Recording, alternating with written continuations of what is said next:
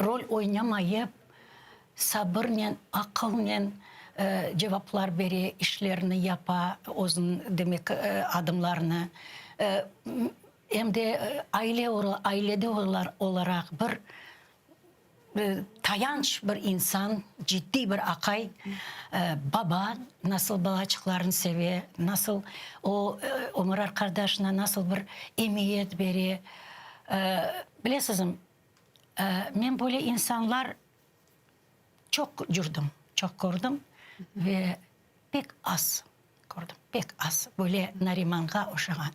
Ama elbette herkesge böyle kim olsa olsun, hatta bir şey etmez diyeyim, yakında meni kichkene torunum girey. Demek oğa teklif ettiler, öyle bir yani okumasın işte mektebini bitirgen son teklif ettiler Kiev'de bir передач albarmağa üniversitetlerin tanıtımı. Son Одесский üniversitette, şimdi aytamayacağım nesini, adını, yolunu. O Одесский üniversitetini Celal bitirgen. Ve onun interview bak kurdu. Bana aytam özüm zornen bütün yerim titrey. O kadar o gereği güzel, nasıl diyeyim sizge, yaxşı bir niyetten kulüp cevap verdi ve sonuna gereği sağlıklaşkanda Nariman ağa Kırım'a selam etiniz degende aleyküm selam degende inanınız ağlap jiberdim. Böyle insanlarını görsen yaşamaz değilsin. Böyle illa da yolbaşçılar. Böyle demek temiz insanlarını görsen elbette hepimizge öyle olmak gerek. Ama yazık ki herkes başka. Ama bizim tağdırımız öyle ki bizim liderlerimiz hepsi hapishanelerden geçmek gerekler. Evet. Ne üçündür bizim tağdırımız öyle. Galiba öyle. Gülzar Hanım, bakınız siz hatırlaysınız mı milli hareketimizde iştirak etken vatandaşlarımızı, onlar hepsi bu Sovet hapislerden geçip ve özlerini öyle vatan için feda etmeye daima hazır olgan ediler. Onlara ne güç bereydi? Birinciden o insanlar hayatta ciddi insanlar edilir. Meselemizni Kırım'a koçma, kayıtma, yani devletçiliğimizin kurmağa, asırlar devamında demek isteyedi ayrı insanlar.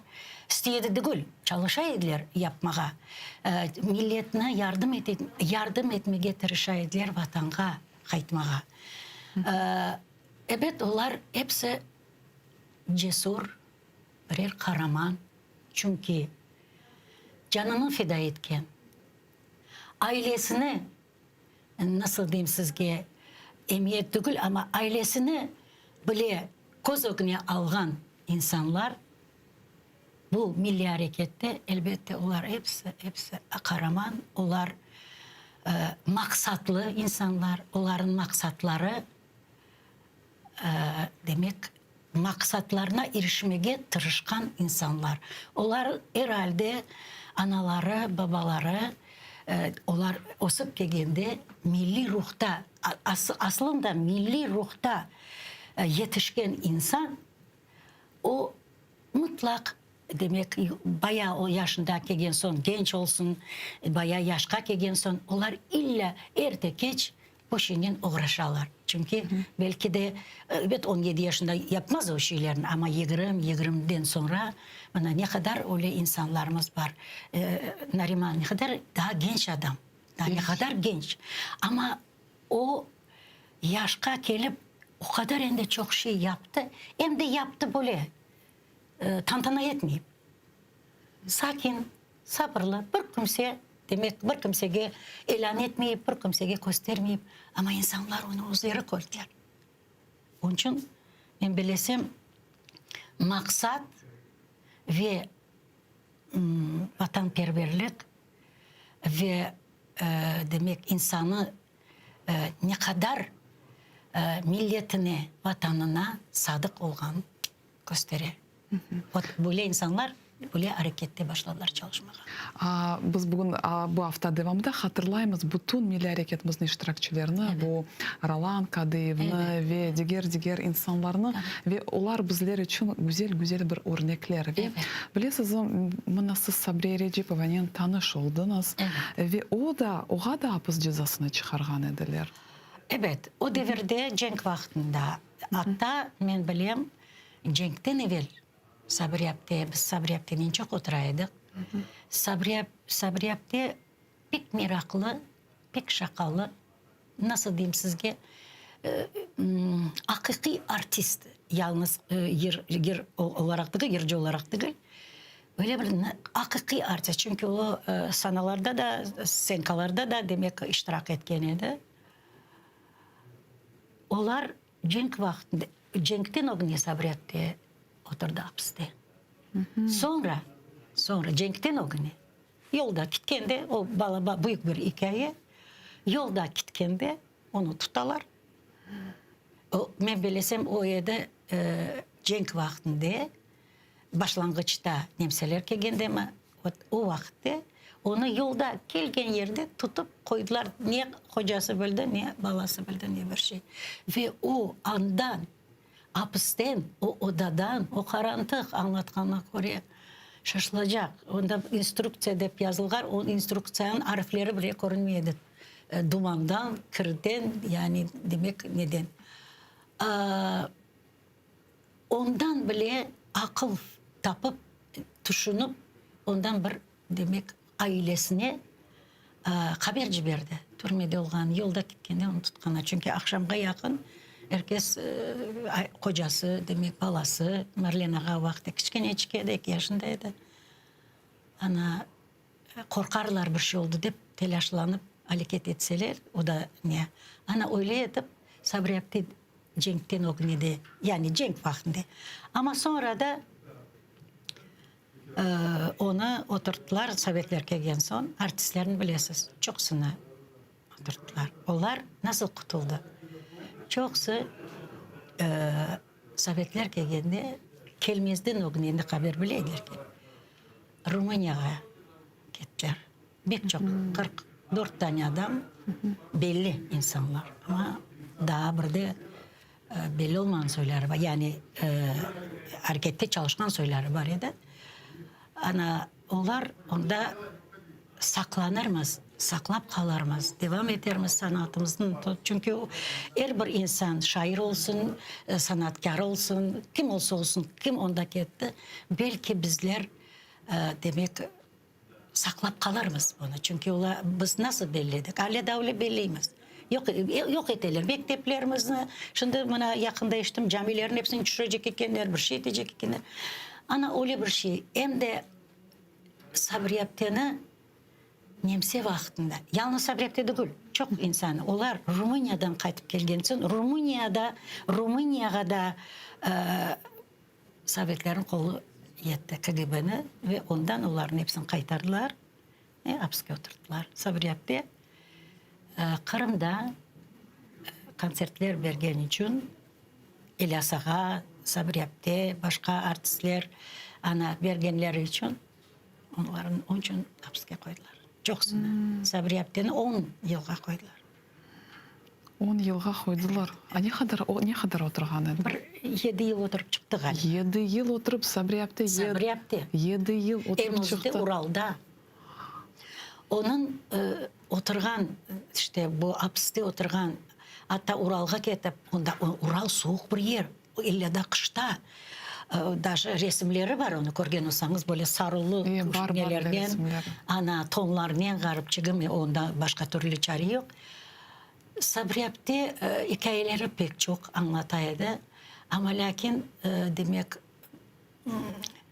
bir tane odanın içinde ya da bu türmenin içinde bir tane ana o pek cesur apayola komandir olgan soyu. O da otur ama lakin nasıl diyeyim onların başı komanda etken soyu.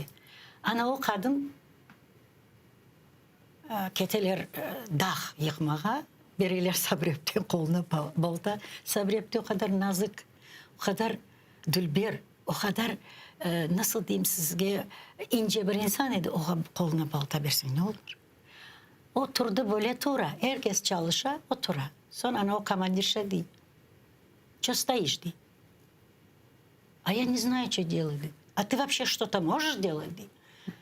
Она ди. Я только петь могу. А ну-ка спой, ди. Koya onun tomruğun üstüne kesilgen. Ana onda tura o. Başla yırlamağa. Ne yırlağanını de aklımda yok. Çoktan olgan şey bu. 78 senesi evet. Son yırlağan son ana opay şaşı.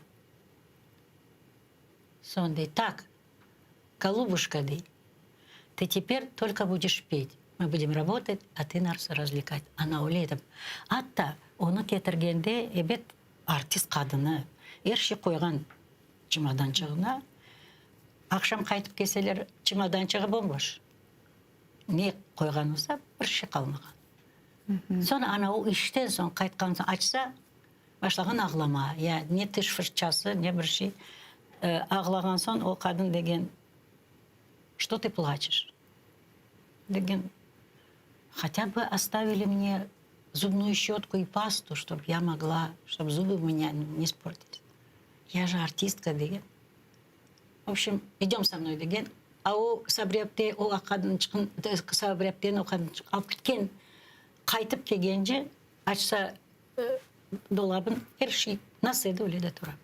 Her şeyin yerine koyana. Evet.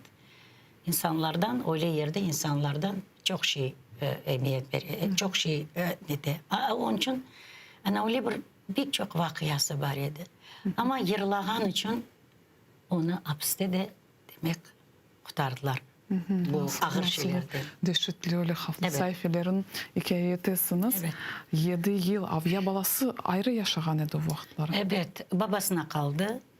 Babasıyla beraber oturdu. Hatta Sabriyep'te kaytıp gelgen son artık indi sürgündeydiler. Karakum'da oturaydı kocası. Ana demek balasıyla beraber indi osken edi, bayağı oğlancık olgan edi. Ama onu o birkaç yıldan son taptı. Bilmedi kayda olganı. Son birkaç yıldan son taptı. Elbette o Sabriyep'te 57 senesi İlyas Bakşış kurdu gene tekrarladı. Yani topladı eski kaytarmanı. O vakti kaytarma adı yok idi. Oyun ve yer ansambl. Kırım Tatarların oyun ve yer ansamblıydı. Ama gene teşkil edip herkesin Taşkent'e çağırıp. Çünkü bu sanatkarlarımız çoksu 60% Leynabat'a düştü. Ben doğan yerge. Ana ve demek İlyas Ağa ondan gelip herkesten ayrı ayrılap edip dedi ben niyetim var ansamblimizin canlandırmağa devam etmeye nasıl menden misiniz deyip evet Sabriyep'te o yerini yaşaydı. Hatta istidatlı sanatkarlar onlar mesleğinin yaşayırlar. İlla da sanatta. Bek meraklı olem bizlerine paylaştınız söyle meraklı malumatlarını. Ya buna bakınız, biz Sabriye aptemizni hatırladık. Diğer insanlarımız var ve bizim buna gençlerimiz milli hareketimizin iştirakçılarından ne öğrenmek gerekler? Birçok şey öğrenmek gerekler. Birinciden herkes için til bilmegen til öğrenmek gerek. Til öğrenseler o vakitte men Kırım Tatarım demege hakkılar var. Ama eğer öğrenmeseler bir şeye malik olmazlar. Çünkü sen ne kadar iş yapsan yap, sen ne kadar istidatlı olsan ol, sen o stilini bilmesen sen insan değilsin. Yani Kırım Tatarların sırasına durmaya hakkın yok. Çünkü sen o stilini ayak tutmayasın. Sağa anan kiçkenecik olganda demek evet men aytacağım anadan babadan da çok demek anan baban da tesir olmak gerek. Hatta bazı evvelden bazı misal için bana Amerika'ya gitken çiftler var demek Tatarlar var idi. Onlar eğer bilseniz işte Amerikanca da допустим ne de mektepte okuyorlar ama evge gelgen son babalar anaları Мында ялныз татарча лаф етіледі. Қалған тіл уяқта. Ана o вақытты insan тіл біл. Gençlerimiz şimdi pek çok şey yaparlar ama тіл білмейлер. Bu pek yaramay. Buna şimdi балачықларға öğretirler. Fidancık, anda başka neler var, bakça neleri, onda же öğretirler. Ama lakin gençler, her gün bir tane söz. O ağır bir şey değil. Niçin biz Ukrayince'nin pıtır su içken gibi bilemiz. Niçin biz İngilizce'ni su içken gibi bilemiz. Ama o stilini ayakta ne alamız. Neden? Neden? Men her vakit crossword çizim. Başım içinde. Biz asırlar devamında çekişemiz. Buna 1783 seneden beri biz rahat yaşamayız. Bizim devamlı bir şeylerge uğratalar, eziyet yaparlar, basalar. Neden ola bu şeyler? Ne yaptık biz? O kadar yaramay. Bizim Allah Teala bütün vakit cezalay. Bütün vakit cezalay. Ne sebep? Ben bunu özümü bilgenden beri men çizim. Hala da tapamayım ama lakin iki bir şey bilem. Demek umumin alganda. Demek özümüzde de bir kabahat var. Elbette var, elbette var. Her şey insan özünden başlamak gerek. Çünkü insan eğer hırsız olmasa özü başkası için aytmaz. Yalancı olmasa başkası için aytmaz. O insan aytkan şeylerin hepsini özünden çıkarpıyor. Çünkü özü nasıl olsa o belli, o burada öyle. Sen eğer yaxşı insansın, herkesin yaxşı bilesin, bellisin. Ama öyle değil insan, herkes yaxşı olamay. Herkesin fikri başka. Herkesin aklı başka. Gençler eğer çok şey, milli hareketimizden çok şey alır. Ciddilik, vatanperverlik, demek sabır, demek ne diyeyim, akıl, fikir, hatta tenkit. Her bir adımını insan tenkit etmek gerek. Eğer insan her bir adımını tenkit etmese bir yere gelemez. Hatta başka insanların yapkan işlerini tenkit etsen o zaman sen her vakit olursun temiz, güzel. Ben zannetsem Nariman öyle. Nariman bütün vakit her şeyin tenkit etken bir insan. Daima ileri ketken insan. Ana. Yok, evet ileri. Herkes de ileri ketebilir. Ama tenkit degen şey insan özünün adımlarını yapkan işini tenkit etmek gerek. Mesela şimdi ben bazı zamanda Kore'mine böyle yaptılar. Sonra ben o insanın o yerine olsam ben nasıl yapar edim? Her vakit düşünemem bu şeyleri. Onun için ama lakin bir şeye malik olmak isteseler, bir şeyini demek bir yerde çalışmak isteseler, bir yerde bir ogde olmak isteseler, birinci til. Birinciden o. Son o vakitte herkes onlara inanır, herkes onlarını sever. Buna toylarımızın al. Şaşılacak bir şey. Ne demek? Tatar toyunda Rusça alıp baralar. Bugün bana böyle sualim olacak. Halkımızda başka diğer problemalar yok. Bana ne için bugünkü toylar böyle? Nasıl siz düşünüyorsunuz? Niye til var birinciden? Ne adet kaldı? Ben anlayayım. Ağır devir. Rusça okuduk. Ben misal için kaytarmak egende ben Tatarca yaxşı bilmiyordum. Addi böyle evin içinde babam anam kaylı etmeydi Rusça laf etmeye. Biz demek böyle ev dilinde laf etiydik. Ama kaytarmak egen son mecburiyet edi. Ben öğrenmek gerek edim. İleri gitmek gerek edim. Özüm üstünde çalışmak gerek edim. Madem ki sen bir yerge turasın, bir yerge bir iş yapacak olasın, adamların önüne çıkma isteysin. Dil bilmesen nasıl çıkarsın? Bazıları diler, bağışlanız ben Rusça aytacağım. Rusça ben de bileyim, sen de bilesin, başkaları da bilir. Rusça temiz çünkü okuduk Rusça. Niçin biz aytmayımız da onlar ayta? Madem ki Rusça aytacak olsam, aytma, oturun da başkalarını dinle. Ben öyle tanıyayım. Мен башка түрлі білмеймін. Вете Кырым татарлык башлана телден. Ве билесизби Гүлзар ханым, мына у вакытларда абдет yolumuzda мына тойлар кечирилгенде эле ватан оюнлары олган эди. Эркез иштирак этейди, бөле этип милли аракетимизде. Шымды мына биз көрөбүз, о кадар агыр вазиет. Тойларыбыз эле тантаналы кече. Ама эмне үчүн халкыбызда бу дуйгулар жок болуп кетти? Эмне үчүн ватан оюнлары жок? Эмне үчүн тойларда биз параларын топламай, эбилде милли аракетке топламайды бир паралар? Мына катырланыз, мен истер едим ки мына ватан оюнларына Мен же тойда olmasa da çok toylarda iştirak ettim. Ozum alıp bardım. Hatta yırlamağa çağıraydılar, seveydiler men yırlarımı. Ana men her vakit iştirak eteydim, koreydim. Misal için 95 sene gece bu şeyler var idi. Men 90'da koçup geldim. Hatta Kırım'da da var edi. Kırım'da da var edi. Vatanda, Surgun'da evet olay edi çünkü o vakti gerçekten de kıyın edi. Maaşlar yani akçılar pek düşük edi. Yetmeyedi. Pek az para kazanaydık. Onun için milli hareketke ama Moskva kiteler, anda kitelerin evet olarga toplama gerek edi. Hem o balaçıkların da gül çıkaydı bir oyuncu misal için. Çıkaydı elan eteydiler. Mana bu akçılar gidecek böyle yerge. O vakti neçindir biz vatanga koçmezden o gün bizim milli ruhumuz ziyade edi. Vatanperverliğimiz ziyade edi. Her şeyimiz ziyade edi.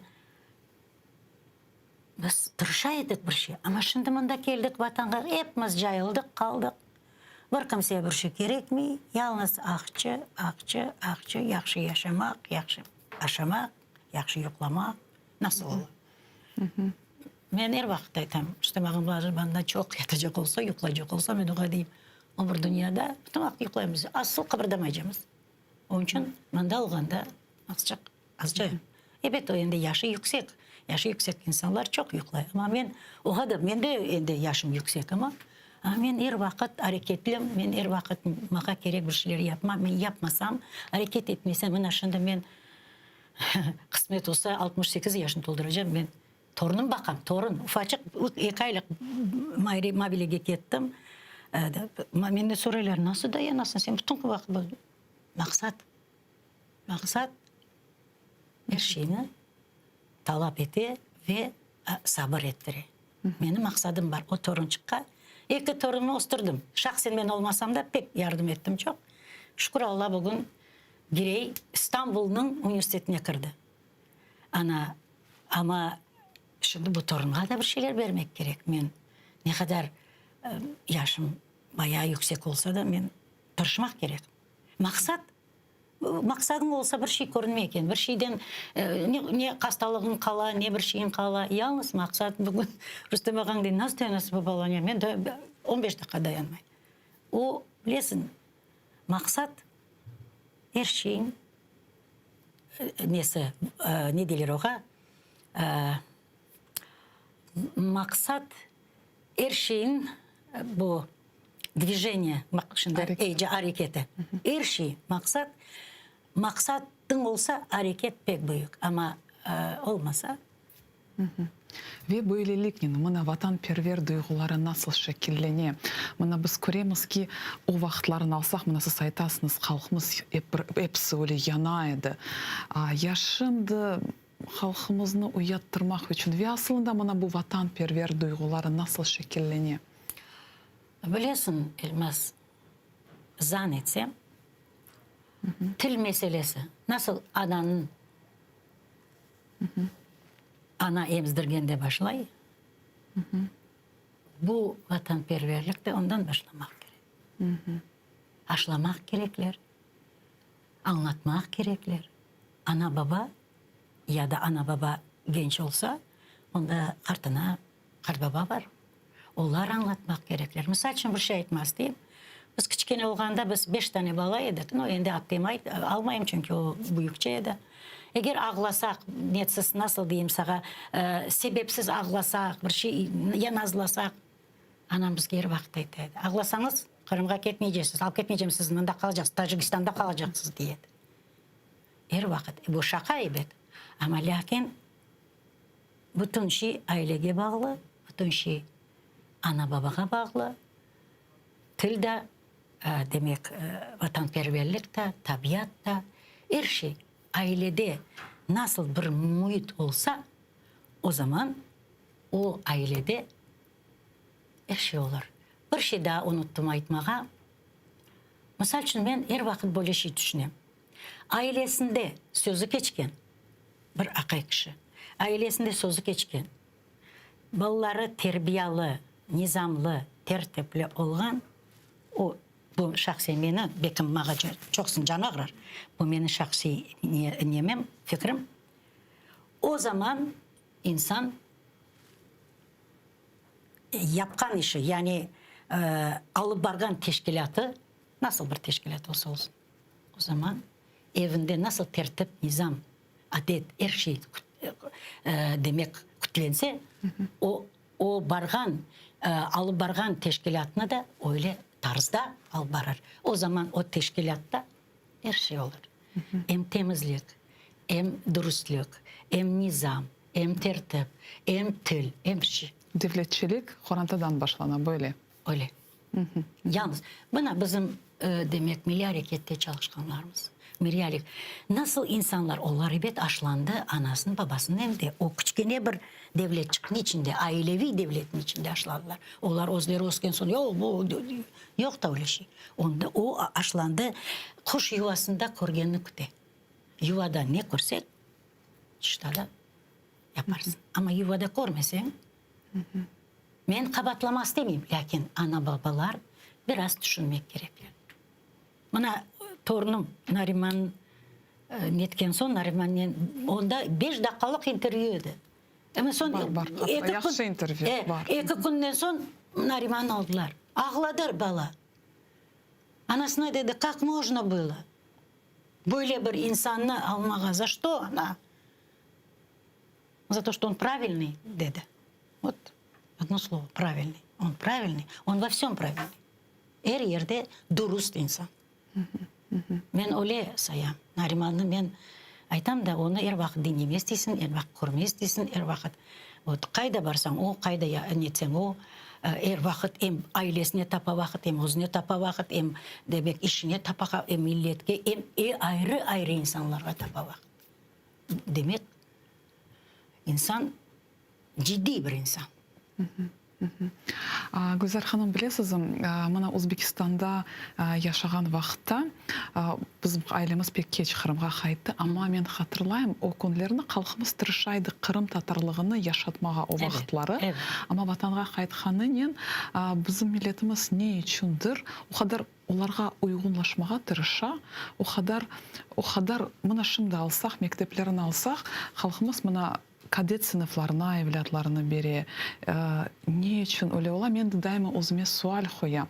Белкім, білесіңіз, белкім мына сүргінлікні яшаған инсанлар, олар бізге ашладылар, оле қави севгіні, сізін еселіңіз қатырлай. Şimdi bu мына ватан sevgisi yavaş-yavaş yok ola.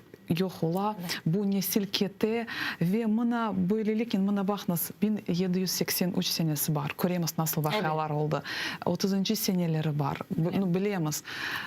Ya böyle etip halkımızga mına uygunlaşmak nasıl vazifeler düşe? Tilden gayrı. Ne için biz bu tatarlığını öyle mına ne için öyle biz gayip etemiz? Ne için öyle ola? Evet, her vakit aytılar. Ruslar da, onlarda da öyle bir ibare var, herkes de öyle ibareler var, ayrı ama lakin tiline gayip etken, milletine gayip eti değiller. O gerçekten de öyle. O gerçekten de öyle. Bizler Belki tarihini pek az anlatamız. Öyle yaşlarının, gençlerinin biz az çalışamız. Ben bana sanatımda, ben şimdi sanatқа emniyet vermeyeyim. Ne için desem? Ben azıcık demek koşacağım özümden bir şey. Biz Özbekistan'da ben kelgende 22 yaşındaydım. Sanağa kelgende. Ben de o vaxtda bir şey bilmiyordum. Ne til ama yırlaydım. Hem de doğru yırlaydım. Çünkü benim babam Cenk'ten o güne 13 yıl радио комитетінің инструкторы еді. Сабрепте шақа айтып айтады. О, кәфір сені бабаң, оның ең sevген сөзі кәфір еді. О, кәфір сені бабаң, бізге рұқсат берсе радио шыққамаға шыққайдық, бермесе шықмай едік дейді. Вот. О қадар біз анда, мына неде, Өзбекстанда тоз юттық. O kadar ilaç yuttuk. Yani onun nefesinde yaşadık. O pamuk tarlalarında konsertler verdik. O sıcak soğuk zallarda nasıl diyeyim sana çalıştık. Hasta olmağa bir şey de geledi. Ama tırışaydık. Evge geleydim ya da gasinsa geleydim. Tez bir şeyler yapaydım. Boğazın gene yakşı olsun ya da ozun alın yakşı olsun. Gene çıkmak gerek oldu. Hocalarımızda, ecdatlarımızda men sana kelgende Sabriyap'te de бар еді, Ильясақада бар еді, Селмапте де бар еді, Абламит Умеров те бар еді, Фейзи Билалов та бар еді, hepsi бар еділер. Бұна мен енді rahmetli olған инсанларын айтам. Herkes бар еді. Біз олар бізге, қана кечімінде, мұна ерге түртше бақайым, насыл сен ерлайжасын, насыл айтып. Оле шей жоқ еді. Біз олардың артынан жүріп, олардың артынан бақып, nasıl laf ettiler, nasıl turalar, nasıl çıkalar, nasıl yerlaylar, neler ayta.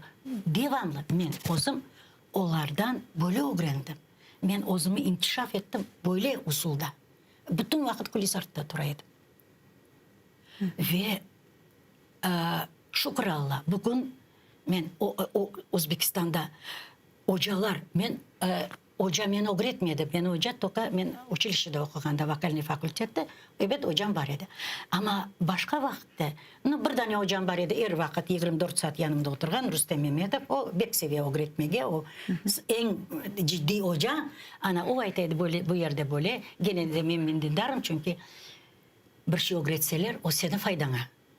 Başkasının faydasına değil, o senin faydana. Aytacağım ama şimdi bakam gençler hocasız.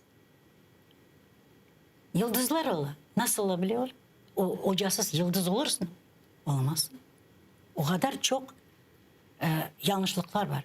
Buna sizde Aliye Hacıbadinova Albaray'da pek güzel bir yayın. Pek güzel. Ben özüm öyle zannettim. Çünkü Ukraynalıların, Tatarların arasını bağın kabileştireydi o yayın. Ama ben onu her sefer dinledim, yanlış aytsa. Doğru передачадан son, yayından son doğru telefon açıp tak. Nedir bu böyle deyip söyleydim onu. Ama sonunda yazdı. Güzel hoca, siz böyle menden böyle davranmasaydınız, böyle şeyler aytmasaydınız men özümü demek nasıl dedim, öyle de bekledim kitap verirdim. Yanlış yapmaz, yaramay olmaz dedi ama lakin yanlışlıklarım çok olurdu. Ama şimdi bilin nasıl yerde nasıl aytmak gerek, yani yerlaganda nasıl yerde nasıl bukva öyle yerini iyi aytmak gerek ya da onun arasına aytmak gerek Tatarca olmak için. Ana böyle şeyler. İnsanlar, gençlerimiz bakın sen istemiyorlar dinlemeye. Herkes birer namlı oldu, yıldız oldu. Ama bir yerge barsalar Rusça laf ediyorlar. Ne yapayım ben öyle yercini? Ayt bakayım. Çünkü öyle yerci o yerin manasını da bilmiyor. O yerci o ne yerlağında ifade edemez. Yalnız işte mimika yapa, ana yakka bir yakka aylana, var öyle yerler, ciddiden ciddi yerler. Uzun soylarını aytmayayım ama böyle orta yollar, yerler, onlar da pek bir ciddiliklerini yerlana. Onun için gençler olanla çalışmak gerek. Ben kaç tane gençke ayttım. Keliniz, sizden bana bir şey gerek mi? Absolutno bir şey gerek mi? Yalnız keliniz, ben sizge anlatayım, göstereyim nasıl olgan. Mağa vaxtında göstermediler. Ama men lakin öğrendim özüm dinleyip, bakıp, artlarından жүрüp, öyle öğrendim. Ama sizge aytam, keliniz. Rüstem'e, biz iki tane yerci. Hem erkek yercisi, hem kadın yercisi. Biz ende hayat geçirdik. Men 35 yılımı bağışladım sanağa. Profesyonel devlet sanatına men 35 yılımı bağışladım. İki büyük ansamblde çalıştım. Ben значит bir şeyler bileyim. Bir şeyler öğretebileyim insan gençlerge. Ama bir tanesi daha Бар bir denesi, birkaç tane onlar galibi de kazanalar, başka şeyler de yaparlar. Buna şimdi Germanya'da operada yırlay Lila Fruz o kadar güzel hem yırlaganda da öyle nasıl böyle güzel temelli yırlay var öyle kızçıklar. Buna şimdi Fatma Cepar bir yerden yetmiyor ama ozu yırlay ama nasıl temiz, nasıl aydın, bir tane kart oğa bir mın tapmaz. Yani yaşlı bir insan. Men endi uzun aytmayın. Bir tane yaşlı insan o sanatın anlagan, yerin bilgen, yerden anlagan insan bir tanesi oğa mın tapmaz çünkü temelden öğreni. Milli temel olmak gerek. Bu elbette bek çok Horantadan bağlı ya da bu duygu var ya da bu duygu yok. Şunu da sizden sormak isteyeyim. Siz nasıl düşünüyorsunuz? Buna bizim faal vatandaşlarımız var, faal gençlerimiz var. Pervasız insanlar olar çokça ama vatanperver gençlerimiz hep bir var mı? Var. Onlardan buna bu Ahtemовlar, Asan Ahtemov, Aziz Ahtemov buna olar uğradılar. Ama buna bu faal gençlerge ne yapmak gerek? Kırımdan çıkmak gerek mi? Ya da olar isteler bir şeyler aytmağa, olar isteler bir şeyler göstermege ve kurešine devam etmege. Böyle faal gençlerimizge sizin teklifiniz, fikirleriniz nasıl olur? Men belesem Vaxtınca çıkmağa elbette bütün hepimiz kaytmak gerek. Vaxtınca elbette. Okugan söyleri bile kaytmak gerekler. Okugan söyleri kalmamak gerekler başka yerde. Okugan söyleri çünkü seni anan baban ciberiye çekşe umutnen sen kaytıp gelirsin dep. O vakitte zenginleşir bizim milletimiz. O vakitte bizim her şeyimiz başka milletlerden demek ayrı durmaz. Ama evet okuma kitap da sen onda kalsan o da olmay. Bazı söyleri var pek yüksekte durgan söyleri. Misal için bana Ahtem Sitablayev o kadar belli oldu. Biz aktör olarak, rejisör olarak biz onunla gururlanamız. Ve ona demek millet biliyor. Cemalı. O kadar. O yönde kayıtsa değişmez bir şey. Ama bunda o demek Ukraynalılarga gösterecek Kırım Tatarların nasıl bir istidatlı, nasıl bir insanlar olganı.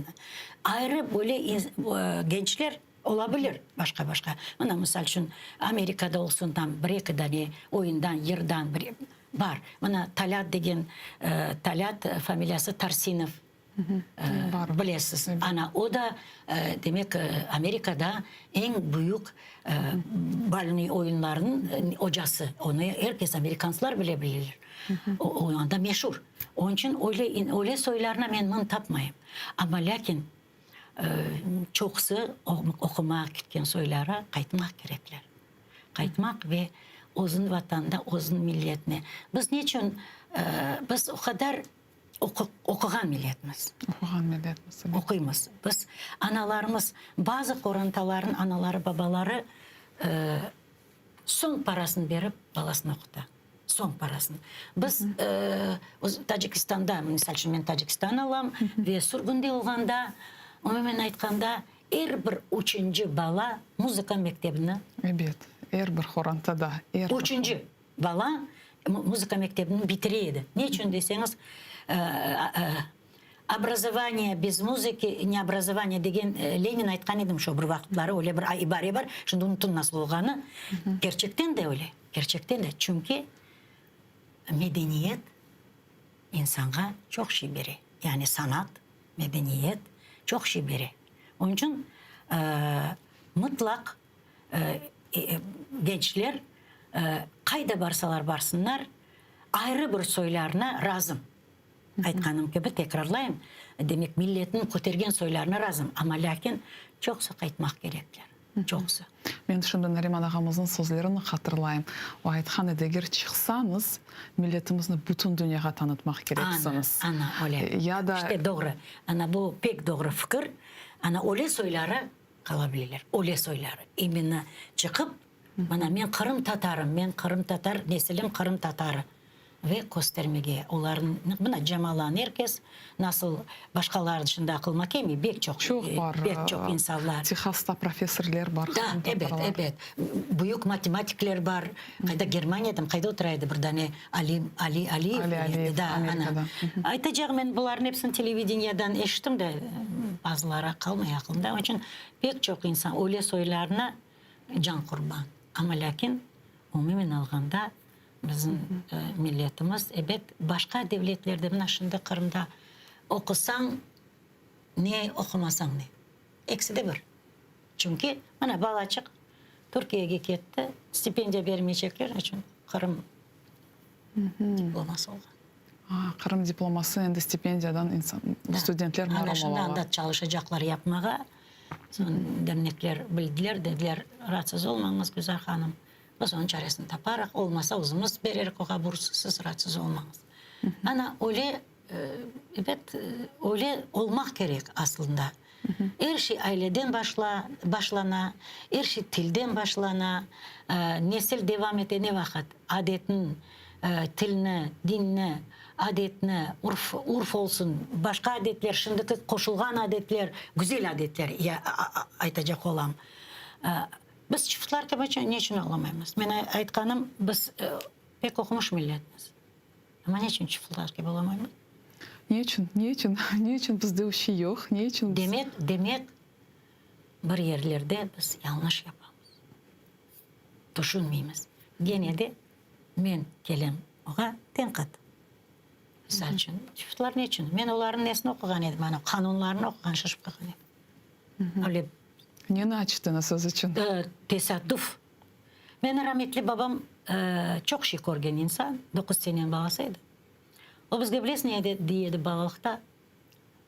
Allah hırsızlıkını da bilmek gerek ama lakin yapmamak gerek. Niçin desek? Çiftler de öyle. Hırsızlıkını bilirler ama yapmıyorlar. Gerek olganda. Misal için aç kalsan, balan kurtarmaz desen bir şey o ayrı bir vaktlarda. Gene de hırsızlık ola o. Bir yerden bir otmek ana cenk vaktinde nasıl edi? Taşkent город хлебный. Ana o öyle şey. Ve daha bir sorum olacak. Gülsar Hanım, mına diasporalarımız, milli hareketimizde daima faal iştirak etken ediler. Çeşit protest aksiyalarını yapkan ediler. Tap, Sovet devirlerinde pek faal edi. Mına siz Türkiye'ye barasınız. Bugün diasporamız nasıl? Ya da diasporamız ne çalışmak gerek? Men diasporanın bala gibi, gençlerine nasıl çalışmak gerek? Ciddilikle. Diaspora dene. Men bu sefer 4 ay oturdum mecburi. Çünkü bir ay mavili ağrayaklıdı. Son balacık doğdu, yardım ettim. Men Türkiye'den közüm kayıttı. Umumen kayıttı. Ama hatta bazılarına aytam. Yardım etem deyip aytasız. Hayırda yardımınız? Nasıl yardım etesiniz? Lafnen yardım olmay. Bir tane Allah'ın rahmetine ne olsun, nur içinde yatsın. Tekin Bey degen bir iş adamı var edi. O bizim 94 senesi çağırdık Türkiye'ye. Onun çiftçiliği var edi. Bir de petrol zapravkası var. O petrol zapravkasının ardından da 5-4 katlı gasinsası var şoförler için. Sonra dedi keliniz ben sizin dedi topege koyayım sizge Türkiye'nin ekonomisini öğretirim degen edi. Biz de bardak baktık pek bir şeyler olurdu. Kaset yazması degen edi. Ayttılar. O adam bilesin ne aytkan edi. O deydi. Cahil bir adam. Çiftçilikten gayrı yalnız akçı sayma bile, bir de işte çalışma bile. O degen edi. Eğer Türkiye'de kaç milyon Kırım Tatar kokeni, nesili Kırım Tatar olganlar yaşaydı. 1 milyonu her ay $1 verse, çoktan Rüstem Bey o Kırım'ın ana o deniz içinde ayağı var da ondan beraber satıp almam mümkün edi. Her ay $1 başka gerek mi? Bizim diasporalarımız şimdi bizlerini dinley. Bu yayınlarını şunun için diasporalarımızı çağıramız. Kırım Tatarlarga biraz yardım etiniz. $1 yani bizim halkımızga pek fayda. Eğer bir Kırım Tatarı 4 milyon yaşay bugün Kırım. Yok ziyade. 7'den ziyade. Hatta rahmetli Cengiz Dağcı'nın nesinde cenazesinde Ahmet Davutoğlu aytkan edi. 6-7 bin milyon. Ama o 6-7 milyon çok da ne kadar oldu? Tekin beni aytkan ne? Men tatarman degan so'yi 1 milyon olsa, 1 milyon birer dollardan berse, aytam da ne kadar. Meni fikrim. Men diasporaga demek yardım etsinler. Ama lakin nasıl yardım etsin? Bizim vatanımızın kaytarmaya yardım etsinler. Hareket etsinler. Bir türlü usullar kullansınlar. Her vakit bir şey yaşasam. Her vakit. Herkes Kırım deyip çalışa, hepsi başka. Birlik. Bizim ne diasporada birliğimiz var, ne Kırım'da aslında yok idi. Şimdi buna o pek akıllı söyler gelip çıktı. Bu zapt etip aldılar bizim topraklarımızın gene başımıza musibet. Şimdi 80 parça olduk. Bari çalışa, bari çalışmay, bari öyle, bari böyle, bari begeni. Gençler onlar bilmeyin ne olgan. Sovet hükümetinde yaşamadılar.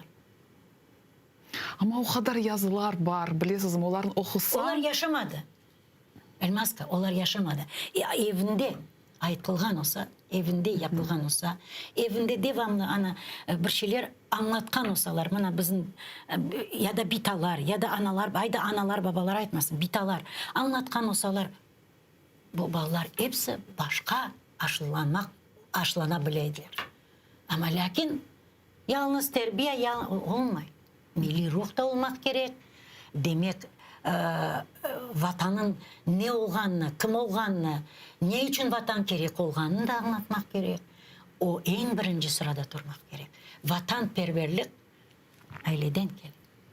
Ailede eğer öğretseler, çok asile doğru etmek gerek mi? Bir iki misaller getirip, arada sırada anlatıp, erkum gerek mi?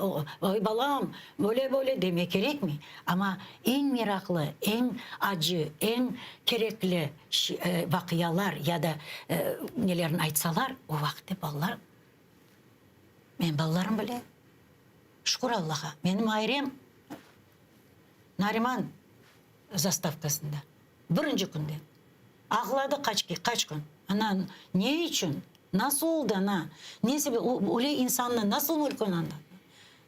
Ama göresin. Atla eken.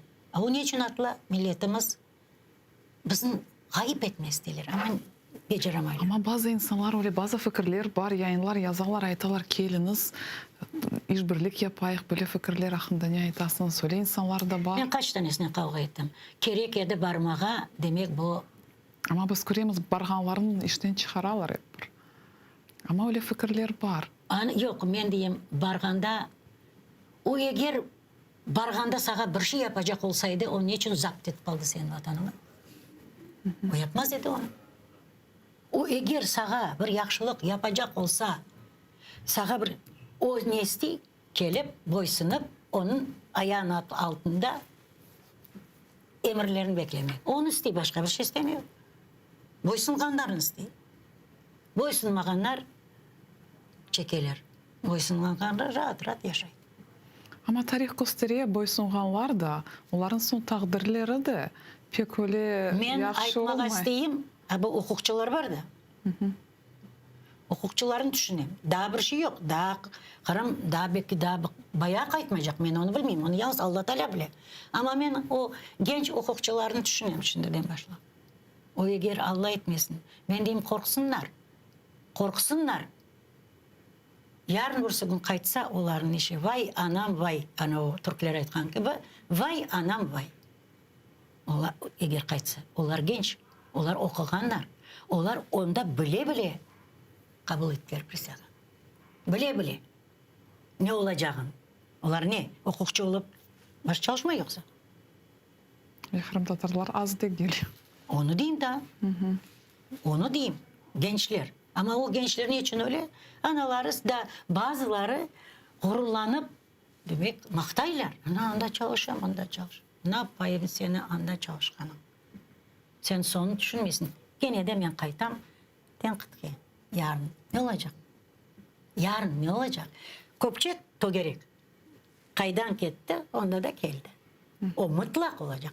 100 yılda böyle şeyler ola. 100 yılda. Ama 100 yıl olmasa ayda 150 de olsun. Ama ola. Kayta.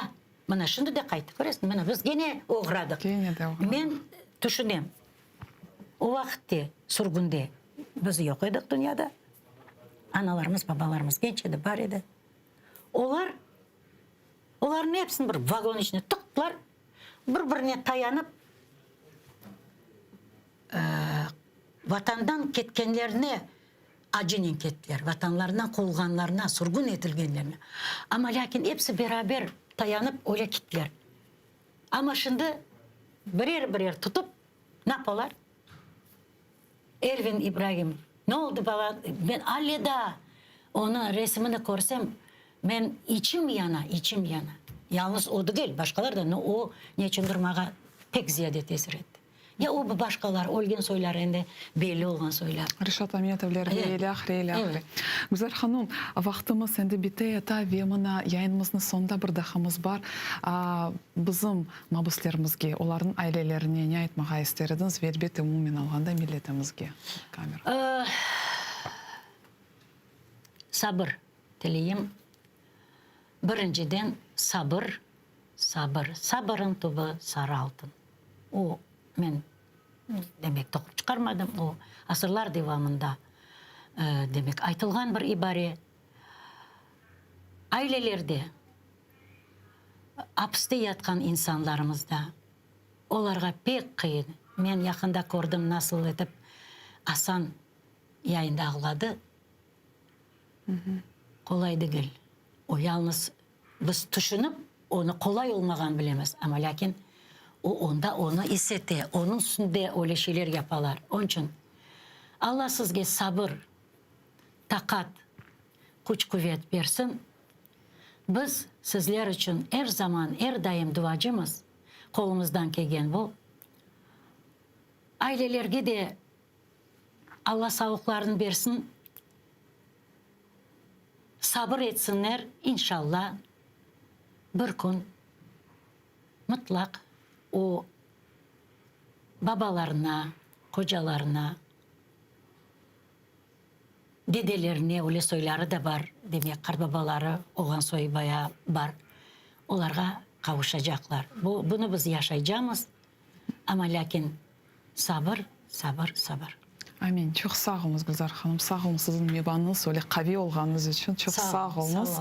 Saygılı teleseyircilerimiz, bu güzel noktada yayınımızını yekünleyimiz. Hatırlatam, yayınımızın misafiri, halkımızın sevimli yericisi Gülzar Hanım Bekirova olgan edi. Keliniz birligimizni saklamağa devam eteyik ve yayınımızını meslekdeşlerim devam edecek.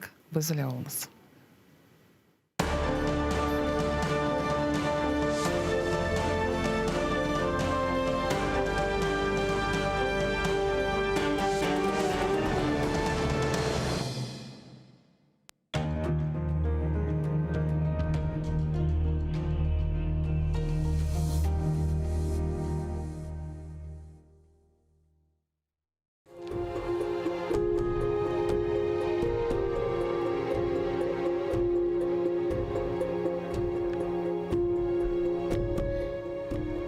Сем Дефне Еленас мені қабірде.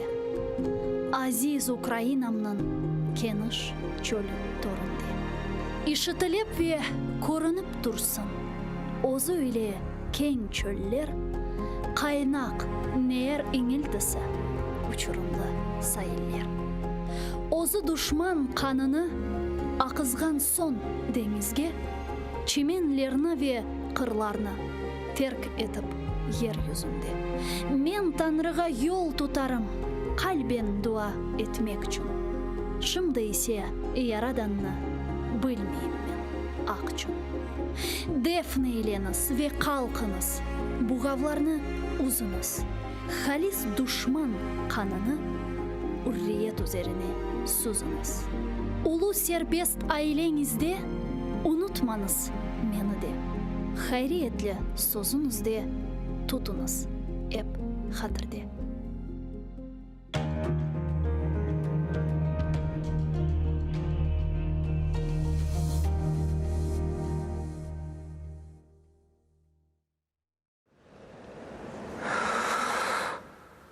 Eshitesiniz mi? Men haqda unutdingizmi?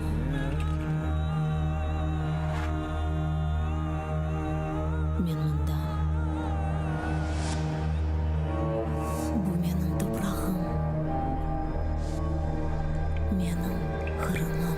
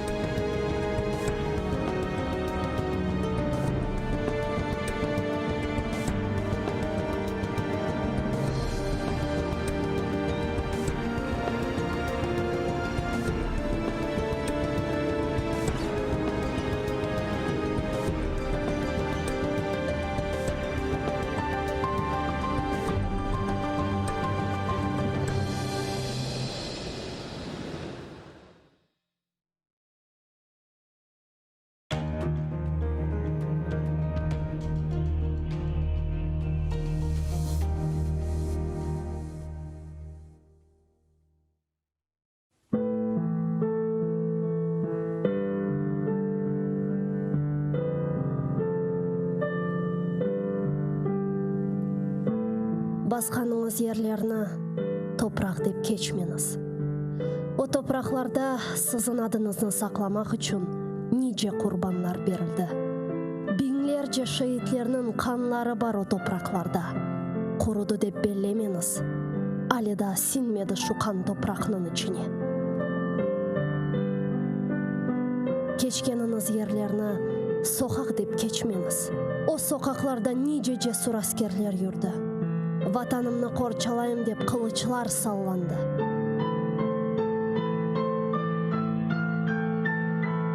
Юргеніңіз аралықларда иханетлер де олды үлбет. Сапланды ханчерлер сыртларға. Көтергеніңіз байрақны тамғалы басма деп кечмеңіз. О байрақның үстінде шерефіңіз, намысыңыз, итибарыңыз бар. Көтеріңіз ең yüksеклерге, ең төпелерге, көк yüzüyle paylaşsın ренкіні. Керек олса оның үшін нишан олыңыз. Бір кеткен жан недір ки? Бин жан кетсе феда олсын ona. Қиямет өлім ма? Бұ му фелекет? Асыл фелекет байрағымыздың ерде саврылмасыdır. Утаныңыз эфенділер, егіңіз башларыңызны. Тітрейдір шымдалымызға бақып еждатларымыздың кеміклері. Кірді евімізге дұшман қуа алмайық. Сесіміз жықмаз олды қорқуға далдық. Утаныңыз эфенділер, ғайып болған рухыңыздан утаныңыз. Байрағыны көтеріп оламаған еллеріңізден утаныңыз. Мен утанам.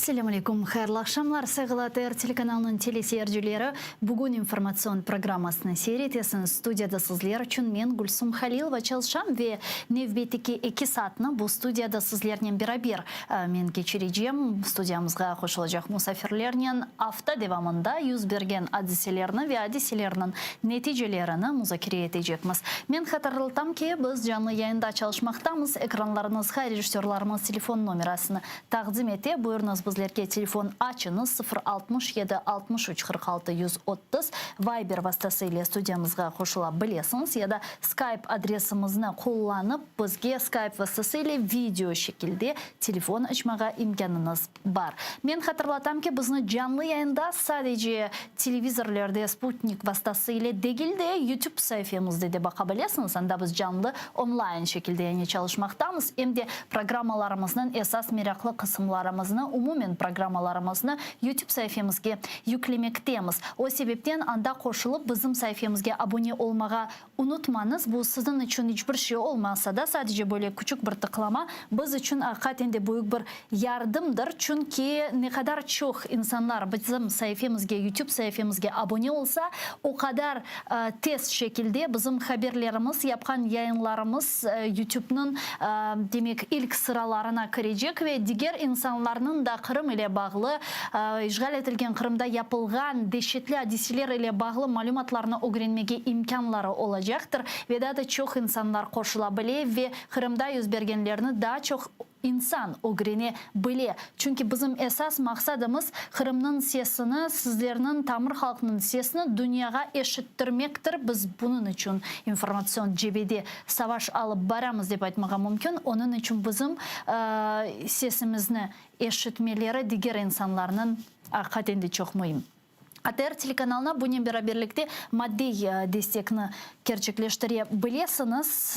Maddi destekni bizim saytımızga veya Patreon'umuzga abone olarak yapmağa imkanınız var. Patreon'umuzun adresini bizim rejissörlarımız ekranlarınızga çıkara. patreon.com anda kırıp seviyeni seçebilirsiniz. Yani destek seviyeni ve böylelikle Balaban Kırım Tatar Xorantasının azası olacaksınız. Bu ise yukarıda aytıp geçkenim gibi bizlerge informasyon cebede kureş alıp barmağa yardım edecektir. Sevgili arkadaşlar, elbette ki bu haftanın neticeleri hakkında aytacak olsak böyle tantanalı, şamatalı, gürültülü haberler sırasında bu Ukrayna prezidenti Vladimir Zelenskiy'nin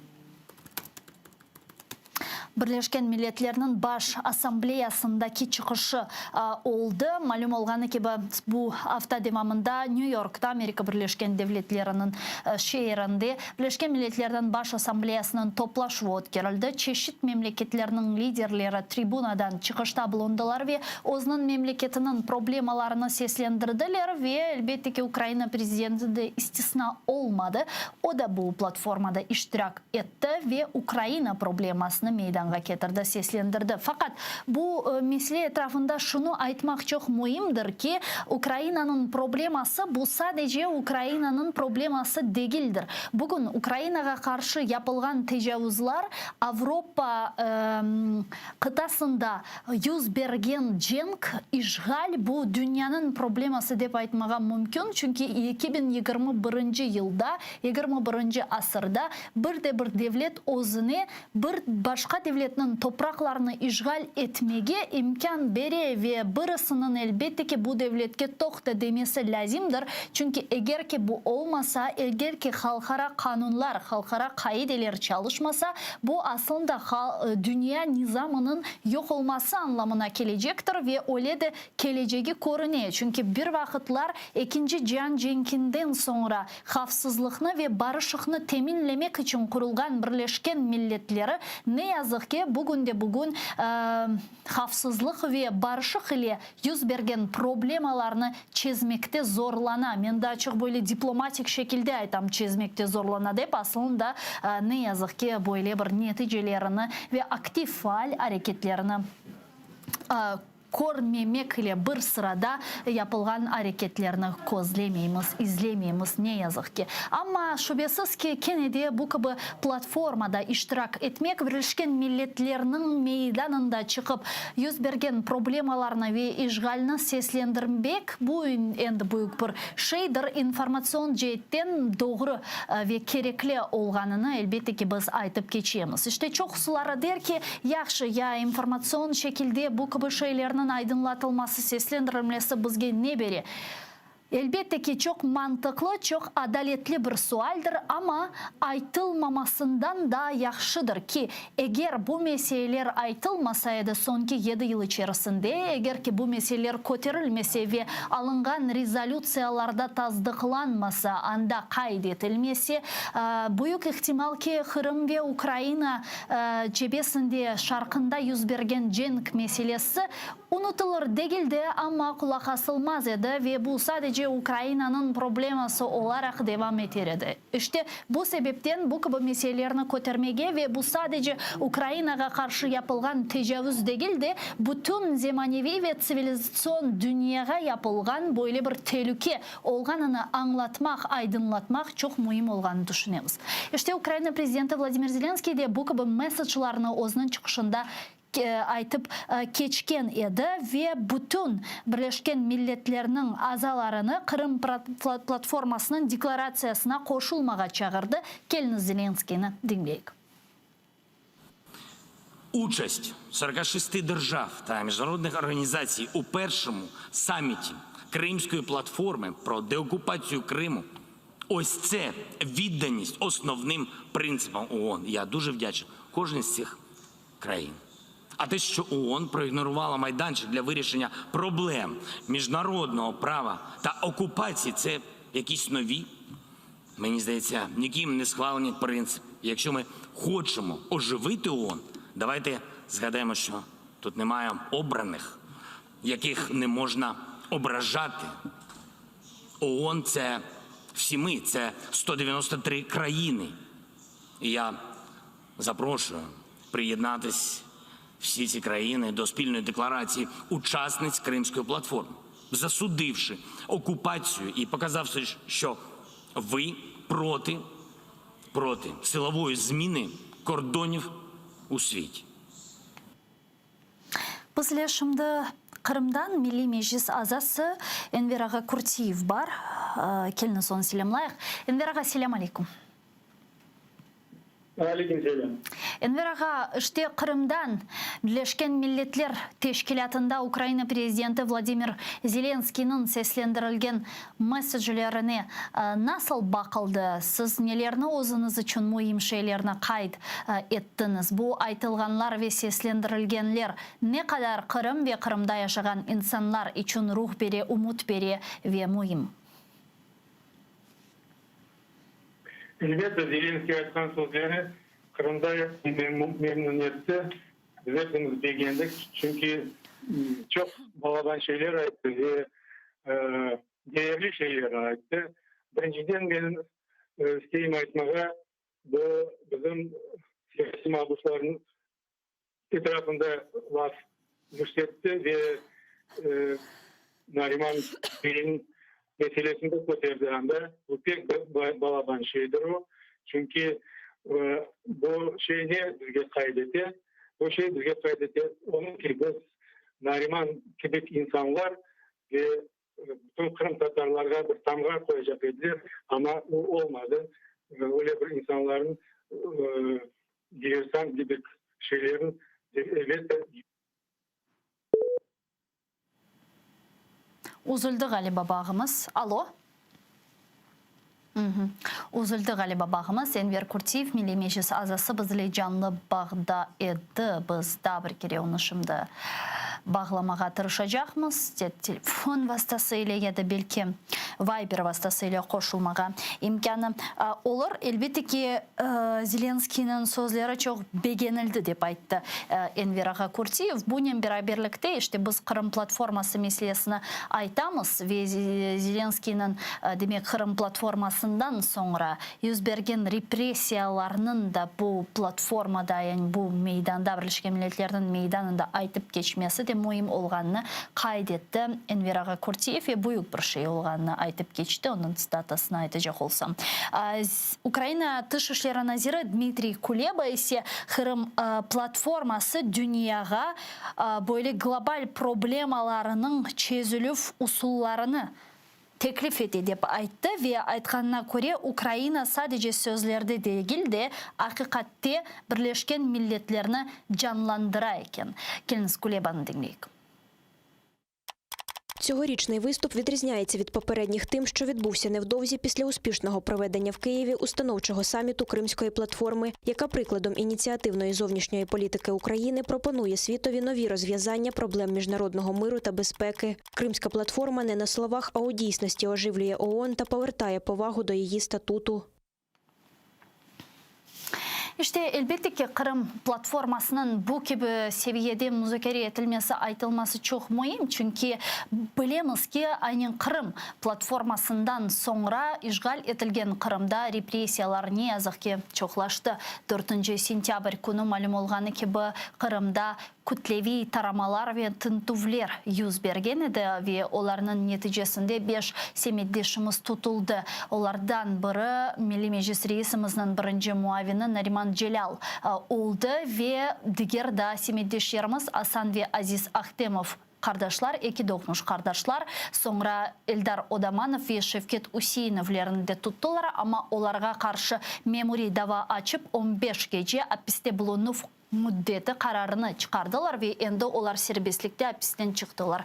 Nariman Celal, Asan ve Aziz Ahtemov kardeşlerine ise diversiya maddesi boyunca kabahatlavlar seslendirildi ve onlarını işte SIZO'ga şimdi taşladılar. Hapishaneye bizim hiçbir şeyde kabahatli olmayan semiddeşlerimizin ve advokatlar elbette ki bizim sesi mabuslarımızın aklarını korçalamak için ellerinden gelgenini yapmaktalar. Hususan Asan ve Aziz Ahtemov kardeşlerinin hapiste tutulması müddetine şikayet bergen Ayder Azamatov'un advokatının aytkanına göre mahkeme, işgalci mahkemeye bu şikayetini reddetti. Tafsiyatlıca bizlerge şimdi bu hafta Ayder Bey Azamatov tarif etmege hazır. O bizle canlı bağda. Ayder Bey, selamun aleyküm, merhabanız. Aleyküm selam. Tarif etiniz lütfen bizlerge tafsiyatlıca bugün şikayet davası mahkemede bakılgan. Siz ne ayttınız mahkemede? Hangi bir ispatlarını, hangi bir argumentlerini siz getirdiniz? Kabahatlayıcı taraf ne ayttı? Kadı nasıl karar çıkardı? Ne için öyle karar çıkardı? Білесіз, бүгінгі mahkeme yapıq oldu біріншіден. Анда істеген адамлар кіріп оламай, бұл ақында mahkeme baştan aldan айтты. Ondan son бүгінгі mahkemede Asan Ahtemov yok еді. Onu бүгінгі mahkemeye keltirmediler ve SIZO'dan da ВКС olarak konferansiya yapmadılar. Nege deseniz bugün mana sabahtan mahkemeye bir mesaj kelgen spravka olarak.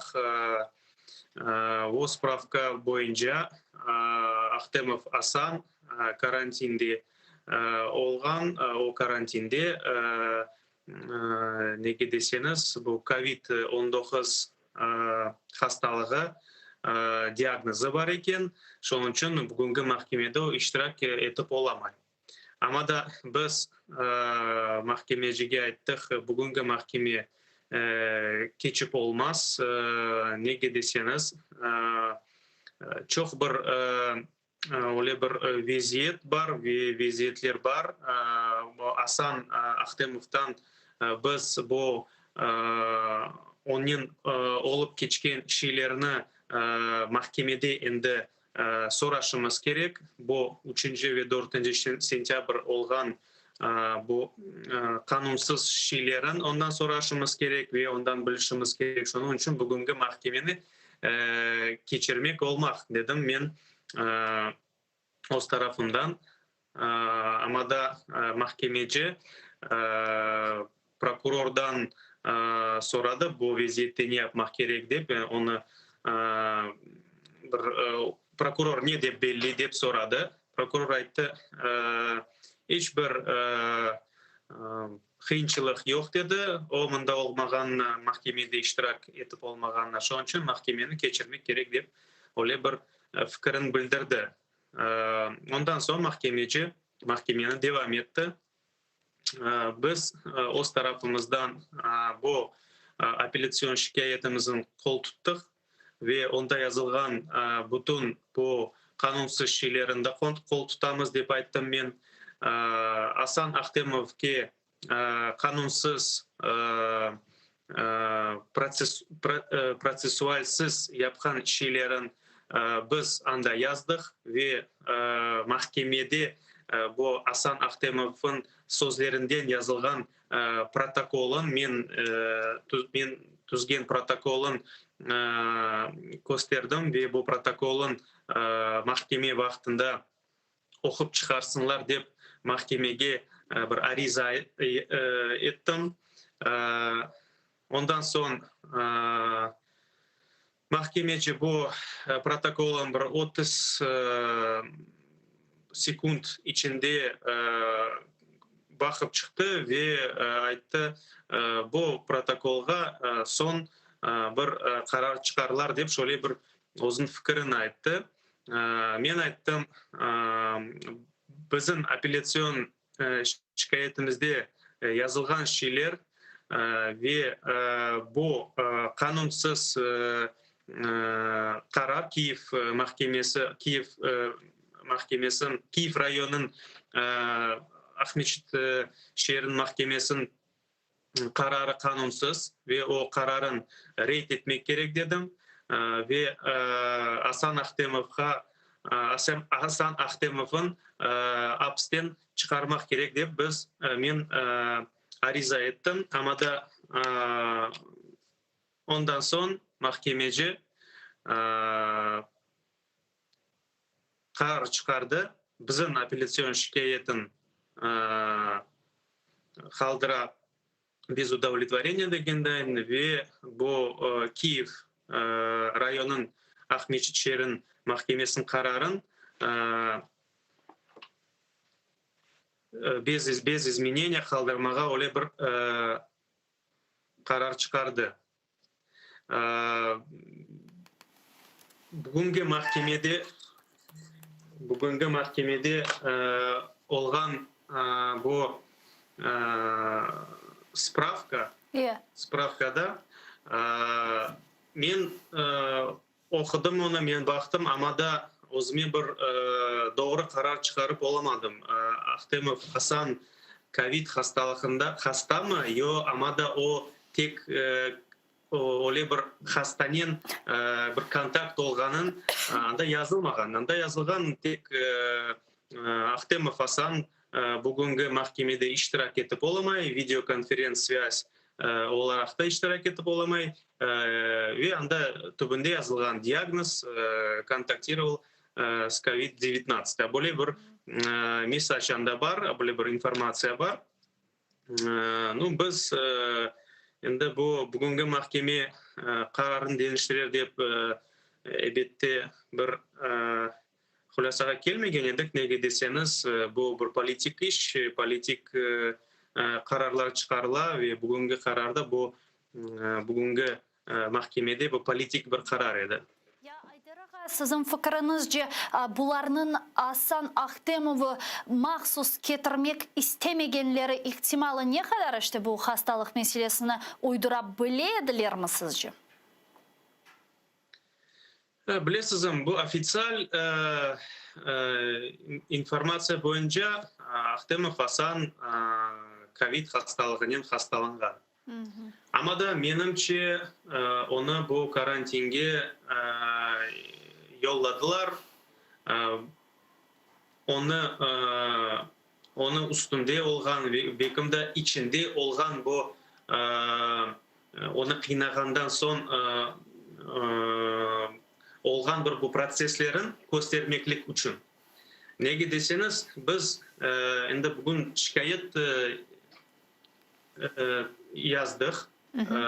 Асан Ахтемов'ke SIZO'da медицинское свидетельствование yapsınlar diye. Nege deseniz 4 sentyabrdan başlap bugünkü kadar медицинское свидетельствование yapılmadı Асан Ахтемов'a. Şonun için menimce olar SIZO'da bu şeylerin tezrak olar yok olsun diye bu pıtkadan kalgan şeyler tezrak yok olsun deyip onu karantinge koydular ve oğa birevin kirgizmeler, birevge göstermeler onu. Ama da men onu görgende, soňky sefer 17 sentyabrda men onu görgende, o maga aytdy, bu vaqt kaçık, onu bu yuklaganda санкым түшүндеп боғылғандайын бір везет ола, ве о башла нефес етішмей, ве о башқа адамларын бұл апсте олған адамларға бір мұражат еткен ұйқылаған вақытта егер абулешілер болса, оны тұрғызсындар деп, ве ондан соң бұл сол тарафында да бір ауыр бір проблемлері бар екен. О шелерін бір үш кере мен ешіттім енді. Бірінші кере мен ешіттім оны сұрақ япқанда СИЗОда 13 сентябрь күні сон біз онен 14 сентябрь күні көрішкенде о айтқан еді. Сон мына соңғы сепер 17 сентябрьде көрішкенде бұл проблемлер олғанын маға айтқан еді. Я мына Айдараға да шуну сұрамаға істем, сонки кере сіз ола Санви Азиз Ахтемов қардашлар не вақыт көріштіңіз? О көрішкеніңіз вақыт олар өзлерін насыл есетеділер? Соңғы сефер мен Асаннен 17 сентябрь көрішкен едім. Бізде ФСБ-де анда следственный мероприятие олған еді. Соңғы сефер абу оларға ФСБ хадымлері, следователь бұл обвиненияны уже яны мүддетлерінен яны бұл статьяларын квалификациясын дейіштіріп, енді бізге берген еділер оқымаға бұл постановленияны. Уақытта мен онен лаф еткен едім Асаннен ве Асан. Шо вақыт маға айтқан еді, аледаны бұл проблемлері бар, ұйқылап оламай, яқшы ұйқылап оламай, бұл қиыншылықлары бар, медик тарафтан қиыншылықлары бар. О вақытта мен даны білмедім, бұл қорантасы берген ләжіларын епсін оға етіп, епсі ләжілар етіп бармай екен. Тек бір-екі витаминлерін бергенлер, қалғанлар етіп бармаған. Або везетін маға Асан айтып берген еді. Бұнен бераберлікте Айдарбей сіздің фықырыңыз же, не үшін мұна кечкен күн біз Нариман аға Жүлялға даванын шиддетлештірілгеніні көрдік. Демек, бұндан евелі ұнышат оларақ сонра іште диверсия іштіракчысы вешінді да бойле бір патлама мадделеріні теминлев или қабатлав шиддетлештірілді. Сіздің фықырыңыз же не үшін бойле адым-адым шиддетлештіріле қабатлавлар? Енді мында çok ақыл керек жоқ, бұл шейін енді бақып бір фікір шығармаға. Неге десеңіз, бірінші кере біз даны Асаннен, Азизнен көрішмегенчік ондан алдын. Бұтын бұл ФСБ хадымлері следствие бірінші обвиненияны айтқанда, олар қол тұтқан еділер бұл обвиненияға. Демек, разы олған еділер олар о обвинениянен. Амада сон біз адвокат оларақ олар не көрішкен сон, лаф еткенден сон, бұл Асанны ве Азизін қиынағанларын білген сон, бұл шелерін епсін фиксация қанымыздан сон, Асан ве Азиз қол тұтмадылар енді бұл обвиненияны. Ондан сон менімше бұл бір қиыншылық шығарды ФСБ хатымлеріне. Ве олар башладылар енді юридик тарафтан оларын сықмаға. Енді бір дане мадде дегілді, енді екі дане мадде. Бұл 281 мадде ве 222 нұқтанен. Менімше кележекте даны бір мадделер олар. Неге десеңіз, олар енді юридик тарафтан оларын сықмаға істейлер. Бұл бір тарафтан бір психологический бір қиыншылық көстережек Асаннен Азизге. Амада, олар оле белгілер. Амада Асан ве Азиз бұл позицияда тұралар, олар денештірмелер бұл позицияны, олар соңғы сон начық күрешін девам япачақлар ве олар бұл обвиненияны рейт етелер, өзлерін қабатсыз белгілер. Öyle de zaten. Çok sağ olun Aydır ağa bizle bağlanğanız için ve sonki sualim belki haberiniz bardır. Ya Nariman Cilal'nın şikayet davası ne vakit bakılacak? Bizge dany öyle bir informasiya kelgeni yok. Menimçe gelecek haftada bu şikayetin Yukarı Mahkemesi bakıp çıkacak. Anladık. Çok sağ olun Aydır Bey bizle bağlanğanız için. Allah işlerinizde yardımcı olsun.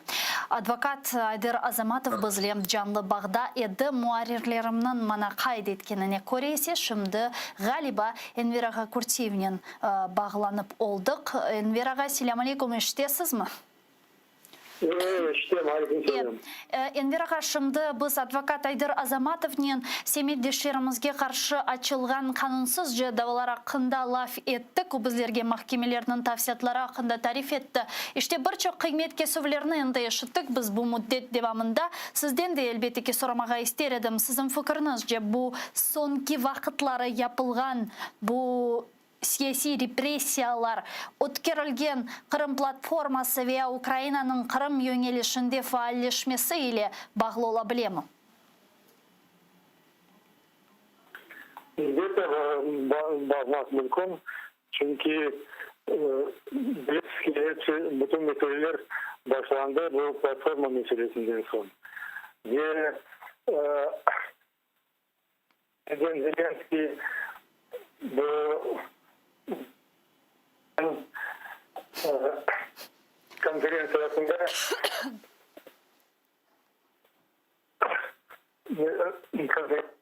aytkan edi. Bu ve platforma meselesinde de çok şeyler ayttı. Dedi ki 46 devletanda koşuldular. Ve Birleşmiş Milletler hareketini canlandırmak gerek. Ve bu canlandırmak gerek meselesini tek doğru etti. Bazı siyasetçiler mesela Kiev'de siyasetçilerin eşittim. Olabilir Zelenski kattı demek. Baklara ve öyle diplomatlar öyle arasında aytmamak gerek. Ama benim fikrimce pek güzel aytkan. Çünkü doğru bu milletler Birleşmiş Milletler'de çok rezolüsyoner kabul edildi. Çok yaxşı şeyler edildi. Ama neticede bir şey yapılmıyor. Elbette humanitar meselesinden çok şey yapıldı. Ama abile Cenk olan meselesinde ve diğer meselelerde andaki kulakla onun için o açıktan açık doğrularına bakıp bu meselelerini açıkladı. Benim bilesim pek doğru şeyler. Bizim siyasi konusları aytkanda pek büyük emniyet veren bu Nariman meselesi götürgenine. Çünkü bu bizge pek mühim mesele. Çünkü bunlar böyle diversant ve bayatlamaya ve bu mesele çıktı Balaban yüksek seviyede. Bu sebepten bunu hiç kim kabul etmedi, hiç kim ona inanmadı ve onların devletim yapan pis şeyler boşuna gitti. Çünkü tek Balaban seviyede bu mesele kotarıldı. İşte böyle. Bunun birlikte Enver Ağa soramağa istegenim daha bir sual, bir mesele var. Malum olğanı ki bu şimdi Ukrayna hükümeti Kırım Tatar tilinin demek Kiril urufatından Latin urufatına geçmesi ile böyle bağlı bir karar kabul etti ve şimdi tilimizin Latin urufatı geçmesine prosesi başlanılmakta. Bu ne kadar mühim sizin fikrinizce bizim tilimizin inkişaf ettirilmesi, saklanması meselesinde? Çünkü Latin urufatına geçiş kararını da 1991 senesi toplaşkan 2. бірінші құрылтай алған еді. Фақат 30 ел кебі бойық бір мұддет кечті. Бұл қарарыны аятқа кечіріп не язықке оламадық чешет түрлі себеплерден. Ве шымды 30 елдан sonra тамырқалықлар әлі бағлы қанун қабыл етілгені или берабер демек Кирилл ұруфатындан латин ұруфатына кечіф мұддеті башланыла. Бұл біз үшін не демектір? Elbette onu tırnaklar pek güzel biliyor çünkü Latin alfabesi bizge pek yakın. Bu sebepten çoktan çok onu tehlikede kabul etmeye. Siz bilirsiniz onu kurultayda kabul ettik birinciden, ikinciden onu Kırım Yukarı Şurası'nda fraksiya kurultay var anda. Biz de iştirak ettiğinde biz de onu bu Kırım Yukarı Şurası'nda da kabul ettik bu vakitte. Bu kabul edildi ama işe kırsetilmedi ve gerçekleşmedi. O kabayat elbette Kırım hükümetinde ve Kırım Yukarı Şurası'nda anda kabul edildi ve canlandırmaya öyle adamlar olmadı onu hayata geçirmedi. Onun için şimdi kabul edilen bu mesele pek bizge yaxşı olacak. Çünkü buna şimdi mesele Kırım'da bu olmasa bile Ukrayna'da bütün Latin alfabesinde davaçıklarga bazı kitapçıklar çıkarmaga ve onların yavaş yavaş alıştırmaya Latin alfabesine. Gelecek nesillerimizde pek büyük balaban sayısı gelecek. Onun için bu pek yaxşı şey. Çok sağ olun Enver ağa, bizle bağlanıp suallerimizge cevap bergeniz için büyük teşekkürler. Milli Meclis azası Enver Kurtiyev bizle canlı bağda edi. Biz ise bugün informasyon programmasına devam etemiz ve nefbetteki kısmını Rus tilinde alıp baracağımız. Мы продолжаем информационно-аналитическую программу «Бугунь». Я напомню еще раз, что мы работаем в прямом эфире. На экранах ваших телевизоров вы сейчас видите номер телефона +3 8067 63 46 130. Вы можете присоединяться к нам абсолютно бесплатно по Вайберу. Можете звонить к нам по WhatsApp, по скайпу atr.tv. Это наш адрес. Если вам есть что сказать, звоните, задавайте ваши вопросы. Нам важен ваш голос. Не забывайте подписываться на наш YouTube-канал. Там мы вещаем как в онлайн-режиме, так и выкладываем самые интересные фрагменты из наших эфиров. Выкладываем практически все наши программы в записи. И, наконец, поддержать телеканал АТР вы можете, подписавшись на наш сайт atr.ua и также подписавшись на наш Patreon, patreon.com. Вы можете пройти по ссылке, которую сейчас режиссеры вывели на экраны, выбрать уровень поддержки и стать частью большой крымско-татарской семьи АТР. Это поможет нам продолжать работу на информационном фронте. А продолжая наш эфир, я бы хотела зачитать следующее информационное сообщение. Председатель мониторинговой миссии ООН по правам человека в Украине Матильда Богнер во время нового доклада, который она представила в Киеве, указала на нарушение международных стандартов в крымском деле главы Меджлиса крымстарского народа Рифата Чубарова, которого заочно приговорили в оккупированном Симферополе до 6 лет лишения свободы. Давайте послушаем эту цитату. Як і раніше, у Криму порушувалися права на справедливий судовий розгляд у справі голови Меджлісу кримськотатарського народу Рифата Чубарова, який сьогодні проживає на материковій Україні. Він був заочно засуджений судом в Криму до 6 років позбавлення волі за організацію масових заворушень під час мітингу перед Кримським парламентом 26 лютого 2014 року після ретроактивного використання законодавства, що є порушенням міжнародних стандартів. Вот руководитель отдела глобальной политики и безопасности миссии США при Организации по безопасности и сотрудничеству в Европе, то есть ОБСЕ, Эндрю Шепард во время выступления на заседании Постоянного совета в Вене призвал освободить задержанного российскими оккупационными силовиками крымско-татарского активиста Наримана Джиляла и братьев Ахтемовых, подозреваемых оккупационными властями в совершении диверсии. Давайте послушаем их цитату. У Криму Росія продовжує карати громадян України, які відмовилися приймати російські паспорти. Буквально минулого тижня окупаційна влада оштрафувала кількох лідерів кримських татар під час протесту проти затримання заступника голови Меджлісу Нарімана Джеляла за відсутність у них російського паспорта. Ми продовжуємо стежити за справою Джеляла і його співобвинувачених та закликаємо до їх негайного звільнення. Ми стурбовані тим, що звинувачення проти співобвинуваченого Джеляла Асана Ахтемова стали більш суворими після того, як він відмовився від свідчень з примусу. Повідомляється, що в перші дні затримання на початку цього місяця Ахтемов зазнав жорстоких тортур з боку ФСБ. Тепер йому висунули обвинувачення, що передбачає тюремне ув'язнення на термін до 20 років, що на 5 років довше, ніж раніше. Президент Украины Владимир Зеленский, выступая с трибуны 76-й сессии Генеральной Ассамблеи Организации Объединенных Наций, также рассказал о задержании заместителя председателя Меджлиса крымстарского народа Наримана Джеляла, которое произошло в Крыму в начале сентября, именно 4-го, и глава государства призвал организацию помочь в освобождении его и еще сотен украинцев, которых незаконно удерживает Россия. На початку вересня цього року в Криму був незаконно затриманий перший заступник голови Меджлісу кримсько-татарського народу Наріман Джелялов. Російська Федерація звинувачує цього політолога, видатного журналіста, телеведучого, викладача права та історії у спробі підірвати ділянку газопроводу. Ось вам ціна свободи слова. Ось вам ціна боротьби за свої права, за права людини. Я дуже розраховую на підтримку міжнародної спільноти, кожного з вас у цьому питанні, у питанні його звільнення та звільнення близько, уявіть собі, 450 українців, які незаконно утримуються на тимчасово окупованих територіях України та в Російській Федерації. Политолог Олег Саакян с нами сейчас на прямой связи. Пан Олеже, витаем вас. Ассаляму алейкум.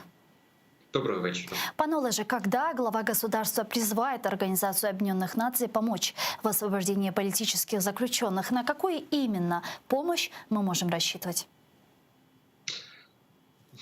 Дуже хороше питання. Я б хотів би сказати, що на всесторонню і на ефективну, і послідовну, але, на жаль, ООН багато в чому обмежив своєму інструментарії через свою забюрократизованість і через наявність там Росії в статусі постійного члену Радбезу. На чому пан Зеленський, в принципі, акцентував увагу пізніше, в другій частині, в одній з частин свого виступу. І тут сподіватися на те, що зараз майданчик ООН зможе якісь інструментальні механізми задіяти, окрім як моніторинг, нагадування про це і тиск на Росію через заяви, я би не сподівався. Символічного тиску, важливого і значного для Російської Федерації, так само досягти там, скоріш за все, не вдасться, тому що змінився світ, і Росія сьогодні, ми бачимо, робить свої репресивні заходи, навіть не боючись розголошення. Якщо Радянський Союз, в свою чергу, свій час боявся розголосу, намагався зберігати обличчя цивілізованої країни для того, щоб експортувати комунізм у світ, і працювала радянська пропаганда, приховуючи ті акти тероризму, які здійснювалися всередині і назовні Радянським Союзом, то сьогоднішня Росія навпаки цим лякає світ, навпаки хоче, щоб це бачили, хоче, щоб це лунало, тому що вони ніяку цивілізацію, нічого не експортують назовні, вони просто залякують, розв'язують конфлікти і таким чином намагаються зберегти свій вплив. Тому в цьому випадку Україна просто зробила максимум, що могла на цьому майданчику. Звісно, зараз продовжиться робота в різних групах ООН, плюс організації, які входять в склад ООН, гуманітарного штибу, правового штибу. Там це питання буде підніматися і будуть шукати різні асимметричні, в тому числі, методи тиску на Російську Федерацію. Ну вот если проанализировать выступление президента Украины, то в основном оно сводится к тому, что организация к призыву оживить Организацию Объединенных Наций. Каким это образом можно сделать? Зеленский сформулировал в следующем предложении. Он сказал, что необходимо обновить ее устав, чтобы ООН стала эффективной и действенно реагировала на глобальные проблемы. Вот когда мы говорим об обновлении устава, о чем идет речь и не должен ли, собственно, вопрос об обновлении этого устава подниматься на Совете Безопасности ООН, где, к сожалению, имеет право вето Россия? Він підіймався там опосередковано, і розмови з приводу реформи ООН, вони тривають в експертних колах вже достатньо давно. На політичному тлі вони просто не виходили на такий серйозний масштаб, і тут пан Зеленський певне лідерство проявляє в цьому, заявляючи принаймні цю потребу від однієї з країн співзасновників ООН. Йде мова про те, щоб реформувати і сам Радбез ООН, і Генеральну асамблею ООН, зробити менш забюрократизованою, більш оперативну для реагування на виклики, бо інакше поки ООН свої коліщата всі налаштує, і вони починають працювати, вже подекуди відбуваються. Зупинити, по-перше, не вдається ті проблеми, ті виклики, безпекові, в тому числі військові, але вже і реагувати запізно на них. Плюс потім починається акпілка зубів ООН напильником, коли починають різні країни вставляти свої політичні інтереси. Зрештою, на виході ми з шаленим запізненням маємо чергове занепокоєння якогось з високих рівнів. Або дуже занепокоєння, або значне занепокоєння. Тобто, таким чином, без зміни сьогоднішнього інструментального і нормативно-правовим чином ООН очікувати, що окрім сфери культури, гуманітарної сфери, в сфері безпековій ООН зможе відігравати значну свою роль, тому що там ЮНЕСКО, ЮНІСЕФ, інші організації дійсно унікальну свою нішу займають і до сих пір є ефективними. А от там, де стосується геополітики і політики, ООН вже років так 20 є хакнутим новою реальністю, і Росія цим користується. Плюс на полях, скажімо, завжди можна піднімати питання монопольної присутності Російської Федерації в Радбезі ООН з правом вето від Радянського Союзу, спадкоємцем Радянського Союзу, що є невірним, оскільки 3 республіки були співзасновницями – це Білорусь, Україна і Росія. І на сьогоднішній день Росія по-хорошому мала б мати на це не більше права, ніж Білорусь і Україна, на те, щоб бути присутніми в Радбезі ООН. А реальные механизмы приостановления или даже исключения России из Совета Безопасности ООН, они сегодня есть? Нормативно існують, тобто формально, фізично ні. Це може відбутися через Генеральну асамблею ООН, але зібрати там голоси достатньо, це просто нереально. Оскільки більша частина країн захоче утриматися, вони не будуть входити в жорсткі конфлікти, а частина російського лобі буде голосувати за них, зрозуміло. Тому на сьогоднішній день гіпотетично існує такий шанс, реалістично його виконати просто неможливо. Більш того, якщо говорити про реформу права вето Радбезу ООН, то в цьому випадку не тільки Російська Федерація, а й інші члени Радбезу також будуть проти, оскільки вони це право своє втрачати не хочуть. І для них цей елітарний клуб, він є потрібним. Тому що кожен з них зберігає в себе цю, скажімо, червону кнопку у вигляді вето і подекуди в силу своїх політичних інтересів її застосовують. Просто так зухвало, як це робила Російська і робить Російська Федерація, тим паче виступаючи агресором, цього не робили інші постійні члени Радбезу ООН жодного разу. Вместе с этим ряд аналитиков говорят о том, что неправильно, что президент Украины Зеленский так жестко говорил, использовал такие жесткие формулировки в своей речи, назвал ООН супергероем на пенсии, и что это может действительно плохо повлиять на наши взаимоотношения с западными и не только партнерами. А вы как считаете, это так? Про це говорять в усіх західних країнах. Просто про це більше говорять в експертному колі, в політичних колах, в кулуарах про це говорять. Але назвати це прямо наважувалися небагато європейських політиків, хоча такі так само були. І, в принципі, опосередкована критика і в частинах критика ООН лунала у багатьох президентів під час їх виступів і не тільки на цій генасамблеї. Тому я би не сказав, що це зіпсує нам відносини. Навпаки, тут пан Зеленський залишається в своєму образі такого собі хлопця з народу, який готовий правду матку в очі говорити, готовий без ужимок, без реверансів дипломатично сказати конкретно, які є проблеми, і запропонувати рішення, принаймні пошук цього рішення. Я б сказав, що це контрелітарний чи контрполітичний в класичному розумінні виступ.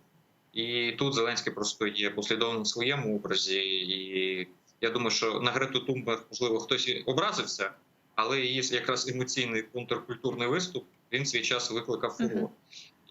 Я думаю, що на тлі виступу пана Байдена, який був кандово-політичним, був серйозним, був масштабним, але при цьому абсолютно беззубим, про що його вже розкритикували частина республіканської партії і навіть частина демократичної, власне, в його ж таборі. Тому що якби в Сполучених Штатах був мультфільм «Леопольд» про кота Леопольда, то, мабуть, журналісти американські б сказали, що це був леопольдівський виступ. Давайте жити дружно, давайте залишимо війну в минулому. І всі інші класичні тези цієї доктрини, яка фактично ми бачили частково при Обамі. На цьому контрасті, я думаю, що, можливо, така загострена риторика пана Зеленського, вона може мати, навпаки, навіть свої плюси.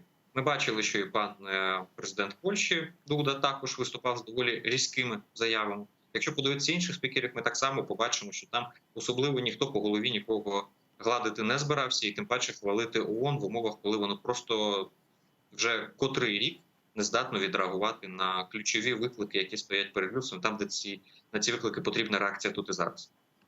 Вместе с этим в рамках Генассамблеи ООН Зеленский провел ряд важнейших переговоров и встреч, и многим западным политикам передал списки политических заключенных, удерживаемых лиц со стороны Российской Федерации. И, в частности, такой же список он передал президенту Турецкой Республики Реджепу Таипу Эрдогану. И там на встрече они обсудили возможное участие Эрдогана в вопросе освобождения крымско-татарских политических заключенных. В особенности это важно, потому что в ближайшее время должна состояться встреча Эрдогана с Путиным, то есть Эрдоган должен поехать в Москву и там провести переговоры с лидером России. Как вы считаете, какова вероятность того, что в нынешних реалиях Эрдогану удастся, как это было в 2017 году, договориться об освобождении политических заключенных из оккупированного полуострова? Шанси і надії на це є, але реалістично дивлячись на ситуацію, вони невеликі. Все буде залежати від того, як пройдуть перемовини в Москві, як по основному порядку денному вдасться досягнути домовленості, чи не вдасться досягнути домовленості, до речі, з Російською Федерацією. І від того, чи буде така добра воля з боку Росії для того, щоб продемонструвати цей жест в бік Туреччини. Тому що це буде геополітичний подарунок для Ердогана. Те, що не вдається Україні, має вдатися Ердогану, і тут буде залежати від того, чи Москва захоче цей подарунок зробити. Інша справа, що в Росії вже реагують достатньо різко, хоча вони зацікавлені в цій зустрічі, і тому і не підривають її основ. Зокрема, на репліку Ердогана стосовно Криму і невизнання виборів в Криму, і визнання суверенітету України і територіальної цілісності з включенням Криму і над Кримом, в Москві відреагували, що вони це сприйняли на свій рахунок, и почули себе адресатом цих слів. Да. Песков об этом сказал. То есть можем ли мы сделать вывод, что Эрдоган сейчас как раз перед этой встречей поднимает ставки? Безумовно. Ердоган відіграє роль і претендує на роль регіонального лідера. І вони будуть спілкуватися одразу по декількох точках. І як би це зараз цинічно не звучало, але тим не менш російсько-українська війна в розрізі Криму, в тому числі, вона є однією з тих шахових дошок, на якій і Ердогану є що зробити. Це і військова співпраця з Україною, яка є взаємовихідною для Туреччини. Україна закриває низку питань і можливостей співпраці, які для них закриті на Заході. І для України Туреччина таким чином закриває ті технології, в яких ми просто не поспіваємо, і потужності для цього виробництва, оскільки розуміли, що війна в нас відібрала частину військово-промислового комплексу, який залишився в окупації. І таким чином для Ердогана це також один з аргументів, яким він може апелювати як регіональний лідер і розмовляти стосовно, принаймні в розрізі Криму, стосовно Росії утримуваних політичних в'язнів і захоплених нею осіб, як один з рівних за столом. Це його актив. А как вы считаете, у Эрдогана есть реальные рычаги влияния на Путина? Есть ли какой-то козырь у него в руках? Потому что мы понимаем, ведь любые договоренности, они предусматривают торг. Разве не так? Є, звісно ж, і це декілька майданчиків. Ну, по-перше, це Чорноморський регіон, і це мілітаризація Чорного моря. Зрозуміло, що тут у Туреччини є ще куди нарощувати її, і є як створювати диспропорцію, дисбаланс в Чорному морі не в угоду Російської Федерації. Друге – це Карабах. Ні для кого не секрет, що саме турецько-азербайджанський союз фактично воював проти Вірменії, і Російська Федерація свої зобов'язань як союзника Вірменії в цьому випадку не просто не виконала, а навпаки ще й сказала, що їх майже не існує. Тому в цьому випадку Карабах є однією з точок, по якій Ердоган 100% буде розмовляти з Путіним. Більш того, вона одразу ж буде пов'язана з сирійською проблематикою. І ми вже бачили заяви з команди Ердогана стосовно того, що вони очікують дещо іншої реакції інших моделей від Росії поведінки по Сирії, ніж це було в Карабахі. Тобто Туреччина сама вже зв'язує ці точки своєї комунікації. Плюс, давайте не забувати, після війни Азербайджан опинився також не найкращому військовому і економічному стані, особливо зараз там на тлі нафтової проблематики тощо. І тут перерозподіли баланс сил присутності, в тому числі олігархічних груп російських і турецьких в Азербайджані, це ще одна точка, на якій будуть перемовини, не говорячи вже виходячи за рамки нашого регіону по деякі геополітичні конструкції і військове співробітництво. Оскільки пам'ятаємо, Туреччина, коли їй від Сполучених Штатів не вдавалося отримати достатньо, як їй хотілося, пакету контрактів по закупівлі озброєння, вона звернулася до Російської Федерації, закупила 400, домовилась про контракти, тим самим створивши тиск на Захід. Тому тут Туреччина ще грає із іншими своїми партнерами російською картою, створюючи елементи для шантажу і для тиску з іншими країнами. У Туреччини зараз є ціла низка карт, яким вони можуть грати з Росією, і де це Росії цікаво, і де Росія навіть залежна від позиції Туреччини. Вместе с этим еще один важный вопрос, который поднимал Зеленский во время своего выступления, это массовая паспортизация со стороны России жителей временно оккупированных территорий, жителей полуострова, а также жителей Ордло. И в этом контексте многие политические оппоненты Зеленского начали его критиковать за то, что тот не поднял вопрос введения миротворческой миссии ООН на Донбасс. Что вы думаете по этому поводу? Нужно ли было поднимать этот вопрос? Есть ли сейчас смысл поднимать этот вопрос? И есть ли вероятность вообще введения миротворческой миссии на территорию Донбасса? Підіймати питання миротворців можна тільки тоді, коли зрозумілий механізм і хоча б якась реалістичність їх ведення. При інших обставинах це буде пострілом в повітря. А допустити постріл в повітря – це ще гірше. Оскільки в такому випадку це показати слабкість і те, що зараз цього досягнути неможливо, і після цього нічого не відбудеться. Це, в принципі, та помилка, яку в команді Зеленського роблять подекуди з приводу НАТО. Але вона принаймні продиктована певним електоральним настроєм всередині країни, намаганням вибудувати електоральне ядро, взявши поміркованих виборців з обох радикальних таборів. Скажімо, і тих, хто за НАТО, і тих, хто розуміє, що ми не в НАТО і не зовсім за нього, але не проти. І це гра внутрішню політику. В цьому ж випадку внутрішньої електоральної гри немає, сенсу в ній нема, а зовнішньо досягнути цього не вдалося б навіть після заяви Зеленського на цьому майданчику. Це була б лише хибним кроком. Дякую вам дуже, пане Олеже. Чого що знайшли время і підключились к нам в ефір. Олег Саакян, політолог, був з нами на прямому зв'язку. А мы с вами не прощаемся, мы сейчас прерываемся буквально на 5 минут. После вернемся в эту студию и продолжим информационно-аналитическую программу «Бугунь». Не переключайтесь, оставайтесь с Первым крымско-татарским и не забывайте подписываться на наш YouTube-канал. Там мы вещаем как в онлайн-режиме, так выкладываем самые интересные фрагменты из наших эфиров. Туда мы выкладываем практически все наши программы в записи. И поддержать телеканал АТР вы можете, подписавшись на наш Patreon. Я попрошу наших режиссеров вывести сейчас адрес нашего Patreon, patreon.com. Да, сейчас вы его видите, вы можете пройти по этой ссылке, выбрать уровень поддержки и стать частью большой крымско-татарской семьи АТР. Это будет нам помогать продолжать работу на информационном фронте. Коршкенч.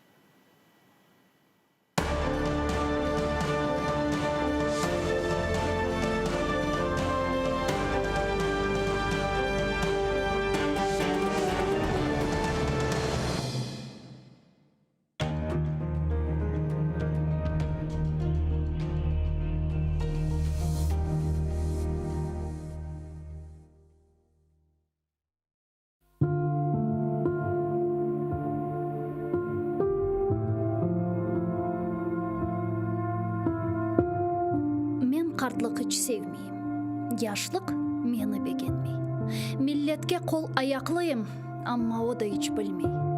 Өз башыма қалам yolda бір şey келмей елімден. Ағлайым. Айтам алымны kimse аңламай тілімден. Көкке ұчажағым келе, көк менден ұзақ қача. Ерде мені ютмақ істей yılanday ağzын ача. Үрке ютылмақтан жаным, яшамақ істейім мен. Душман олса жаныма халық, валлай, достыйым мен. Шаштым артық, Білмеймен не ішлемек керек. Пек айлана башым билля, тітре içimde yürek. Көзлеріме перде ола түрлі шейлер, авалар, көзім ілек көрамайым, кемлер мені саралар. Юмсам егер көзлерімні, içim янмақтан көе.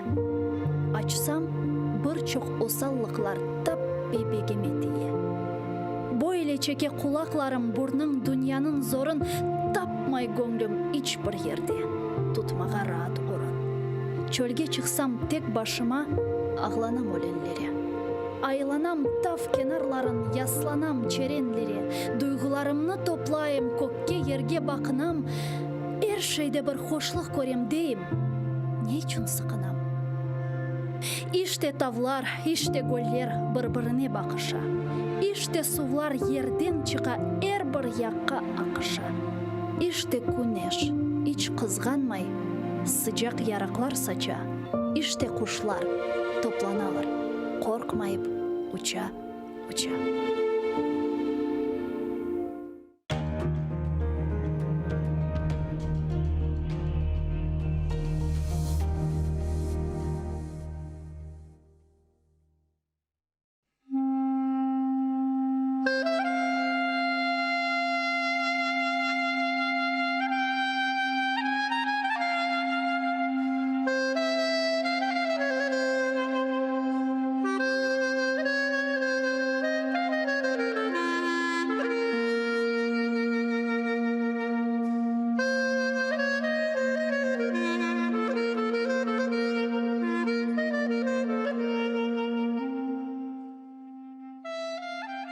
Bismillahirrahmanirrahim. Yaratanım, Allah'ım, 99 ismin var. Ya Rabbim, haramlarga isteklerini bir yutunda devletlerini. Senden hayrı yok kimsemiz. Vatan için dua etemiz. İmdad bekle, haram hürmette. Rahim eyle açsın hizmette. Bizni haramda yarattın, yardımın ile.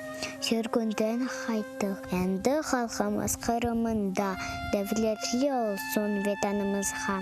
Biz için aziz Kırım'ımız. Takmında açsın bahtımız. Senden hayrı yok anlayacak. Yaratanım aç bizge uçak. Kırımlarga elini uzat. Yardım ver ya Rabbim. Bir bizge imdat. Bu aziz toprak ecdadım yeri. Kırımlarının tükenmez yeri. Adda bizlerini vatanımızga. Sahip olayı Kırım'ızga. Kırımlar kalbi tek sana eman.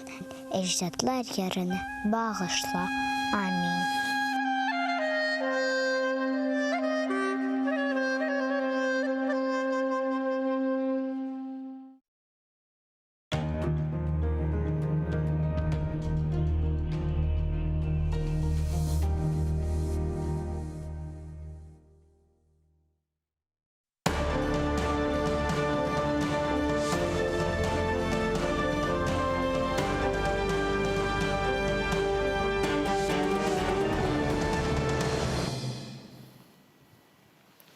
Ассаляму алейкум, хайрлы акшамлар, добрый вечер. В эфире телеканала АТР. Вы смотрите информационно-аналитическую программу «Бугунь». В студии для вас работаю я, Гульсум Халилова, и следующий час в этой студии с гостями, которые подключатся к нам в эфире в режиме онлайн. Мы обсудим основные новости и события сегодняшнего дня, а также подведем итоги уходящей недели. Я напомню, что мы работаем в прямом эфире. На экраны ваших телевизоров режиссера периодически выводят номер телефона, так что вы можете звонить к нам абсолютно бесплатно по Вайберу +3 8067 63 46 130. Также можете присоединяться по скайпу atr.tv. Это наш адрес. Звоните, задавайте ваши вопросы по теме нашим гостям. Нам важен ваш голос. И не забывайте подписываться на YouTube-канал телеканала АТР. Там мы вещаем как в онлайн-режиме, так выкладываем самые интересные фрагменты из наших эфиров, выкладываем практически все наши программы в записи. И, наконец, поддержать телеканал АТР вы можете, подписавшись на наш Patreon. Таким образом, вы станете частью большой крымско-татарской семьи АТР, и это поможет нам продолжать работу на информационном фронте. А этот блок я бы хотела начать со следующих сообщений. Как известно, на этой неделе президент Украины Владимир Зеленский выступил на 76-й сессии Генеральной Ассамблеи ООН, и там глава государства призвал оживить ООН и обновить ее устав, чтобы организация стала эффективной и действенно реагировала на глобальные проблемы.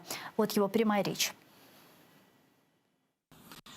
Участь 46 держав та міжнародних організацій у першому саміті Кримської платформи про деокупацію Криму – ось це відданість основним принципам ООН. Я дуже вдячний кожній з цих країн. А те, що ООН проігнорувала майданчик для вирішення проблем міжнародного права та окупації – це якісь нові, мені здається, ніким не схвалені принципи. Якщо ми хочемо оживити ООН, давайте згадаємо, що тут немає обраних, яких не можна ображати. ООН – це всі ми, це 193 країни. І я запрошую приєднатись всі ці країни до спільної декларації учасниць Кримської платформи, засудивши окупацію і показавши, що ви проти силової зміни кордонів у світі. Министр иностранных дел Украины Дмитрий Кулеба заявил, что Крымская платформа предлагает миру действенный механизм решения глобальных проблем. Он отметил, что таким образом Украина не на словах, а в действительности оживляет ООН. Цьогорічний виступ відрізняється від попередніх тим, що відбувся невдовзі після успішного проведення в Києві установчого саміту Кримської платформи, яка прикладом ініціативної зовнішньої політики України пропонує світові нові розв'язання проблем міжнародного миру та безпеки. Кримська платформа не на словах, а у дійсності оживлює ООН та повертає повагу до її статуту. Директор Центру досліджень проблем національної безпеки Національного університету Острозька академія Тарас Жовтенко зараз з нами на прямому зв'язку. Пане Тарасе, вітаємо вас. Салям алейкум. Витаем. Да. Пане Тарасе, когда президент Украины говорит о необходимости оживления ООН, что мы предлагаем? Ну или то предложение сменить устав ООН, обновить ее устав, это реально сегодня? Президент абсолютно прав в том, чтобы озвучивать и обращать внимание мировой общественности на потребность обновления Организации Объединенных Наций как некой международной площадки для решения вопросов внешнеполитических, вопросов безопасности. В принципе, ООН была создана как модель универсальной международной организации. Однако мы должны понимать, что ООН, как и любая другая международная организация, была в то время, когда она создавалась под конкретные геополитические условия и под конкретные обстоятельства, которые были в мире в момент ее создания. Поэтому, как и любая другая международная организация, Организация Объединенных Наций нуждается в модернизации. И, в принципе, есть много примеров других международных организаций, которые подобные изменения прошли. Тот же Североатлантический альянс НАТО, который был создан в 1949 году, в начале 90-х прошел через достаточно длительный период такого экзистенциального кризиса и переосмысления своих приоритетов. Но, тем не менее, альянс очень правильно трансформировал свою внутреннюю структуру, приоритеты своей общей политики безопасности, и это пример успешной трансформации международной организации.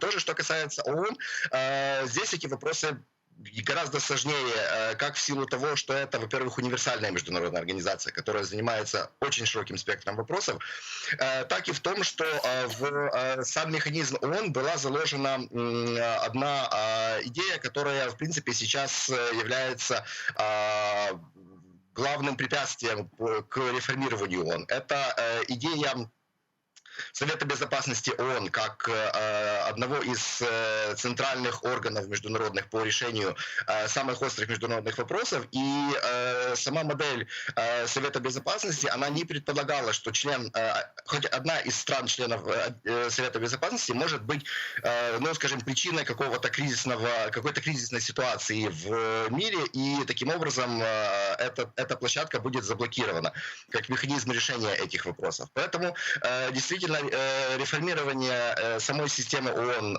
назрело очень давно. Много вопросов к эффективности Организации Объединенных Наций в принципе, однако же подходы к ее реформированию не настолько просты, как может показаться на первый взгляд.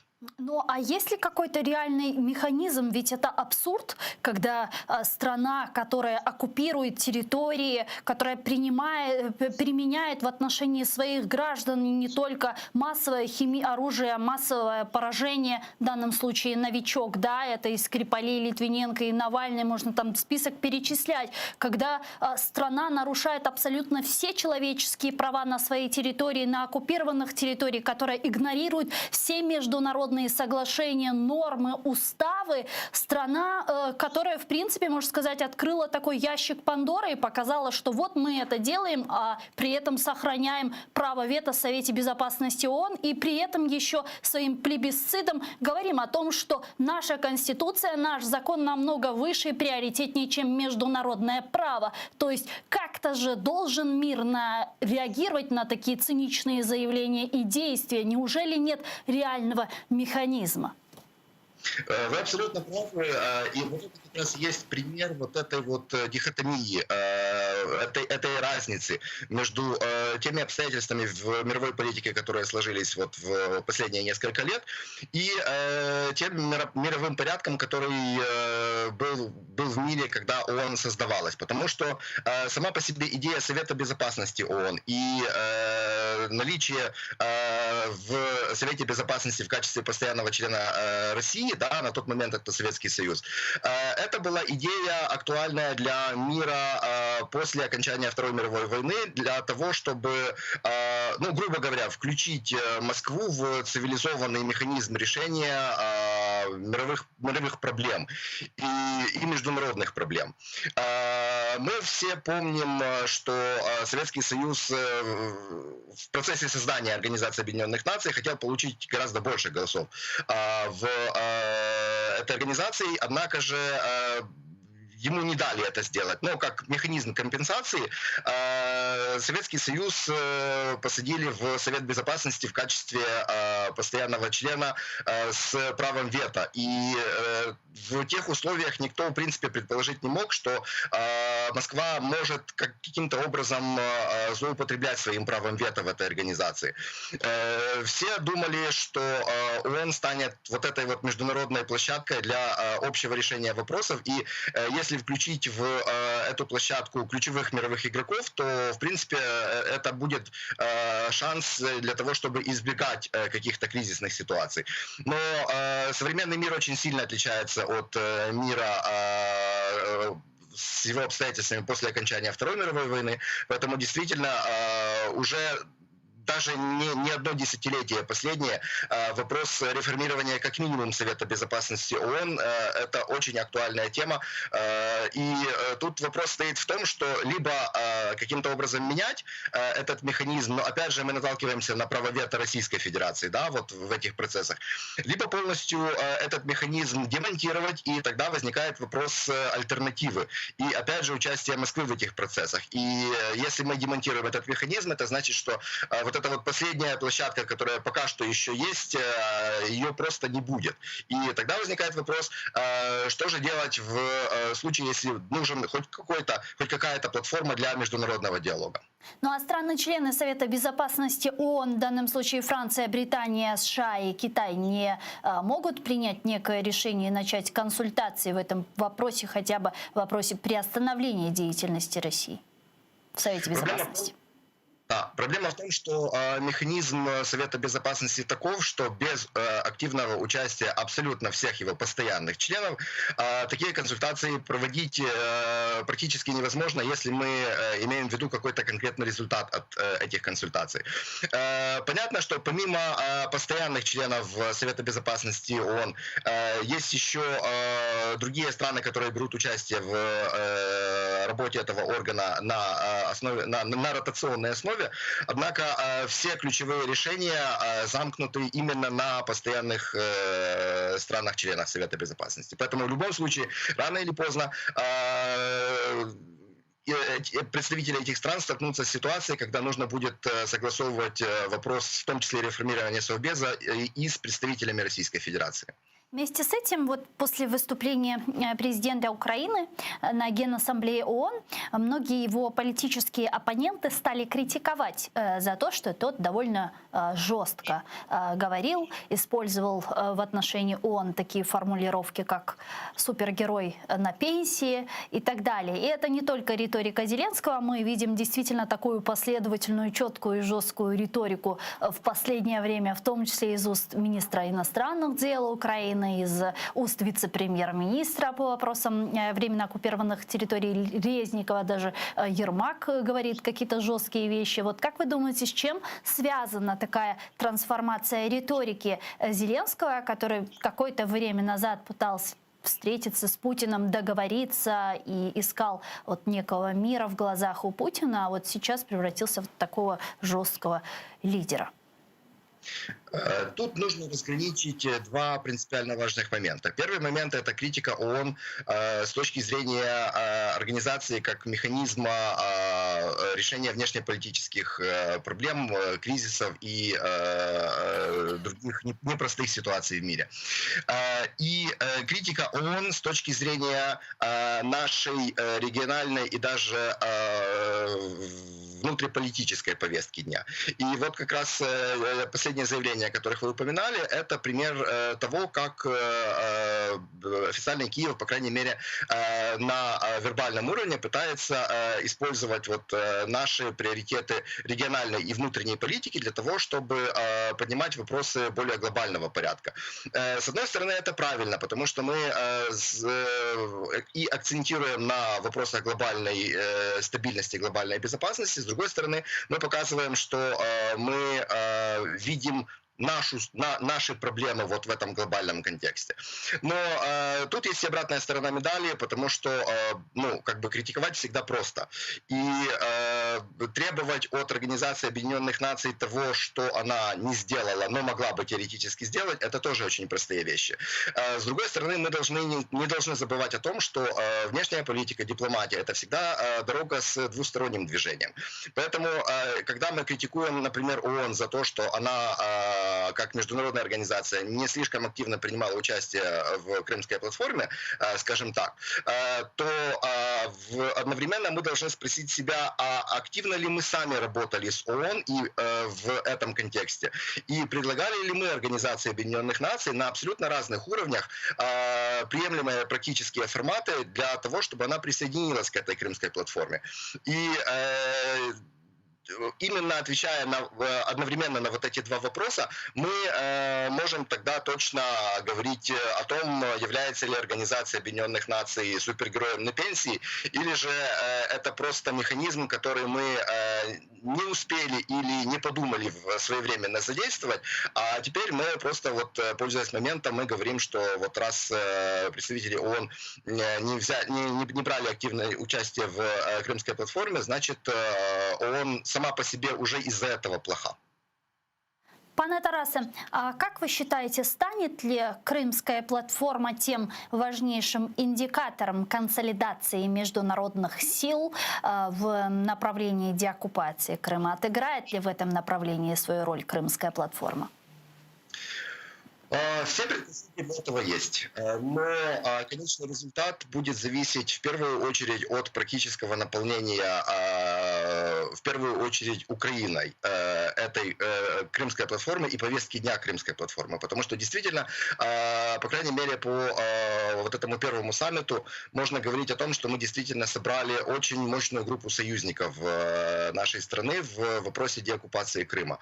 Но собрать группу союзников под хорошую инициативу – это тоже очень похвальное действие. Однако же успех и эффективность этой инициативы будут зависеть от того, насколько мы сможем предлагать конкретные реализуемые инициативы всем нашим союзникам. И главное, чтобы эти инициативы приносили конкретный результат, чтобы была конкретная стратегия, подвязана под деятельность Крымской платформы. Дякую вам дуже, пане Тарасе. Чохсагом, що нашли время і підключились к нам в ефір.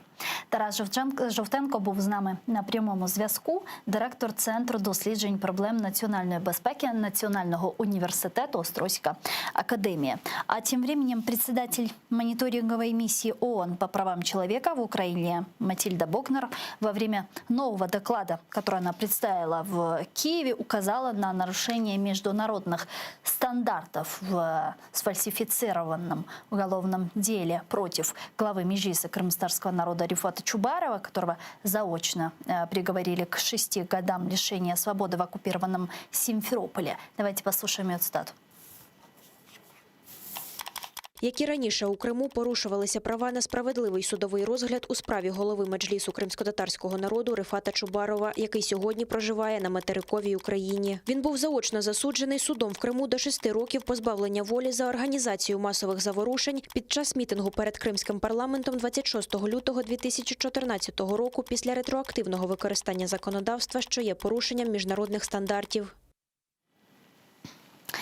Руководитель отдела глобальной политики и безопасности миссии США при ОБСЕ Эндрю Шепард во время выступления на заседании Постоянного совета в Вене призвал освободить задержанного российскими силовиками крымско-татарского активиста Наримана Джеляла и двоюродных братьев Ахтемовых, подозреваемых российскими властями в совершении диверсии на газопроводе в Крыму. Давайте послушаем их цитату. У Криму Росія продовжує карати громадян України, які відмовилися приймати російські паспорти. Буквально минулого тижня окупаційна влада оштрафувала кількох лідерів кримських татар під час протесту проти затримання заступника голови Меджлісу Нарімана Джеляла за відсутність у них російського паспорта. Ми продовжуємо стежити за справою Джеляла і його співобвинувачених та закликаємо до їх негайного звільнення. Ми стурбовані тим, що звинувачення проти співобвинуваченого Джеляла Асана Ахтемова стали більш суворими після того, як він відмовився від свідчень з примусу. Повідомляється, що в перші дні затримання на початку цього місяця Ахтемов зазнав жорстоких тортур з боку ФСБ. Тепер йому висунули обвинувачення, що передбачає тюремне ув'язнення на термін до 20 років, що на 5 років довше, ніж раніше. Президент Украины Владимир Зеленский, выступая на 76-й сессии Генеральной Ассамблеи ООН, также рассказал о задержании заместителя председателя Меджлиса крымстарского народа Наримана Джеляла, которое произошло в Крыму в начале сентября, а именно 4 числа. И глава государства призвал организацию помочь в освобождении его и еще сотен украинцев, которых незаконно удерживает Россия.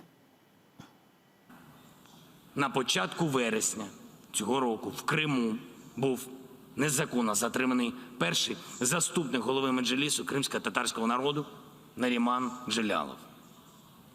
Російська Федерація звинувачує цього політолога, видатного журналіста, телеведучого, викладача права та історії у спробі підірвати ділянку газопроводу. Ось вам ціна свободи слова. Ось вам ціна боротьби за свої права, за права людини. Я дуже розраховую на підтримку міжнародної спільноти, кожного з вас у цьому питанні, у питанні його звільнення та звільнення близько, уявіть собі, 450 українців, які незаконно утримуються на тимчасово окупованих територіях України та в Російській Федерації. А вот постоянный представитель президента Украины в Автономной Республике Крым Антон Кореневич представил результаты общенационального исследования в отношении украинцев к ситуации на оккупированных территориях Донбасса и Крыма. Об этом сообщает Офис президента. Руководитель Харьковского института социальных исследований Денис Кобзин сообщил, что согласно результатам исследования 80,7% украинцев считают, что на территории Украины продолжается вооруженный конфликт с Россией. 84,5% опрошенных убеждены, что оккупация Крыма и конфликт в Ордло – это часть одного вооруженного конфликта с РФ. Давайте послушаем комментарий Антона Кореневича, постоянного представителя президента в Автономной Республике Крым, на этот счет. Для нас важливо, що українці в усіх регіонах чітко усвідомлюють, що ми маємо єдиний міжнародний збройний конфлікт у Криму і на Донбасі, який спричинений збройною агресією Росії. Ми бачимо, що значна частина українців оптимістична щодо повернення контролю над тимчасово окупованими територіями. Це дає нам імпульс працювати далі і так само з оптимізмом дивитися на нові майданчики та нові ініціативи, які запроваджуються Україною, зокрема ініціативу «Кримська платформа». Голова Ради Українського незалежного центру політичних досліджень Юлія Тищенко зараз з нами на прямому зв'язку телефоном. Пані Юлія, вітаємо вас. Салям алейкум. Да, витаю. Доброго дня. Пани Юлия, когда президент Украины Владимир Зеленский, выступая с трибуны Организации Объединенных Наций, призывает помочь ООН в освобождении политических заключенных, на что именно рассчитывает Зеленский, на какую, собственно, помощь от ООН в этом вопросе мы можем рассчитывать? Ну, в предыдущих кейсах, да, освобождения политических заключенных, ну, безусловно, оценка в репортах, да, отчетах по правам человека, да, то есть тематика незаконных задержаний, незаконных арестов, обысков политических заключенных, она, ну, как бы, безусловно, фигурировала. И это как раз вот тот акцент, то внимание со стороны международных организаций, использование разных дипломатических путей, которые бы помогли освобождению политических заключенных. Насколько это эффективно, но, по крайней мере, это, ну, одна из площадок, которая должна Украина использоваться как всевозможные площадки в данном случае. Но если говорить про ООН, конечно, ну, мы, и вы без меня знаете, то есть Россия, право вето, да, зависимость политики. Но если мы посмотрим как бы на текст резолюции, которые как бы продвигаются Украиной, принимаются в ООН относительно Крыма, политические оценки. То есть украинская сторона работает на этой площадке, и точно так же она может и должна продвигать свои, ну, требования по освобождению политических заключенных граждан Украины в Российской Федерации. Ну, вместе с этим она и продвигает эти требования по другим каналам, или просьбы даже, я бы сказала, потому что в рамках Генеральной Ассамблеи ООН Зеленский встретился и с президентом Турции Реджеп Тайипом Эрдоганом, которому непосредственно передал списки удерживаемых лиц России на оккупированных территориях, в том числе и политических заключенных крымских татар. Это очень важно, в особенности перед визитом Реджепа Тайипа Эрдогана в Москву, где он должен встретиться с Путиным и провести переговоры. Вот на ваш взгляд, пани Юлия, как вы считаете, есть ли сегодня у Эрдогана некие рычаги влияния на Путина, и может ли ему удастся договориться с ним в вопросе освобождения политзаключенных, как это было в 2017 году с Ильме Умеровым и Ахтемом Чийгозом? Можем ли мы на это рассчитывать, как минимум? Ну, в 2017 году там же не было освобождения, там был обмен, насколько да, я понимаю. Да. То есть, ну, мне сложно сказать, если сегодня для обмена подобные ресурсы турецкой стороны, вот, на то, что Реджеп Эрдоган, ну, будет эти вопросы с Россией поднимать, и то, что я думаю, что есть возможности политического, экономического влияния, там определенный диалог с российским руководством, сложные отношения, но этот диалог присутствует. Поэтому, ну, тут сложно как бы гадать на кофейной гуще, вот, но то, что эта тема, эти списки там не будут куда-то отложены, ну, до очень хороших времен. Мне кажется, ну, это достаточно важно. И ну, такой бы публичной передачи, в том числе, очевидно, не осуществилось бы, если бы эти вещи в какой-то степени не были проговорены. Так что, в принципе, посмотрим. Но я бы не рассчитывала, что вот прямо он встретится, состоится эта встреча, какие-то переговоры, потому что сложные отношения, да, то есть там есть все время точки напряжения, и в том числе и по Крыму, по позиции Турции относительно ну, такого уже глубокого непризнания, оккупации, аннексии. Вот, то есть сложно рассчитывать, что вот прям завтра что-то произойдет. Но, по крайней мере, будем надеяться, что процесс будет запущен.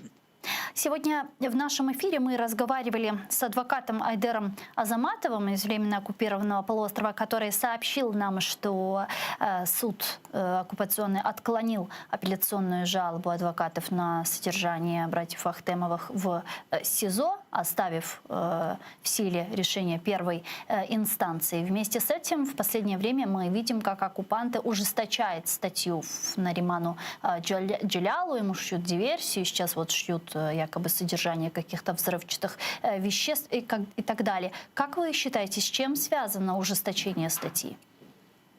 Ну, это поднятие ставок России, да, вот в этой какой-то сложной ее, если это вообще можно назвать, человеческая жизнь и вот этот кошмар, да, такой фальсифицированной партии.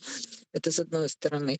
С другой стороны, это еще и, ну, как бы вот при всей этой абсурдности ситуации, абсурдности обвинений, действительно со стороны России это желание доказать, даже не столько в Крыму, потому что здесь как бы, ну, я думаю, что очень, ну, большинству понятно вообще, что происходит. Вот, но в том числе и на международной арене продемонстрировать, что Украина, там, страна, которая якобы с помощью Меджлиса, крымских татар, планирует вообще какие-то террористические акты, да, такие антигуманитарные. То есть это один такой пиарный тренд, и он используется и будет использоваться.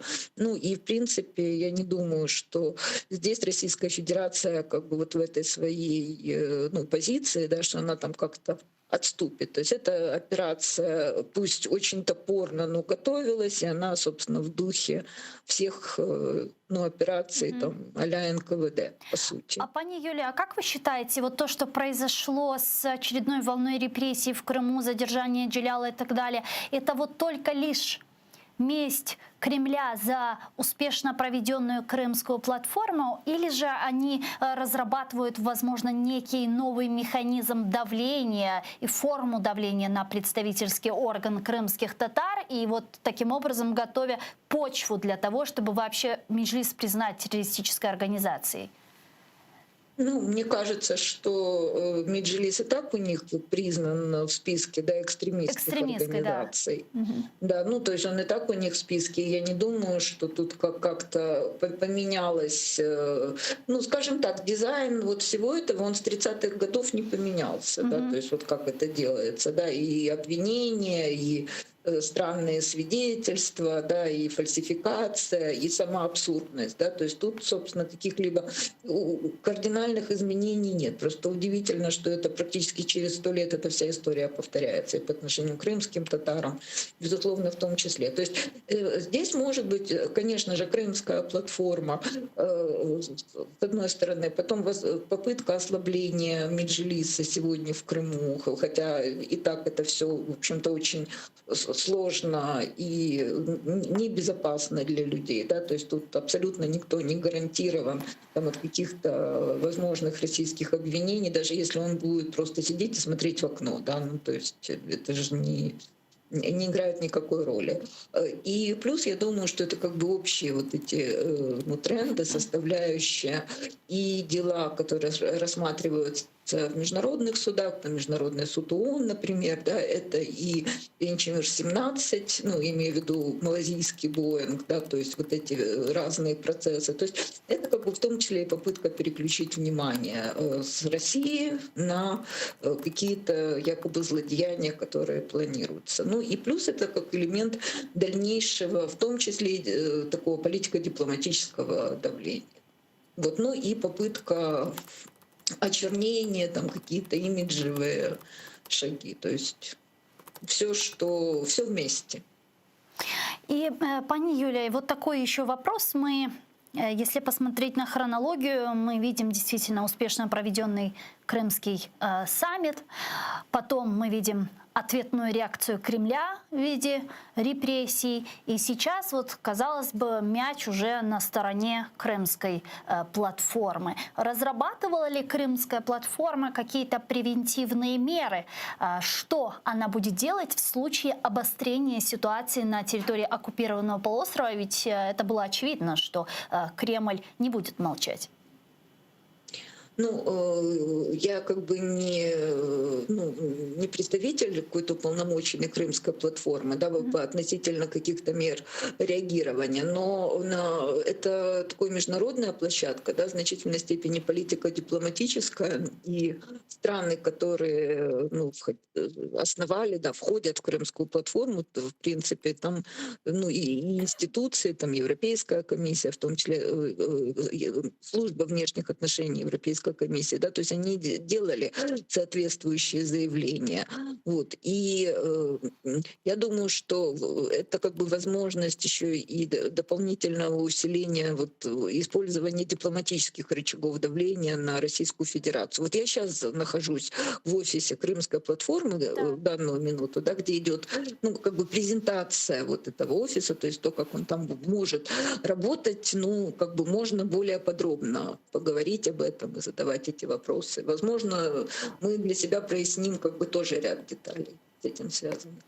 Дякую вам дуже, пані Юлія Чухсалова, що нашли время і підключились к нам в ефір. Юлія Тищенко була з нами на прямой связи, голова Ради Українського незалежного центру політичних досліджень.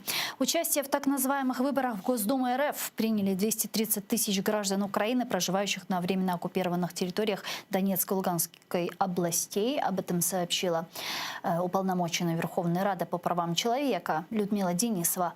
Вот ее цитата.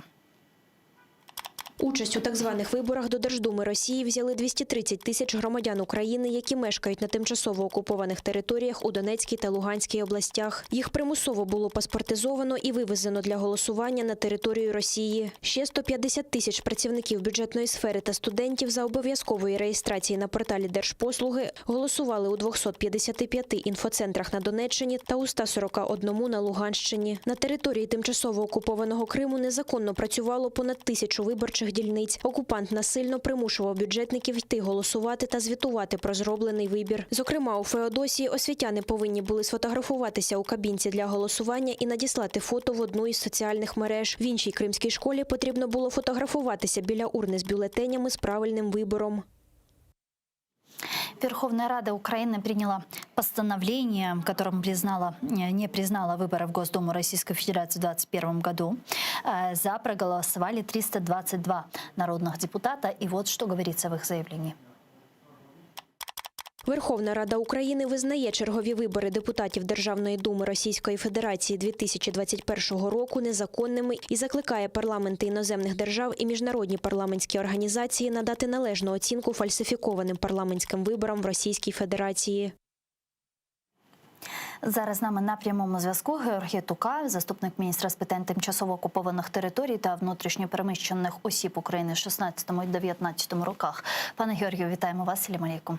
Доброго дня. Да, доброго дня. Скажите, чем Украине грозит массовая паспортизация жителей ОРДЛО России?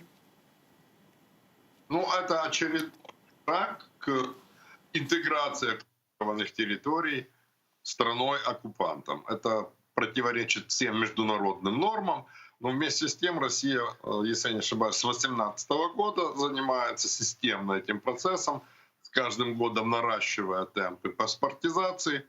А для Украины в будущем это может представлять определенные сложности в связи с полной невыясненностью дальнейшей судьбы людей после освобождения территорий. Да. Что нам делать с теми людьми, которые уже успели получить паспорт Российской Федерации?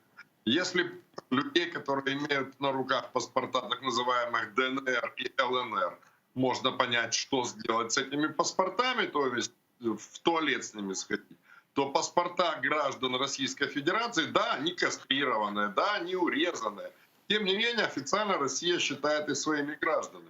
И вот что делать с этими людьми на уровне законодательства нашего государства, эта дилемма до сих пор не решена. А вы в этом вопросе разделяете Крым и Донбасс? Паспортизацию Крыма и Донбасса? Нет, в принципе, я никакой разницы не вижу с точки зрения юридической, абсолютно. И там, и тут граждане, получается, после освобождения территорий, имеют два гражданства. Но мы же понимаем, что если мы берем оккупированный Крым, то жители и граждане Украины на оккупированном полуострове получали и эти паспорта вынужденно усваиваться, потому что без них невозможно было даже просто пойти в больницу, там записаться и попасть к врачу.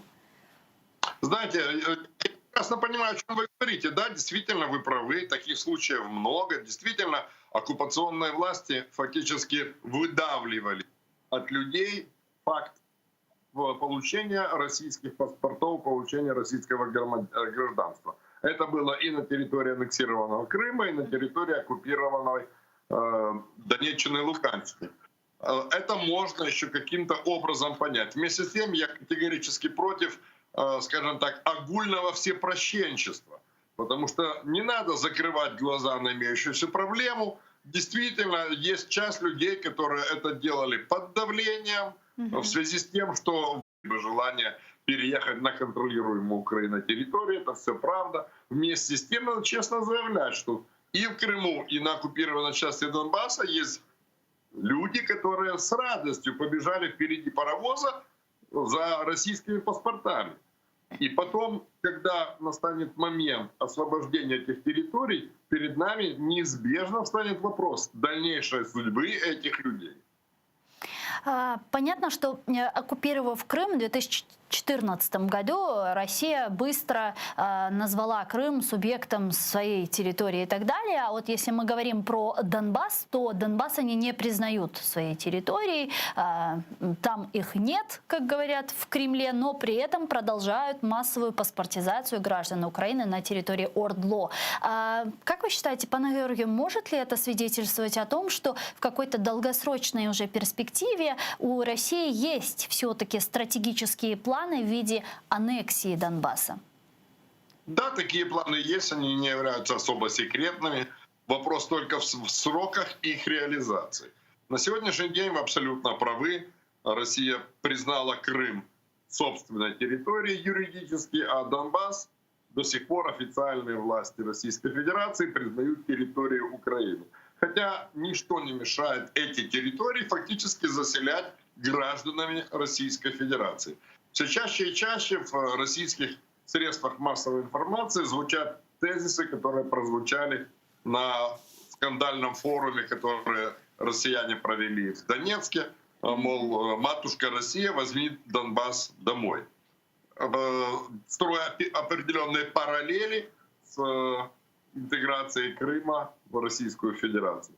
Вместе с тем надо понимать, что есть еще одна территория, даже не одна, к сожалению, я имею в виду территорию Абхазии и Приднестровья, где также жители уже много-много лет имеют российские паспорта, имеют российское гражданство. Тем не менее, Россия, вот если брать Приднестровье и Осетию, десятилетиями официально не признает статус этих территорий как субъектов Российской Федерации. И вот эти анклавы, они остаются в подобном состоянии. Ни туда, ни сюда.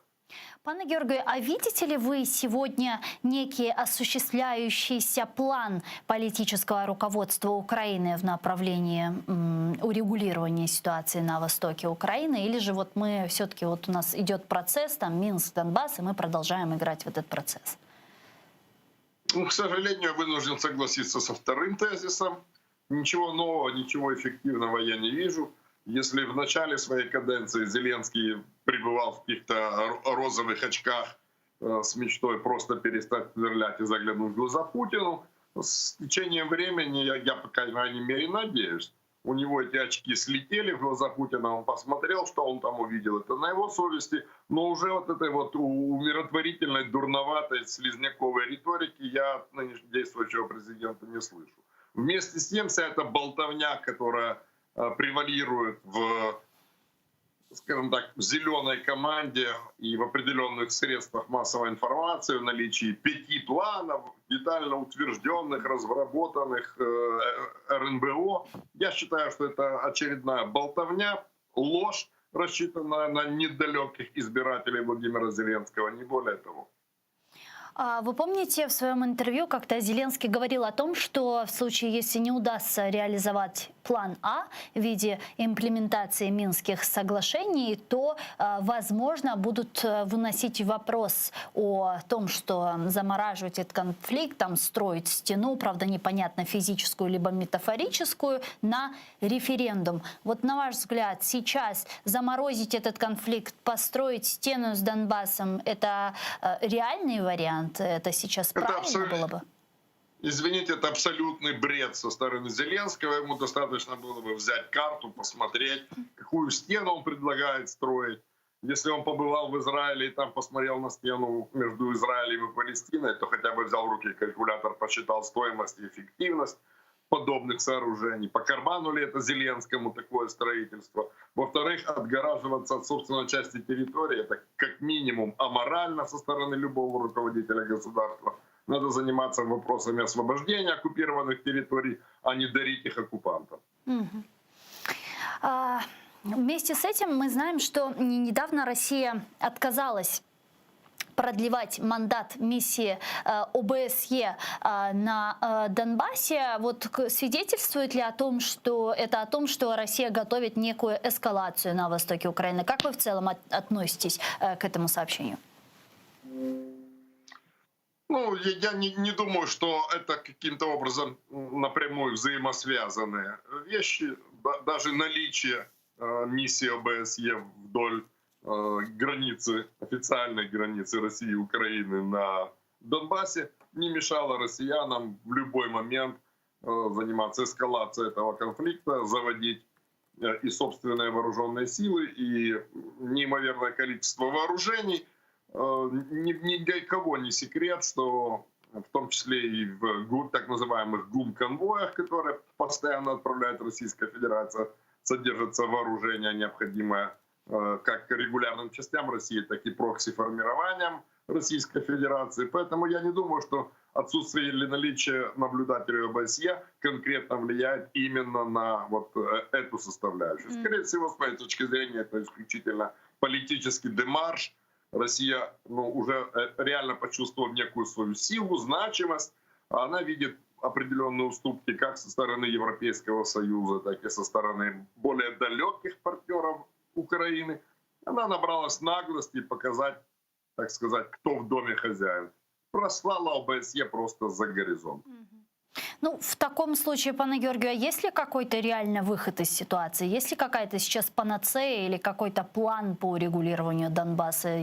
Есть ли какие-то шаги, которые можно предпринять и в результате получить какие-то эффективные меры? Или же нынешний статус-кво, в принципе, устраивает и сторону и агрессора, и нас? Нет, я думаю, что такое состояние не устраивает никого. С одной стороны, Россия борется не за вот эти несчастные кусочки Украины, а за всю Украину. А с другой стороны, нас это никоим образом не может устроить. Ну, как может устроить кого-либо, когда часть территории этого государства просто оккупирована соседом агрессивным. Поэтому я думаю, что вот такое вот состояние ни войны, ни мира, оно не устраивает никакую из сторон. Но вместе с тем надо понимать, что я, например, не верю, абсолютно не верю в наличие каких-либо реальных планов у команды Владимира Зеленского. Дякую вам дуже, пане Георгию. Спасибо большое, что нашли время и подключились к нам в эфир. Георгий Тука был с нами на прямой связи. Заступник міністра з питань тимчасово окупованих територій та внутрішньо переміщених осіб України в 2016-2019 роках. А тем временем президент Украины Владимир Зеленский на полях Генеральной Ассамблеи ООН провел встречу с премьер-министром Британии Борисом Джонсоном. В ходе беседы лидеры двух стран обсудили стратегическое партнерство Украины и Британии. Об этом сообщает пресс-служба Офиса президента. Давайте вместе послушаем их цитату.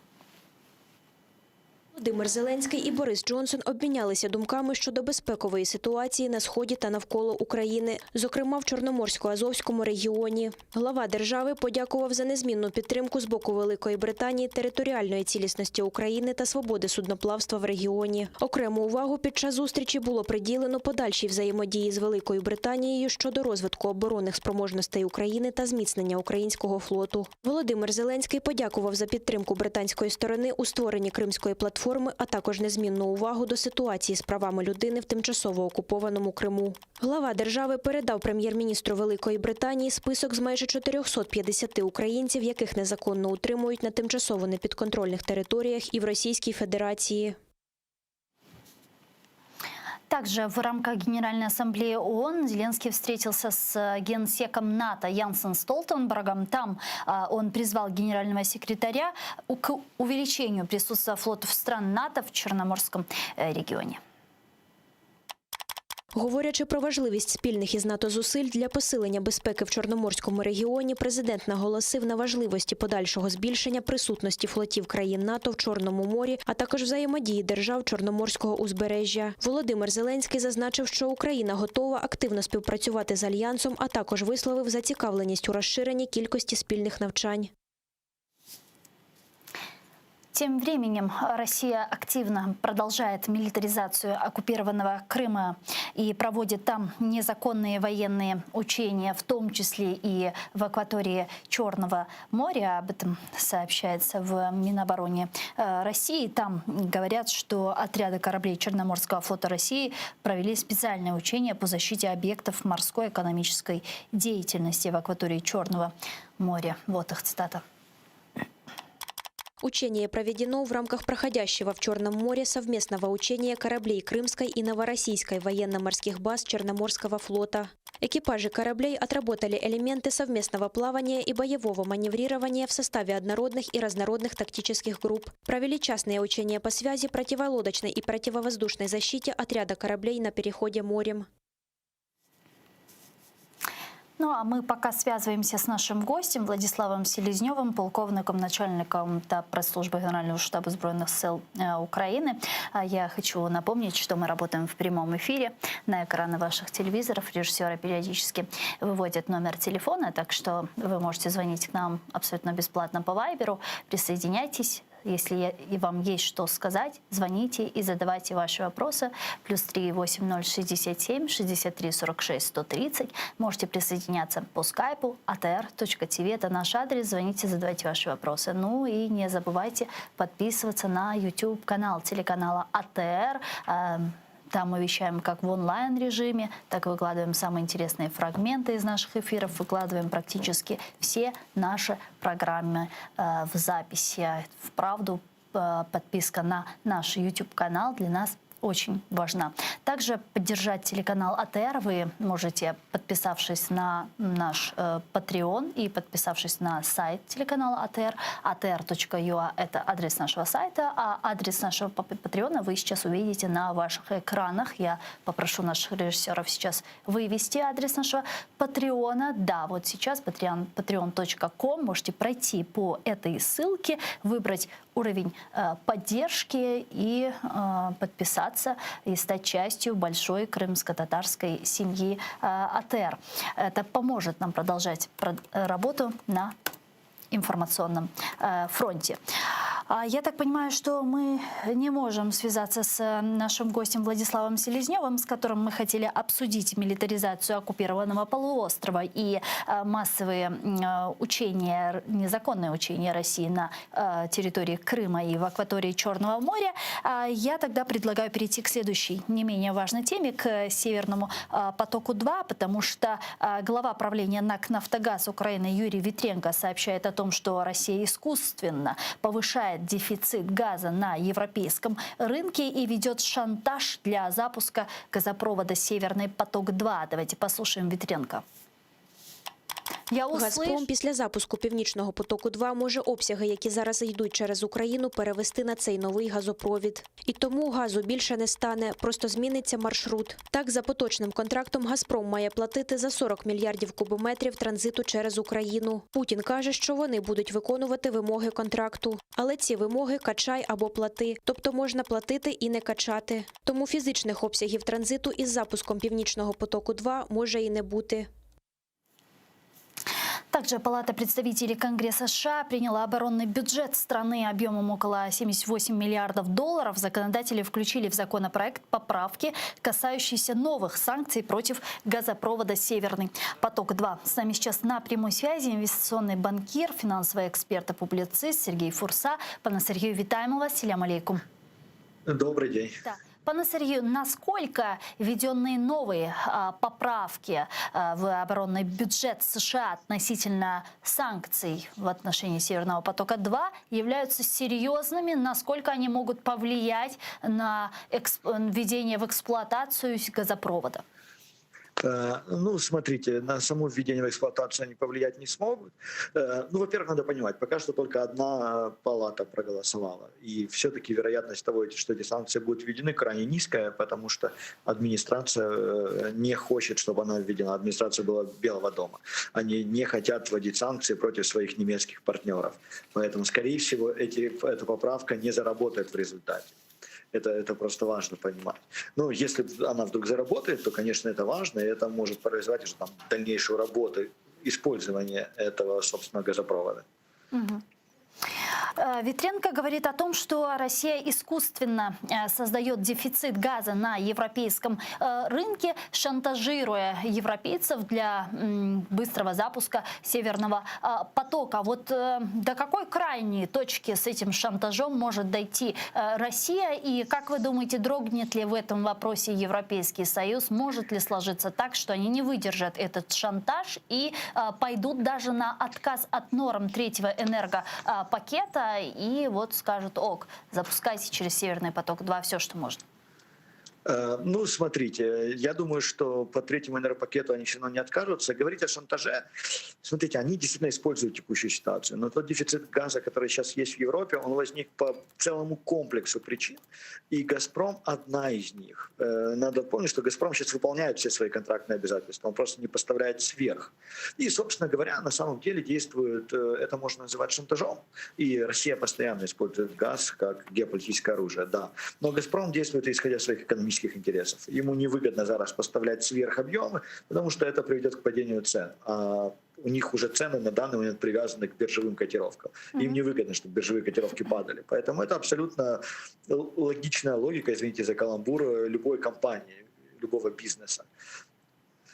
Ветренко говорит о том, что «Газпром» сразу после запуска «Северного потока-2» может все обсяги, которые сейчас идут через транзит газа через Украину, полностью прекратить и пустить газ через «Северный поток-2». Насколько это реально? И как вы считаете, после 2024 года действительно можем ли мы потерять этот транзит? И с экономической точки зрения, насколько это будет сильным ударом для Украины? Ну, смотрите, действительно это реально. «Газпром» на это способен. Они с удовольствием сделают пакость какую-то для Украины. Тут вообще не вопрос. Поэтому они действительно могут из принципа платить, но не пускать газ, потому что это ставит перед нами некоторые технологические сложности. И на данный момент действительно кажется, что когда «Северный поток-2» после 2024 года будет запущен, транзита по территории Украины практически не будет. Дякую вам дуже, пане Сергію. Чухсагу нас, що знайшли время і підключились к нам в ефір. Сергій Фурса був з нами на прямому зв'язку, инвестиционный банкир, финансовый эксперт та публицист. А мы с вами не прощаемся, сейчас прерываемся буквально на 5 минут, а после вернемся в эту студию и продолжим информационно-аналитическую программу «Бугунь». Только уже в этой студии вас поприветствует мой коллега Осман Пашаев. Не пропустите, будет интересно.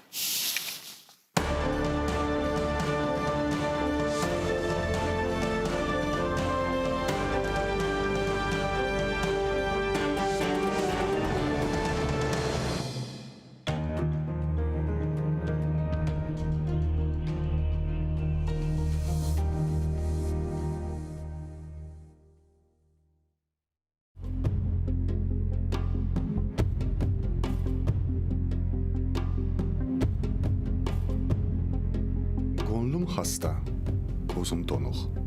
Яшав соғық, өлім соғық. Язым, шиырым, фикрим бозық, ичбірінің керегі жоқ. Весселам. Бар делер бізге келе, бұлбұл ерлай, гүллер күле, айванлар құл кишілерге. İnanmayman ичбіріне. Весселам. Велан батыр, Тувент қорқақ, Амет қырсыз, Мехметке бақ, насыл кірсіз, насыл аппақ. İnanmayman, әпсі алчақ. Весселам. Бірі севген көз яш төке, бірі білген көп лаф ете, бірі батыр көтек севе. Әпсі ешшек, әпсі түйе. Весселам. Халққа қызмет еткенлер бар, халқыны иддай еткенлер бар, женнетлерге кеткенлер бар. Бірі қырсыз, бірі туғар. Весселам. Керчек түгіл, не көк, не жер, не бұлардан туған біздер, Танрым, яшав бұйық хорлық. Бізге яқшы бір өлім бер. Весселам.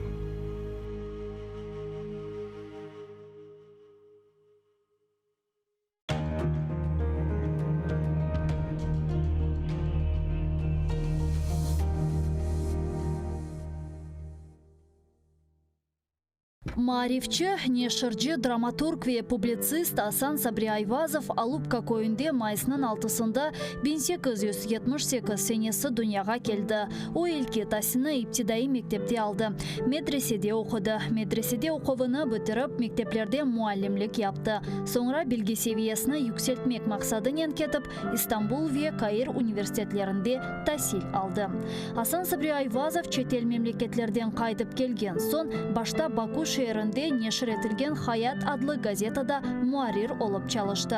Sonra Karasuv Bazar şehrinde Abdurashid Midiyev ile beraberlikte Vetan Hadimi namında gazeta çıkardılar. Асан Сабри Айвазов Vetanı Kırımға avdet olgan son 1913 senesinden başlap Kadimi Bahçesaray'da İsmail Gaspralı tarafından çıkarılgan Tercüman gazetasında çalışa başladı. İsmail Gaspralı 1914 senesi vefat etken sonra Асан Сабри Айвазов tercümanın baş muariri oldu. Sonra o Ahmetçit şehrinde Millet dep adlandırılgan gazeta neşir etti ve aynı zamanda Kırım Milli Kurultayı reisi vazifesinde bulundu. Асан Сабри Айвазов publitsist olmak ile beraberlikte hem yazıcı, hem dramaturg, hem de acayip edebi tercüman edi. Anneciğim neredesin? Kel, neden bu alga kaldık? Gibi bedi eserler ile bir sırada Ivan Turgenev, Anton Çekhov, Lev Tolstoy, Avrupa edebiyatından Knut Gamsun, Longvili gibi müelliflerinin işlerini Kırım Tatar tiline tercüme etti. Асан Сабри Айвазовның icadi umur faaliyeti gayet gürlegen vakitte o Bolşevikler tarafından represiyaga uğrab 1938 senesi aprelinin 17'sinde vahşice öldürüldü. Асан Сабри Айвазовның Neden bu alga kaldık piyasasından küçük bir parça. Seyitbek, şimdi biz ne işleyelim?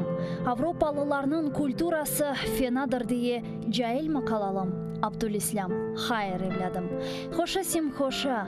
Hazreti Fahir-i Kainat Efendimiz sallallahu aleyhi ve sellem beşikten mezara kadar ilim aranız buyurdukları gibi ilim nerede olsa da gidip alınız buyurmuştur. Avrupalılarının ilimi ve marifini, fenoni ve sanayisini alınız. İhtirat ve keşfiyetlerini de öğreniniz. Milli mekteplerimize sokunuz.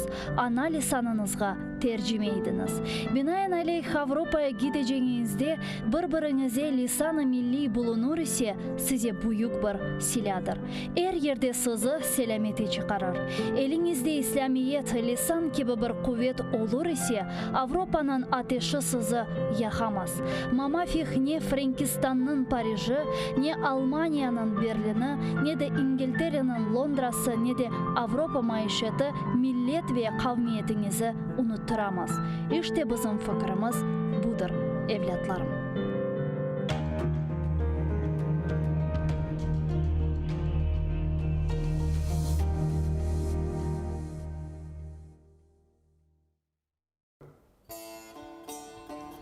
Ey vatandaş, ateşke kır, hazır ol sen yanmağa.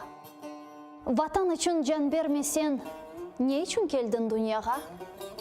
Güzel Kırım toprağında ecdadının kanı var. Her bir terek yaprağında milletinin canı var. Kerek olsa fırtınaday atıl düşman üstüne. Koster ona asırlarla toplangan bar küçümünü. Yenmegence omur billah kureş kene ve kene. Al dediler al almagan intikam ge uçumunu. Sen milletsin bir vakitlar Moskvada at oynatkan. Aciz kalgan getmunlarga yardım kolu uzatkan. Bugün ne için andamında korkup pısıp yüresin. Öz yurtunda suçlu gibi boynun kısıp yüresin.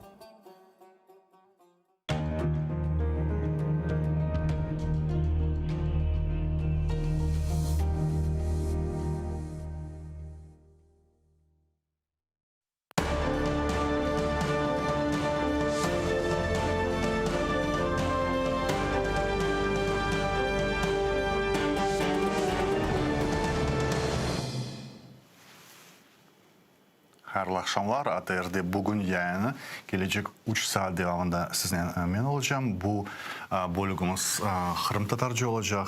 Efir devamında meclis azası Riza Şevkiyev, Nazir muavini Snaverset Halilov ve Kırım gazetasının baş muhariri Bekir Mahmud'un birkaç mevzunu müzakere edeceğimiz. Esas mevzularımız bu ay içerisinde Nariman Cilal'ını ve daha 4 Kırım Tatar tutuklamasını, onlara yapılgan işkencelerin bilemiz endi, onlara aytılgan kabahatlarını ve Riza Şevkiyev bizden endi canlı bağda. Hayırlı akşamlar Riza'a. Selamünaleyküm. Vakit tez geçiyor. Endi aman bir ay olacak meclisin birinci muavinin tutuklanmasına. Elbette bir taraftan Ukrayna hükümetini iktidarını öpkelemege şıyıq. Cumhur Reis New York'ta bile Birleşken Milletler'in genel kurultayında bile Nariman Cilal'ın adını açıkladı. Açık aydın çıkışında onu adı seslendirdi. Ama dünyanın hareketleri nasıl desem duyulmay gibi. Siz ne dersiniz bu hafta?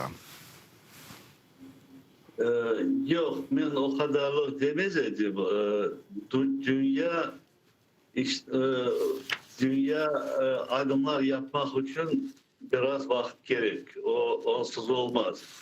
Birden olmaz. Bakın bizim kardeşimizga birinci muavinge böyle diversant dep statyasını koydular ama mahkemesi de geçmedi. Tek bespredel onu böyle gelip evinden hırslap alganlarına böyle bir akt geçer.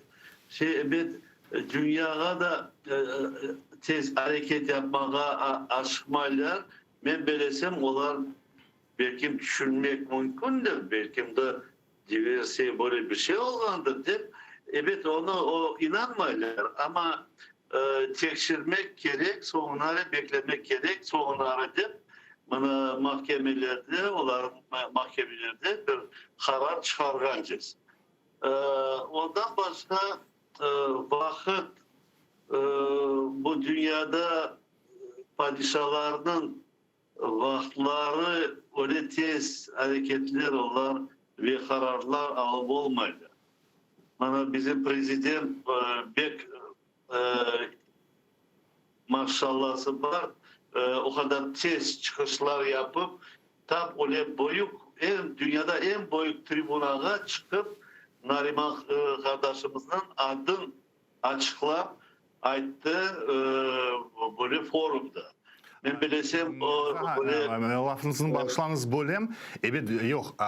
Olsun Amerika Birleşik Devletleri olsun Avrupa Birliği ve daha birkaç memleketler evet herkes çıkışlar beyannameler yaptılar Nariman Cilal hakkında. Ama şimdi dünyanın hareketini degende mesela bu tutuklamalar siyasi mahpuslar Kırım platformasından evveldi bu 7 yıl devamında var idi.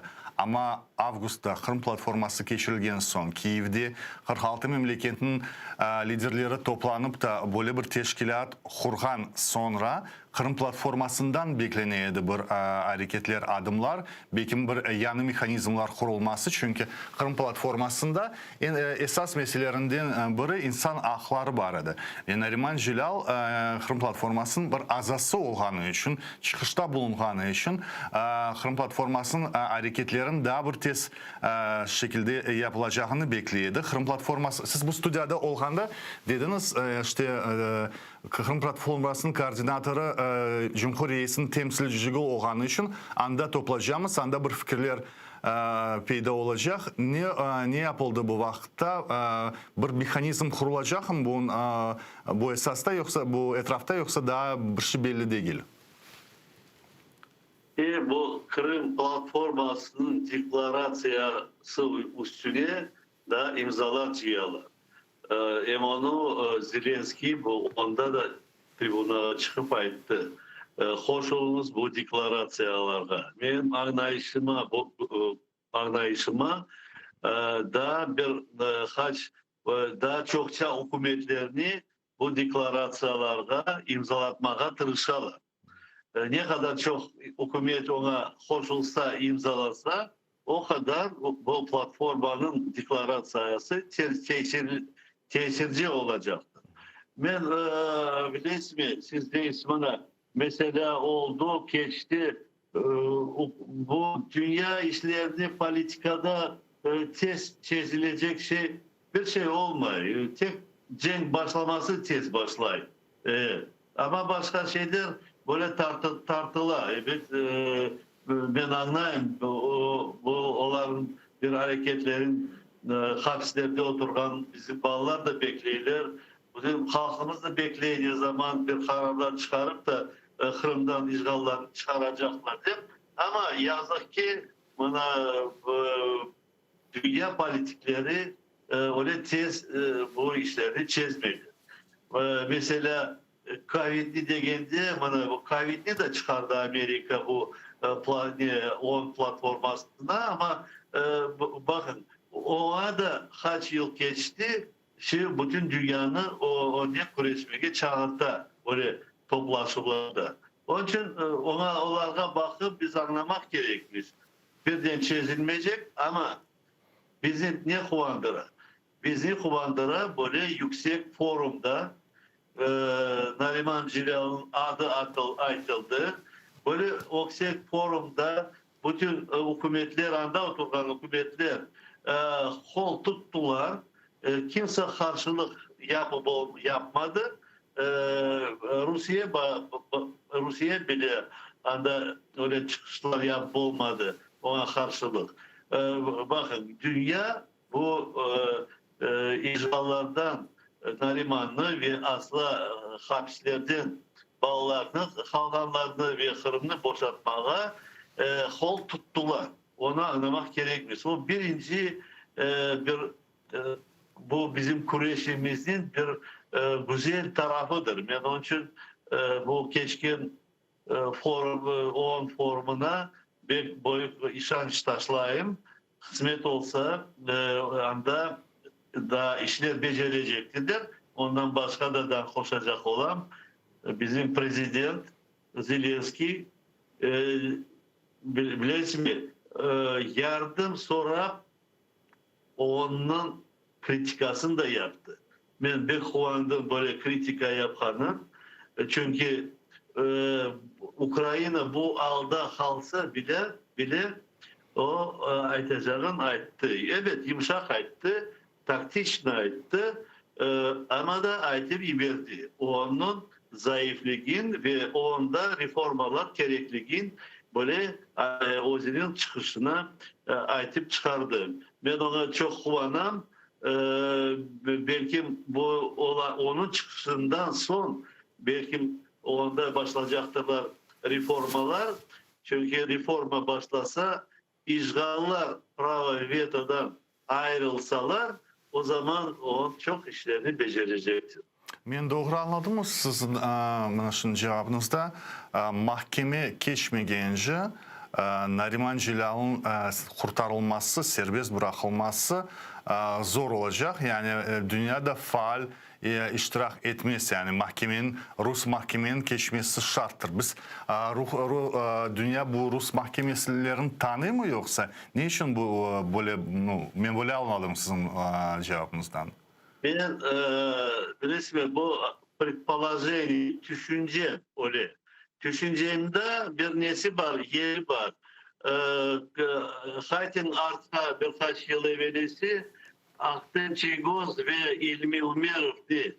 Andan böyle gelişmeler etip çıkarmak için mahkemeleri karar çıkargan son, o zamandan son onları boşalttılar ve razı oldu. Böyle de demek mümkün.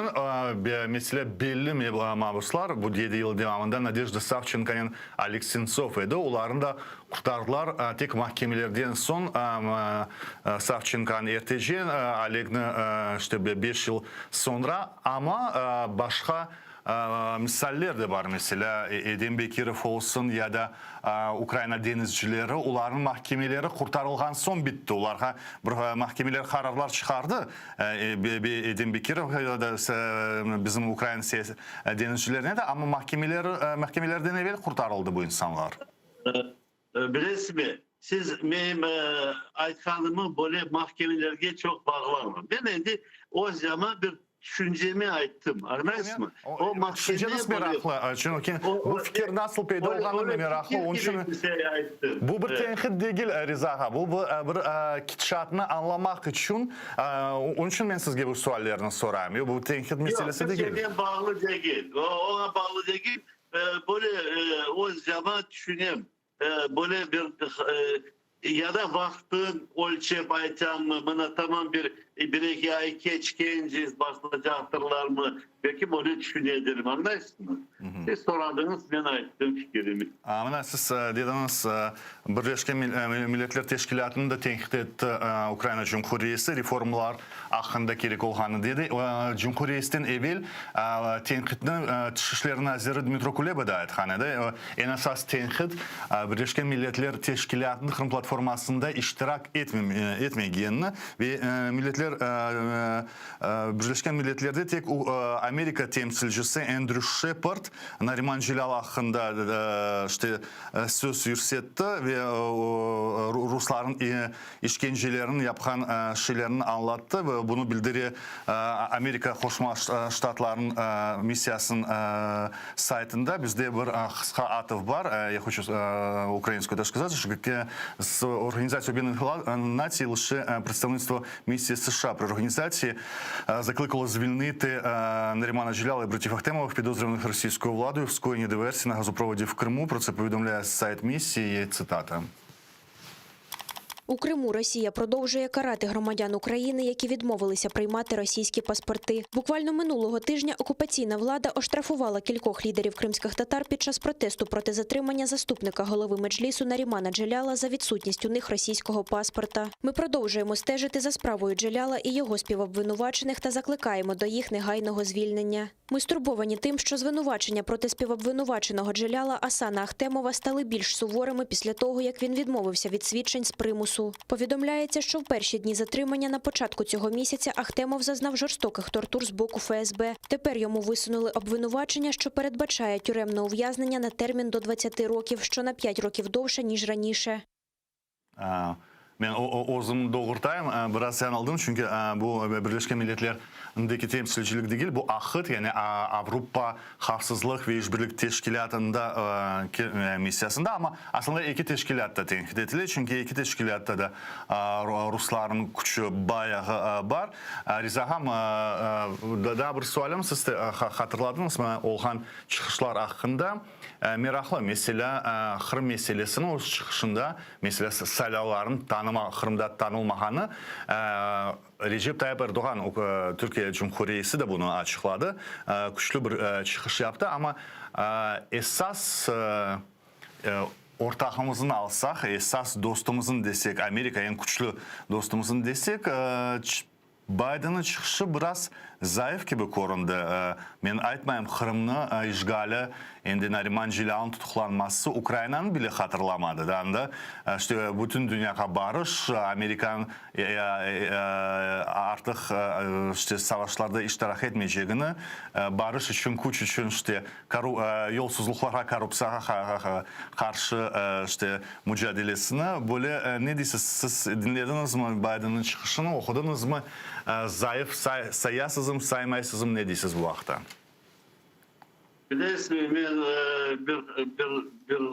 bir buçuk aylar evvelisi Biden'ın bu Severni Patok'a koşulganına o zaman bir lağım belgeni edim. O da ikinci Topal Papi Merkel'den son hep böyle bir aytkan edim. Aman o bugün de böyle fikirde kalacak olan, çünkü o global işlerini laf edip boyu laf edip bu bizim Ukrayna'nın probleması sanki bir ufak bir şey deyip unutulacak gibi aslında koz taşlamadı ve onu bir açıp özünün fikrin bildirmedi bütün dünyada. O yazık ki öyle yapmanın. Evet, açıklamasa da o Ukrayna'ya kol tutacak, kol tutar. Ama ben evet o müteteydim, bekleydim, isteyedim. Biden'dan da Ukrayna hakkında Rusya'ya karşı keskin laflar etkay ve bir ultimatumlar koygay ve işandırgay ona bir acı bir sanksiyalar da Rusya'dan asla bütün dünya o diye tinip bu onların FSB'nin lideri orada oturaydı. Az bir şey saklanaylar da Ukrayna'da tezli boşaltmaya hazırlanaydı. Yazık ki ben yazıksına mı öyle çıkış yaptığını, belki bu böyle bu çıkışına zayıf taktikaları da var. Zayıf olganını tanıyorsunuz, yani zayıf sözünü aytmadınız ama zayıf sözünden razısınız, yani bu çıkışın zayıf olganını. Evet. Evet. Razımın zayıf olgan. Ben de öyle sayıyorum. Şimdi bu zayıflıkka karşı kimden olmasa destek görmek mümkün olacak yakın zamanlarda, yani dünya etrafında? Daha işitmedik. Zelenski'nin haytkan son Haç hükümette bu platformaya koşulganların, ben onun haberim benim yok, informasyonu almadım. Ama ona bakmak gerek. Ne kadar hükümet daha koşulup başladı bu platformaya. Eğer böyle aktif koşulup başlasalar bu Avrupa içine işler albarmak gerek ve bana bugün Britanya, Avustralya, Amerika az bir şey öz blokun kurup başlayan gibi Avrupa hükümetleri haset etip başladılar. Belki o da bu olan yapanları da bunlarda verir bir yanı yolda da ve bütün kalan Avrupa hükümetleri birleştirip mesela Almanya'nın yanına belki ya başka belki Baltik hükümetler yanına, Ukrayna yanına bir blok yaparlar. O blokun da adı belki bu Kırım platformasına girgen hükümetler bir hareketler yapıp tek informasyon taraftan değil de daha bir ortalarda birbirine silahla yardım etmek, birbirine anlaşmalar yapmak, eğer Rusya'da bu agresyon devam edecek olsa bu hükümetler de özlerinin orduların koşulup Ukrayna'nın beraber onlara diyecek olan karşılık verseler böyle belki bir yani bir blok olmak mümkündür.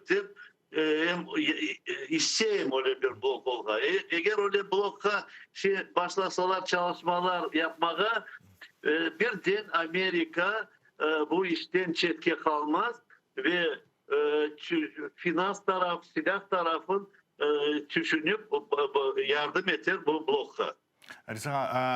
İktidar partiyası, iktidar fırkası bile Ukrayna'da, Sloga Narodu fırkası dünyanın yardımına o kadar değildi. Türkiye'nin yardımına işançlılar. Mesela milletvekili Igor Chernev iki hafta evvelsi dedi ki bir teklifi peyda olğan edi. Siz de eşitkendirsiniz. Ortak bu mebuslar hakkında, tutuklanan insanlar hakkında ortak Ukrayna-Türk komisyasını kurup Türkiye Erdoğan'ın yardımıyla bu insanlarını kurtarmağa bu haftanın başında da bir haber peyda olğan edi.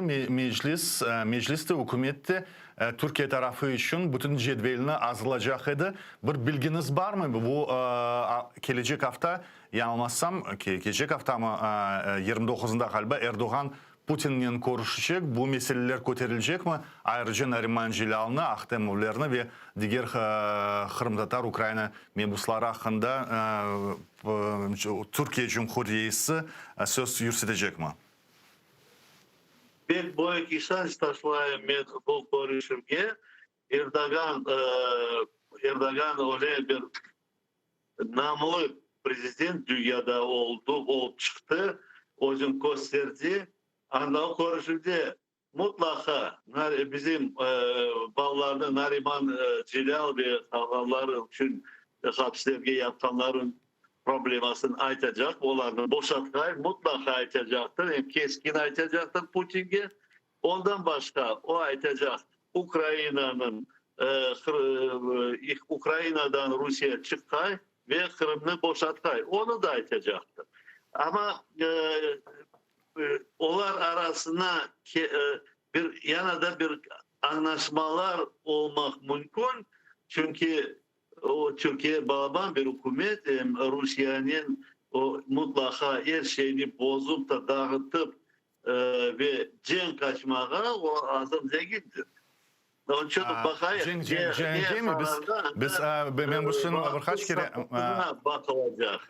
Ben birkaç kere bunu hatırladım. Riza'a evet herkes değil belki böyle bir fikir peyda olğandır seyirciler değil mi olsun halka sanki bu iki liderin yaxşı alakaları işbirliği olğan için Erdoğan'ı dinliyor ama bu Erdoğan sadece dinlemekte değil Erdoğan'ın onlar o vakta nasıl alışveriş yapkanlar ki bunu açıkça aytmak gerek alışveriş Erdoğan istedi verilgende Ukraynaga şey gözleyen İlmi Ömerov ama karşılıklı Rus ajansları Türkiye'de Çeçenistan muhalefetinin temsilcilerini öldürgen iki insan Türkiye hapislerinden Rusya'ya verilgen idi. Şimdi böyle biz yüzlerce hakkında Kırım Tatarları hakkında aytamız o kadarlık da Türkiye tapacak mı o hapislerinde Rus ajanslarını her vakitte Türkiye berip olamayacak çünkü bunda başka mesele de var. Bunlar verilgen son bu Ruslar birisinin soyadını hatırlayayım Anisimov ikincisi yok. Çeçenistan muhalefeti biraz onların üstünde canı ağıran gibi olğan idi. Çünkü onların insanların öldürgen insanlar serbest bırakıldı. Onun için bu haqda ne bilginiz var? Nasıl olacak bu iş? Nasıl alıp barılacak? Türkiye razı mı daha bir kere değiştirmeye, mesela Nariman için bir kimselerin vermeye Rusya'ya? Ben belirtsem Türkiye taraftan bu mesele koyulacaktır böyle. Nariman Cilal meclis reisinin birinci muhabiri o işte böyle diverse işlerge iştirak etmeyen adamdır. Onu herkes bilir, herkes Kore, Rusya tarafları da Kore. Onun için onu boşaltmak gerek bir türlü değişmek, pazarlık koymayı. Halkın yüzlerden Ukrayna adamları hapishlerinde kapalıdan söylerin. Evet onlarla bir pazarlık yapacaktırlar. Çünkü bu bizim tarafta da ve Türkiye'de de var onlardan böyle cinayetçileri kayıtsılardı. Putin o yüzden kaytarmaya tırışardı. Onun için belki de Nariman Cilal için böyle ağır bir haber koydular sanki diversan deyip ona da isteyler bir pazarlık yapıp onların özlerinin bir gruzlüklerini boşaltmağa. Evet, pazarlık olabilir ama niye kararına gelirler? Onu son anlar. Bir yerden çeşit düşünceler gelir, çeşit aklıma varyantlar gelir. Ama korerek konuşurken bir şey olacak ama sonuna bir işanç taşlayımız Nariman Cilalı ve bu iki yaşlı olanlardan boşaltması tezci olsun da bu ben başından aytarklık sutka bağırmayı olanı boşaltsınlar da çıkıp korantalarına kaçsınlar. Çok sağ olunuz yayınımızға meclis azası Riza Şevkiyev koşuldu. Bu yarımdahanız için ve cevaplarınız için çok sağ olunuz. Şimdi bizim canlı efirimizde rahamlaştıruf işlerinden işgal olunğan topraklar nazirliginin muavini Sınaver Seyitxaliyev. Hayırlı akşamlar. Sınaver Bey, iştesizmi meni? İştem. Hayırlı akşamlarda bir kere. İki meseleni sizden müzakere edecek olam. Birisi eski, bu studiyada da müzakere edilgen edi. Kıtadaki Kırım Tatarları için kurulacak, Türkiye tarafından kurulacak evler hakkında. Ama birinci mesele ona da yakındırsınız, onu da onun etrafında siz de çalışadırsınız. Umut edeyim. Gerçekten bilmiyorum. Bu haftanı böyle olumlu bir haberi hükümet Kırım Tatar elifbesini Kiril elifbesinden Latin elifbesinde geçilmesini resmi olarak tanıdı, kabul etti. Yanılmasa ben kararını gerçekten etsem bağışlarsınız, ozumdan temelli okumadım, tek haberlerden gördüm de vaktim olmadı böyle oturup okumak ama bilgenime göre keçuf 4 yıldan sonra olacak, 25 senesi. Ne için 4 sene sonra ötkerilecek?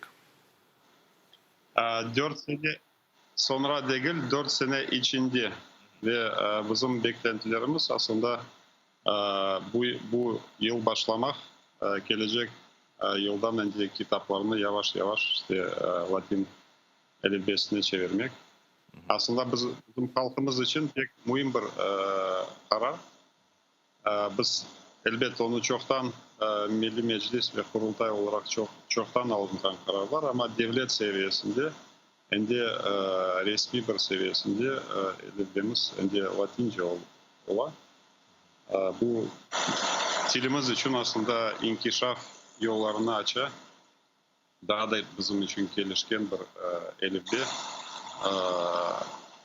Onun için yani hem diasporamızga daha yakın olmak hem de öz dilimizni özümüz vizyamızga göre inkişaf etmek gibi yani bizler için birçok yol açar. Ben anlayayım. İlk karar 92 senesi kabul edilgen olsa, işte 91'lerin kurultayı, 92'lerin, 97'lerin Kırım Yukarı Şurası da bu hafta bir kararlar alğanı da aradan işte aman aman 30 yıl geçti demek mümkün. Ama siz beni doğurttunuz 25 seneden değil, 25 senege kadar yani 4 yıl içinde keşif olacak. Doğru anlayayım mı? Ben devlet paralarının endi bu yıldan başlap dersliklerini bastırmağa ya da kitaplarını mümkün. Çünkü bu karar olmayınca mahan anlataydılar devlet desteklep olamayken Kırım Tatar dilinde bir şey bastırılsa ve Latin elifbesinde olsa. Şimdi endi bu yıldan mümkün olacak mı yapmağa ve dersliklerden başka daha nasıl teşebbüsler olacak, nasıl kullanılacak dil, kaysı sahalarda bu Latin elifbesinde kullanıp olacağımız? Elbette işte kitapların yani imkan olarak hemen de bu günden başlap imkanımız var. Ama elbette bunun için adamlar gerek, kitaplıklarını hazırlamak için yani imkanlardan başka resurslar da gerek. İşte o resursların belki biz yarından tap bulamayız ama en azından öyle bir yolda durduk ve öyle devam edeceğimiz. Elbette bu kitaplar, bu resmi seviyesinde bütün vesikalar Кырым татарча кайда yazılgan olsa, анда işte Latince, bundan son Latince olacak.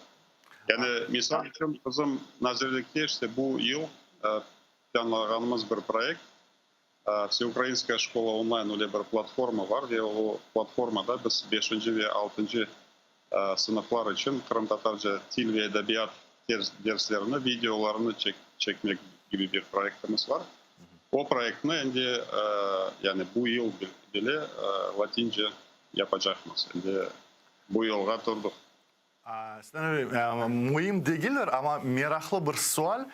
Şimdi deysiz ve karara göre, hükümet kararına göre Latin elifbesi Kırım Tatar dili için ve ona göre de devlet desteklep olacak. Ya bu zamana kadar Kırım Tatar dilin elifbesi qaysı kararga göre tayin etilgen edi? Çünkü şimdi Latin olsa Ukrayna devleti şüphelenim öyle bir karar var idi mi Kırım Tatar dili Kiril elifbesinde ya da Arap elifbesinde olmalı. Aslı öyle bir karar dünyada var idi mi yoksa eski Sovet kararları kullanıla mı bu zamana kadar bunu açıklanız. Çünkü bu ilk karardır Ukrayna hükümeti seviyesinde.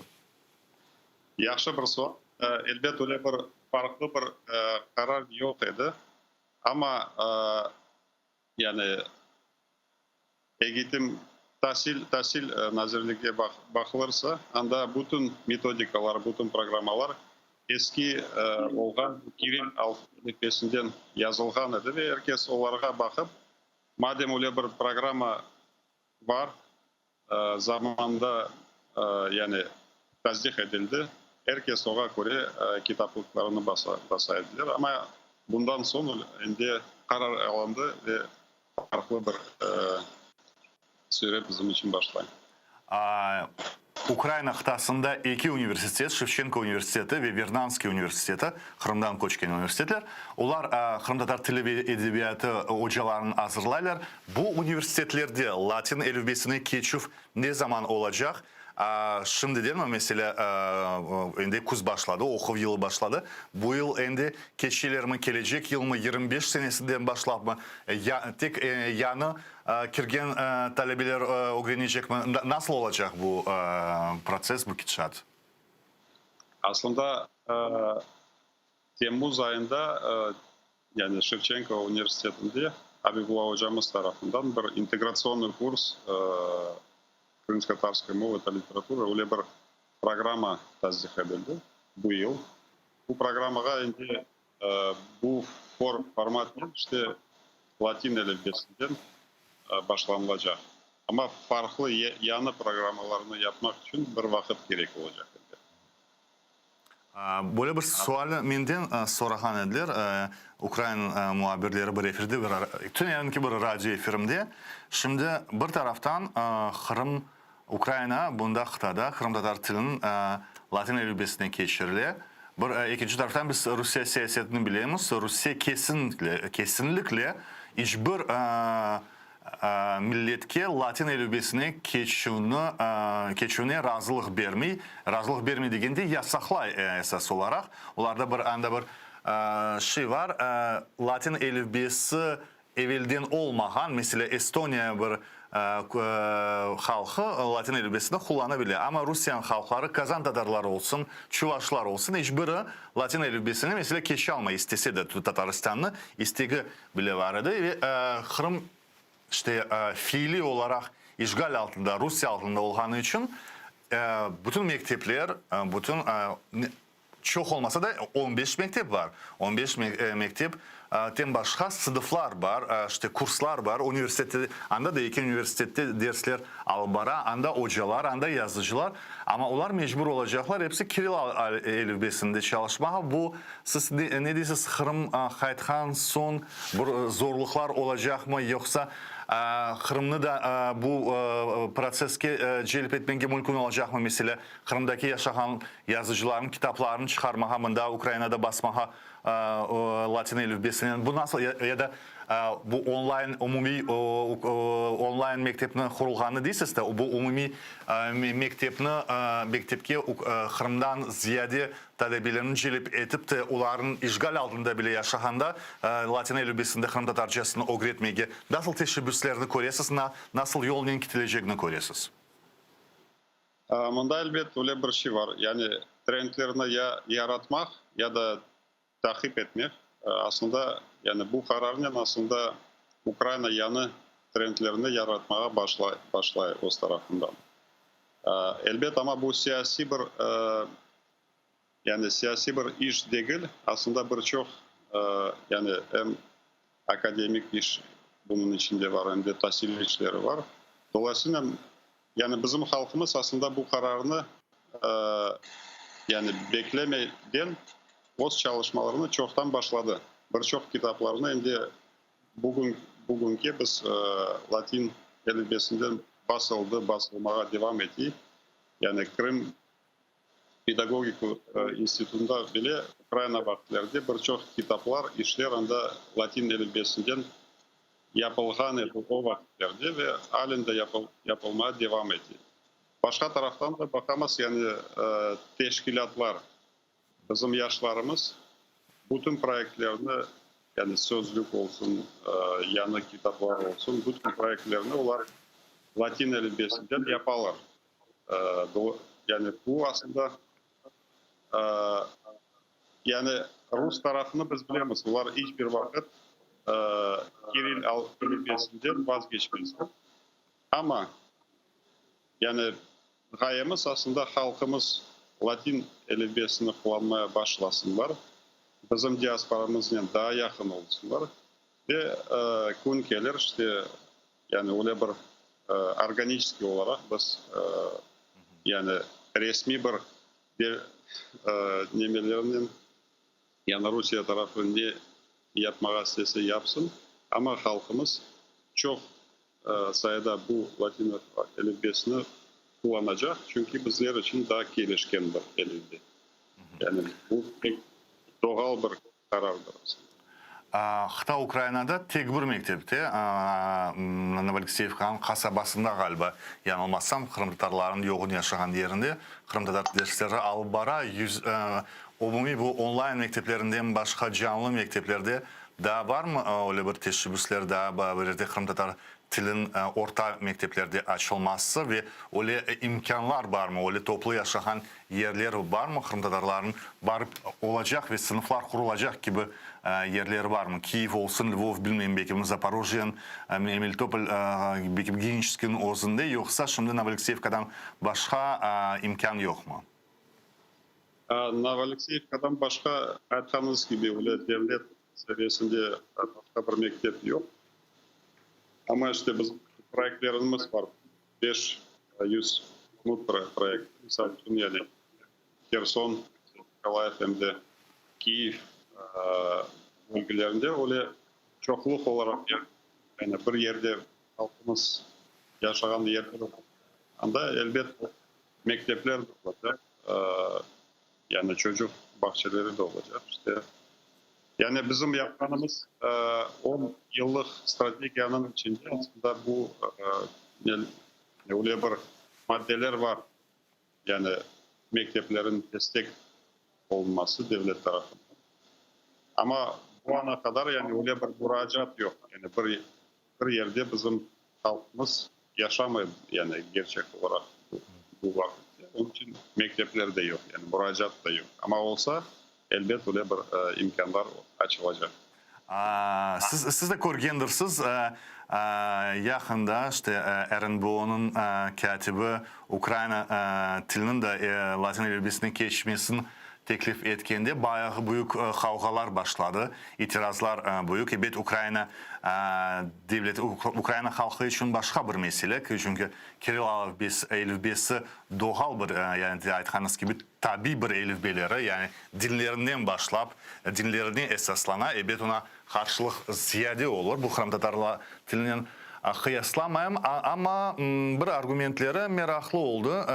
Diler ki keçsek Latin elbisini bir kereden okuğan insanların sayısı düşer. Çünkü o insanlar işte bu grafikaya büyük dikkat verirler. Şimdi dünyada iki devlet, Azerbaycan, Türkmenistan ve Özbekistan, onlar da 30 yıl evvelsi keçkenediler Latife elbette. Kırgızistan'da geçmedi. Kazakistan 2017 senesi kabul etti keçiğini. Ben şimdi Kazakistan'dan, Kırgızistan'dan almayayım. Bu 30 yıl keçkenler, bir statistikaları var mı sizde? Meraklandınız mı? Nasıl oldu bu keçiğ? Okuyanların sayısı gerçekten düştü mü? Bir taraftan evet ben aytmak isteyeyim, Kırım Tatar tilinde şimdi gerçekten aytsak okumaylar. Okumaylar. Kırım Tatar tilinde edebiyat, okulan edebiyat yok demek mümkün. Alışkanlık yok. Ama onlara göre nasıl oldu bu gençler okuyma Latin elifbesinde bu memleketlerde? Çünkü ara sıra görüyorum Azerbaycan Facebook'ta olsun. Onlar hala da bazı da Azerbaycanca yazganda Kiril elifbesini kullanırlar. 30 yıldır geçkenleri ama insanlarda bu alışkanlık var. Elbet bu programımız yani elifbe en öyle temel ya da esas bir yani bir madde değil. Aslında mühim olanı bu tahsil prosesi.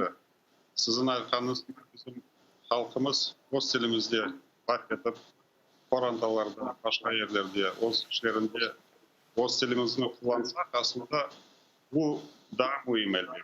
Son yani kaysa elbette o yani ikinci bir mühim olan bir şey.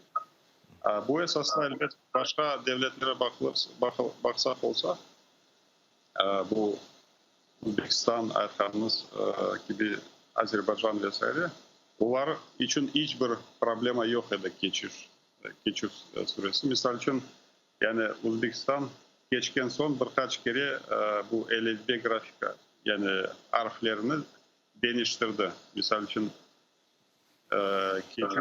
birinci zamanda birinci harflerini başladı, son kararlarını değiştirdiler vesaire. Bu endi organik bir proses gibi devam ediyor. Ama esas olan şey elbet bizim yaşlarımıza, korandalarımızdan başlayıp bütün başka yerlerde çok yani malumat vermek o stilimizde. O stilimizni öyle güçlü ve popülerni yapmamız gerek ki onlar tilimizni öğrenmeye istesinler, öyle bir istek olsun yaşlarımızda. Bu elbette en esas gayemiz ve bizim bu yapkan stratejimizin içinde aslında bu stratejik bir gaye olarak belirlenген. Bizim halkımızda o stilimizni kullanan adamların sayısına çoklaşmak. Öyle bir gayemiz var yani.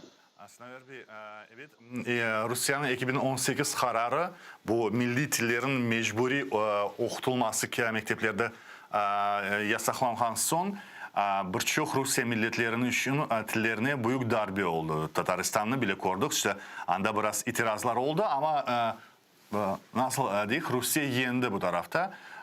Ne kadar Ruslar demese de Kırım Tatar tili devlet statusu kazandı Kırım'da. Devlet statusu hiçbir tilge bir şey vermiyor. Çünkü mecburi tahsili artık yok milli tiller için Rusya Federasyası'nda.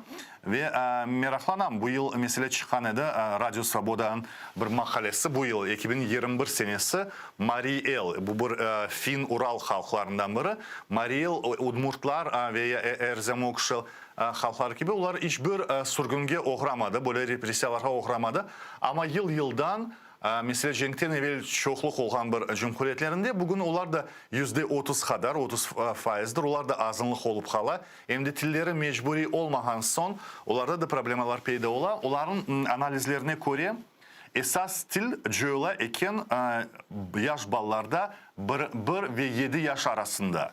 Ve onlar dediler ne kadar tahsil olsa da olmasa da mekteplerinde, şimdi onlarda bir bayağı var, 15 değil, onlarda yüzlerce mekteplerde Mari tili berili ama bala mektepke kelgende hiçbir söz bile bilmiyor bazıda. Çünkü tez Ruslaşa bala bakçan vaxtında onlar Onlar da bu meselen biz de kaç yıldan beri koteremiz ve işgalden evvel ATR'de yapmaya çalışıyorduk. Çizgi filmlerin olsun ya da seriler, diziler olsun, onların dublajını yapıp da meraklı kontentini Kırım Tatar tilinde yayın edip, öyle edip celp etmeye tilge. Şimdilik mesela Mari'de onlar saydılar. Gençlerge, biz bilemiz, ballar olsun YouTube'da hepsi yaşarlar. Bugün bu genç nesil hepsi internette.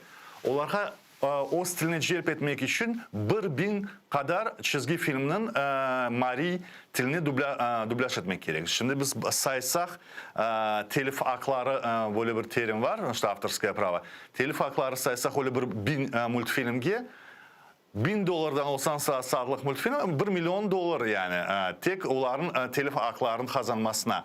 Bu meseleler nasıl çizilecek? Bu hakta asla düşünülür mü? Çünkü biz kontentini yapmayınca ne kadar biz haysı elifbegi geçirsek, ne kadar tahsil programları hazırsak kontent olmayınca til gençlerde ve ballarda olmaz. %100 katılıyorum sözlerinizge. Yani content bizim vakitlerde pek mühimdir. Çünkü aslında content olmayınca balalarımız başka contentine bakacaklar. Öz contentimiz yoksa. Ve başka contentler yani çokluk olarak ya Rusça ya da başka dillerde olacak. Onun için yani biz yaşlarımızda bu dil nememizde kaybedeceğiz. Ama yani bizim yaptığımız stratejiyanın içinde bu madde pek mühim olarak yazılgan idi. Elbet hem devlet tarafından yani kontenti yapan televizyon kampanyalarına ya da başka şirketlerge elbet destek yapılması mecburdur yani. Aslında bu tamir halkların içinde de bir farklı bir kalem olarak yazılgan kanunun içinde. Yani bu destek programmaları imkanları var. Oğa göre işte onlarını istifade etmek gerek olacak. Yani daha bizim halkımızın alttan öyle bir teşebbüsler yaratılması gerek yani. Ama benim sualım şimdi de anlatmaya çalıştım. Hiçbir devlet bile, Amerikan belki almasak, Japonya bile ya da Çin bile, hiçbir devlet, büyük devletler bile öz kontentini yaşamıyor. Yani işte dünya birbirinden satıp alıyor o kontentini. Ben bu piyasanı biraz bilgenim için televizyon işlerinden. Bunlar aslı işte piyasa kanununa göre, işte pazar kanununa göre yapılar. Devlet var mı? Devlet için insan, devlet için telif hakları satılar. Mesela Moldova küçük devlet olduğu için Moldova için bir fiyat olabilir. Mesela Avustralya ya da Büyük Britanya başka devlet olduğu için, yani Fransa, onlar için başka fiyatlar. Ama Kırım Tatarların mesela ben şimdi hatırlayan milletlerinin milli halklar devleti olmayan, onların devletleri yok. Onlar devlet için telif hakları kazanıp olamay, alıp olamay. Çünkü nege göre Ukrayna için alacak olsak biz Ukrayna fiyatlarının onu hiçbir zaman yapılmamız. Öz üretimimiz hakkında desek hiçbir paranın biz binlerce saat content yapamamız, bu imkansız. Bu Ukrayna için imkansız. Ne için? Ukrayna tili canlandırmasında büyük 1+1 kanalı yapan için. Çünkü 95 senesi Radyanski Hollywood filmlerini Ukraynaca dublaj yapmaya başlayan son genç nesil Ukrayna'da Rusça laf etken gençler bile Kırım'da olsun, ben aklıma o vakta üniversite öğrencileri biz 1+1 yani 1+1 kanalını bakmaya, izlemeye başladık. Çünkü Ukraynaca meraklı filmler yapılaydı. Ve bu telif hakları bu sadece Ukrayna meselesi değil. Bu dünya seviyesinde bir zor mesele, nasıl etip devleti olmayan küçük halklar için ya yani işte çareler tapmak ya da başka fiyatlar ya da belki pro bono mesela şimdi aytkanım gibi hatırlayayım, Rusyan şirketleri beriler Rus kontentin bu dedim de Mari tiline tercüme etmek yani bunun bir ticari amacı olmazsa bedava verirler. Ama biz Rusya kontentini alamayız veya almamız biz anlayız. Çünkü her bir kontent multfilmleri bile siyasettir. Ama dünya seviyesinde böyle bir şey yok. En azından dünya olmazsa Türkiye seviyesinde belki. Çünkü Türkiye'nin üretimi seriallar olsun, çizgi filmler olsun, onlar da bayağı büyüktür. Böyle bir pro bono şeklinde, evet tercümege, dublajga endi akçalar tapılır mı da. Ama telif haklarının kazanması için o böyle teşebbüsler düşünülemez. Yoksa belki sizin öz fikirleriniz var bu haqda nasıl yapmak mümkün olacak? Meraklı bir mevzu. Aslında bilgenim kadarıyla bizim Ukrayna'da olan birçok medya grupalar öz kontentlerini mahsusen o işgal olan topraklar için bir yani anda vişanya yapan kanallara bedava veriyor.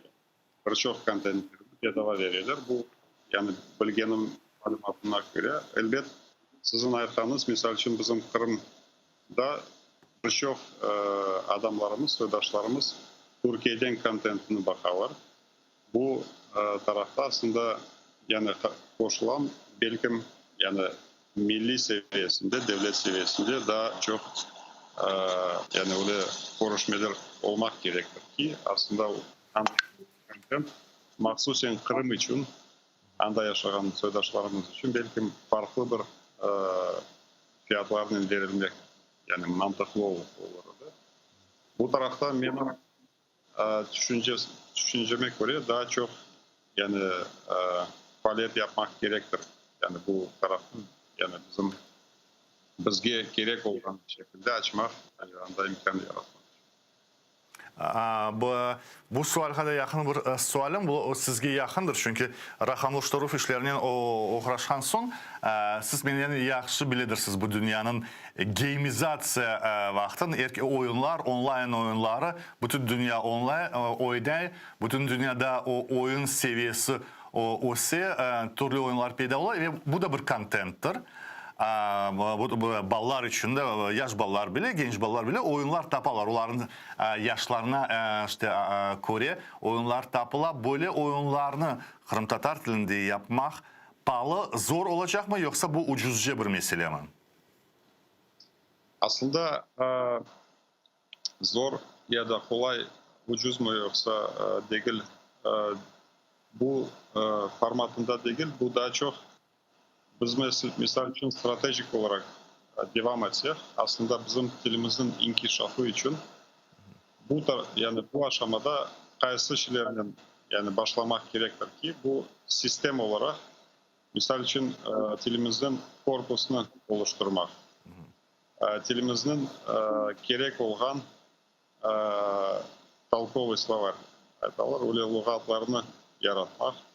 Çünkü bu yol aslında birçok tercüme işlerinde çalışan başka mütehassıslarına da kolaylık verecektir. Çünkü biz görüyoruz ki misal için yanı vakitte birçok tercümanlar ya Türkçe ya da Rusçadan alıp başka sözlerini yaratırlar. Öyle farklı sözler var yani halkımızda. Ama sistem olarak kaysı sözlerini kullanmak daha doğru. O işte yani temelini atmak gerektir. Yani temelini yani bu aşamada bizler için daha mühimdir belki yani bu oyunlardan başka.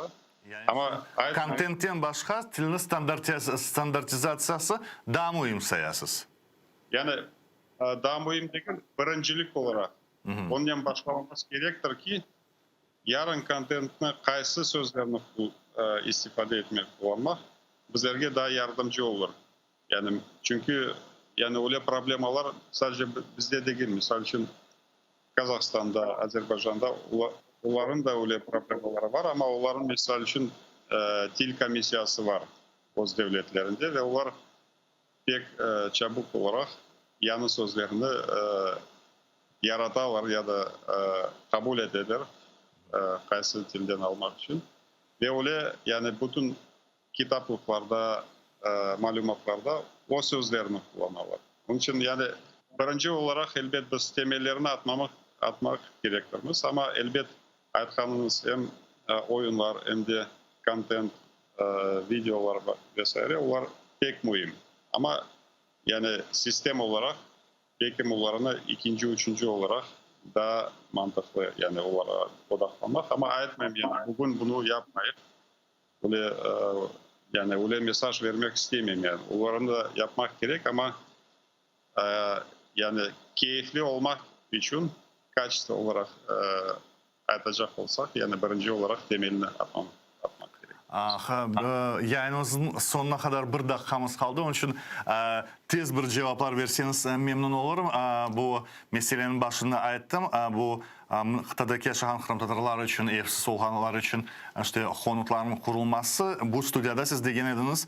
Nikolayev'de yer tapılgan edi. Xerson'da belli değil. Hatırlamam Kiyev için 100 konut işte birinci aşamadaki 100 konut hakkında Kiyev hakkında Kiyev'de toprak tapılmagan edi. Bu iş şimdi kaysi seviyede, kaysi noktada ne aytabilirsiniz bu haqda? Elbette bu proyektini bizim Kırım Milli Varlık Fonu da yakından takip etti ama yani nazirlik olarak biz hem Kherson'da hem Nikolayev'da toprak olarak hazır. Şu anki aşamada TOKİ tarafından ihale yapılay ve bu ihalenin belki bir ay içinde bitmesini biz bekliyoruz. Bitkeni vakit Türkiye'den da bir heyet gelecekler.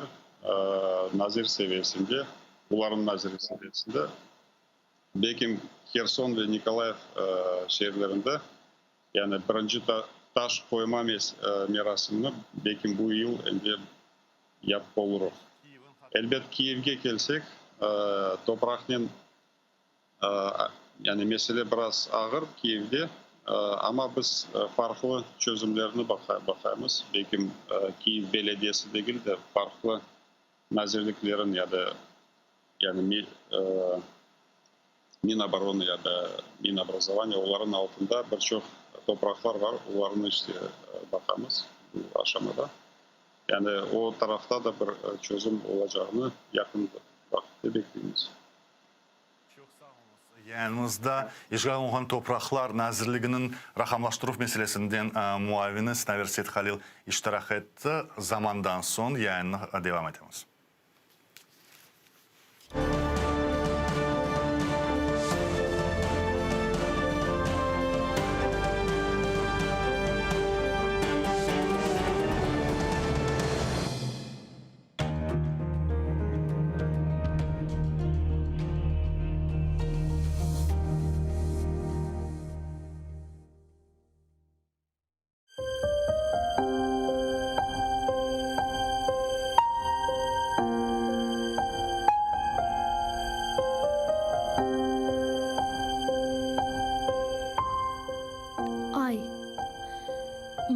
Sil yüzünden menden ışık kızganma. Men bir garip yolcu edim. Kaldım kara dağlarda. Yol şaşırdım, kun aşırdım. Sana bakıp ağlar da ah çekerim. Aç yüzünü, meni yaman göz sanma. Aç yüzünü, saç nurunu, uçurumlar, kayalar. Işık alsın, aydınlansın. Kolgeleri silinsin. Toprak topman kardeş isen koksundaki şu taşlar, granitler kara yerge ayna gibi korunsun. Yüreğime sırdaş isen kozumdaki şu yaşlar çiçeklerge tökeceğim, oçıklarga karışsın. Tan yıldızı doğar eken elbet meni o bekler. Saç nurumna yolcu garip hasretine kavuşsun.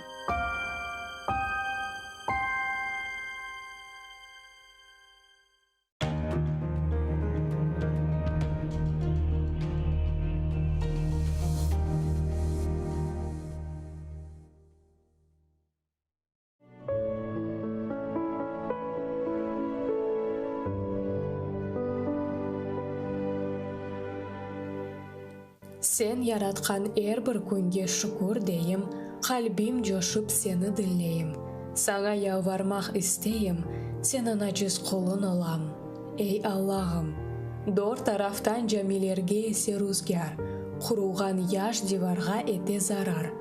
Kökke bakkan minareni kapla efkar, umutumuz yalnız sana. Ey Allah'ım, Ел фурте ябанларны башка элден, йыкылмасын бу диварлар ак темелден. Сафларымыз имдат арай хак элинден, тутучундан бурускерны. Эй Аллахым, ecdatlarının ezan sesin aydamasın, dünümüzde milletimizni ayırmasın, tınç olmagan ülkelerini andırmasın, duamızını kabul eyle. Ey Allah'ım, saqla bizni, o'zimizni biz joymayıq, ecdatlarının bağlarını iç qıymayıq, bir-birine dallarını sıx baylayıq, avucuna al xalqımni. Ey Allah'ım,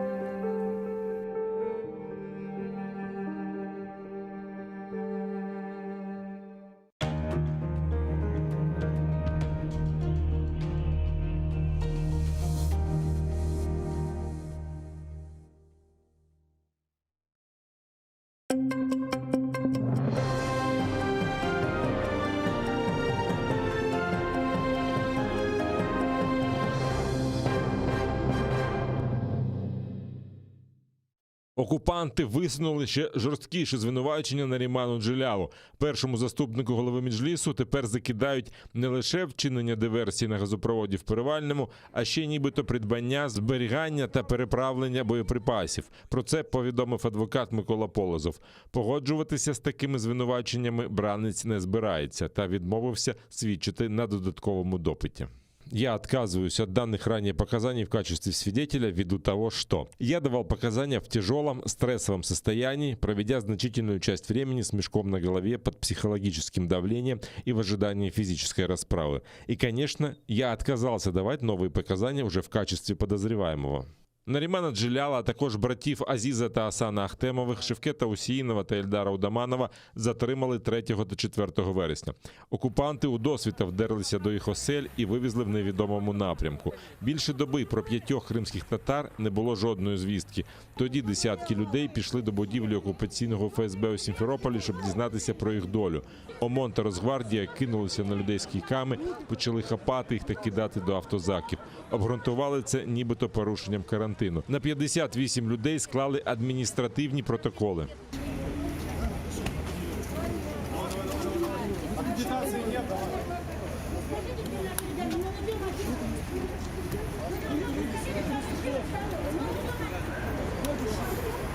Згодом стало відомо, що у цей час силовики вибивали зізнання двоюрідних братів Азіза та Асана Ахтемових, а ввечері ФСБівці підтвердили, що 5 викрадених кримських татар у них.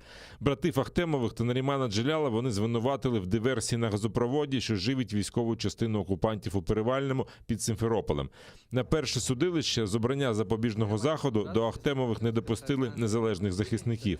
Адвокат Софія Шабанова таки змогла потрапити до зали і була шокована станом бранців. Но ребята как-то неадекватно, очень странно себя вели, не поднимали голову. Такое было ощущение, что они ничего не слышат. Я все-таки пробилась в зал судебного заседания, подошла к Азизу, сказала: я твой адвокат. Сначала я подписала соглашение с твоим отцом, вот сегодня с женой. В это же время позвонила жена, а Азиз заученными словами сказал: я от вас отказываюсь, у меня есть адвокат. И я говорю: что ты делаешь? Вот родственники беспокоятся, а он сидит и он просто ни на что не реагирует. Такое может быть только в одном случае, когда человека пытали, когда на человека оказывали физическое, психологическое давление, и он был очень сильно испуган. Азіза та Асана Ахтемових і Нарімана Джеляла загратували на 2 місяці. Ахтемових звинуватили в підриві газової труби, а Джеляла спочатку в підбурюванні до цього. В день викрадення бранців тримали з мішками на голові, тиснули психологічно та погрожували розправою. Лише Ельдару Удаманову та Шевкету Усіїнову присудили адмінарешт за непокору силовикам та кинули у ізолятор тимчасового тримання на 15 діб. Асанових нещадно катували, змушуючи дати потрібні окупантам свідчення. Невдовзі ФСБ опублікувало відео з псевдозізнанням Ахтемових.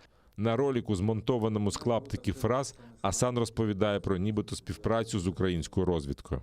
Приїхав в Херсон, я пішов в Макдональдс, где ко мне подсел человек в красных кроссовках, красной кепке и назвал себя Саидом. Он объяснил, что это кумулятивный снаряд. и что он должен пробить эту трубу. Должно хватить силы, чтобы пробить эту трубу. Пришло сообщение, что нужно вспороть этот сыр, и там внутри находится это взрывное устройство. Саме ці так звані свідчення окупанти вибивали силою. Це підтвердив і адвокат Айдер Азаматов, який поспілкувався у СІЗО з Азізом Ахтемовим. Він розповів, що найбільше дісталося Асану. В лісі його погрожували розстріляти при спробі втекти, якщо не погодиться підписати зізнання. Згодом у підвалі нещадно били та катували струмом. За цим споглядали ФСБшні адвокати Полянський та Глушко, які назвали це звичайною процедурою. За словами Азіза, Асан дуже сильна людина, але вони зламали цю сильну людину і змусили зробити те, що їм треба.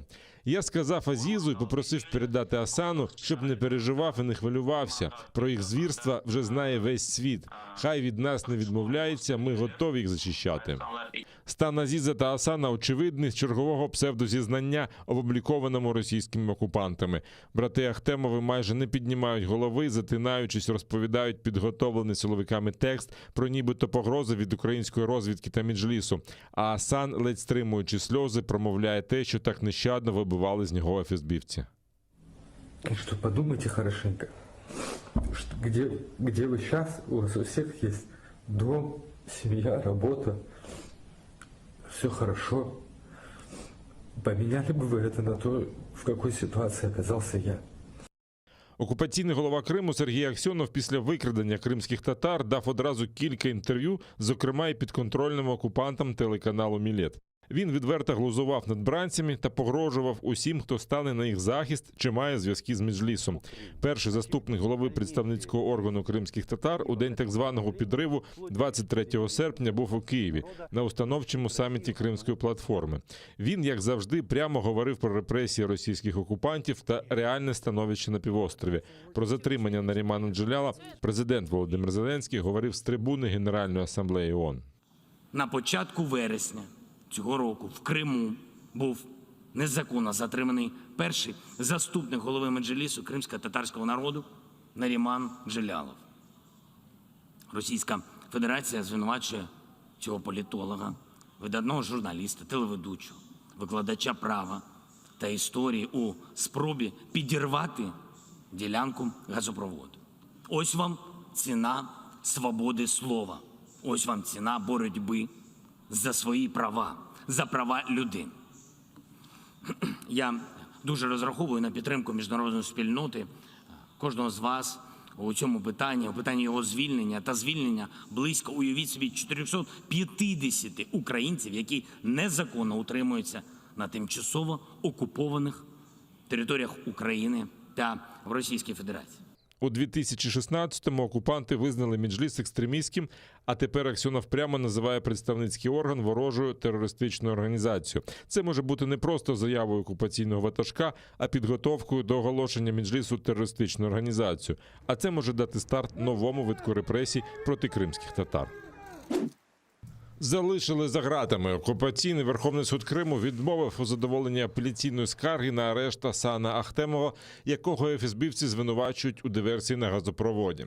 Він залишиться під вартою до листопада. Засідання було закритим та без участі самого Асана. Той, за версією силовиків, на карантині, начебто через контакт з хворим на COVID-19. Його адвокат Айдер Азаматов впевнений, що за таких умов засідання не мало б відбутися, бо це порушує права його підзахисного. До того ж, адвокат мав намір розглянути заяву Асана про катування під час затримання.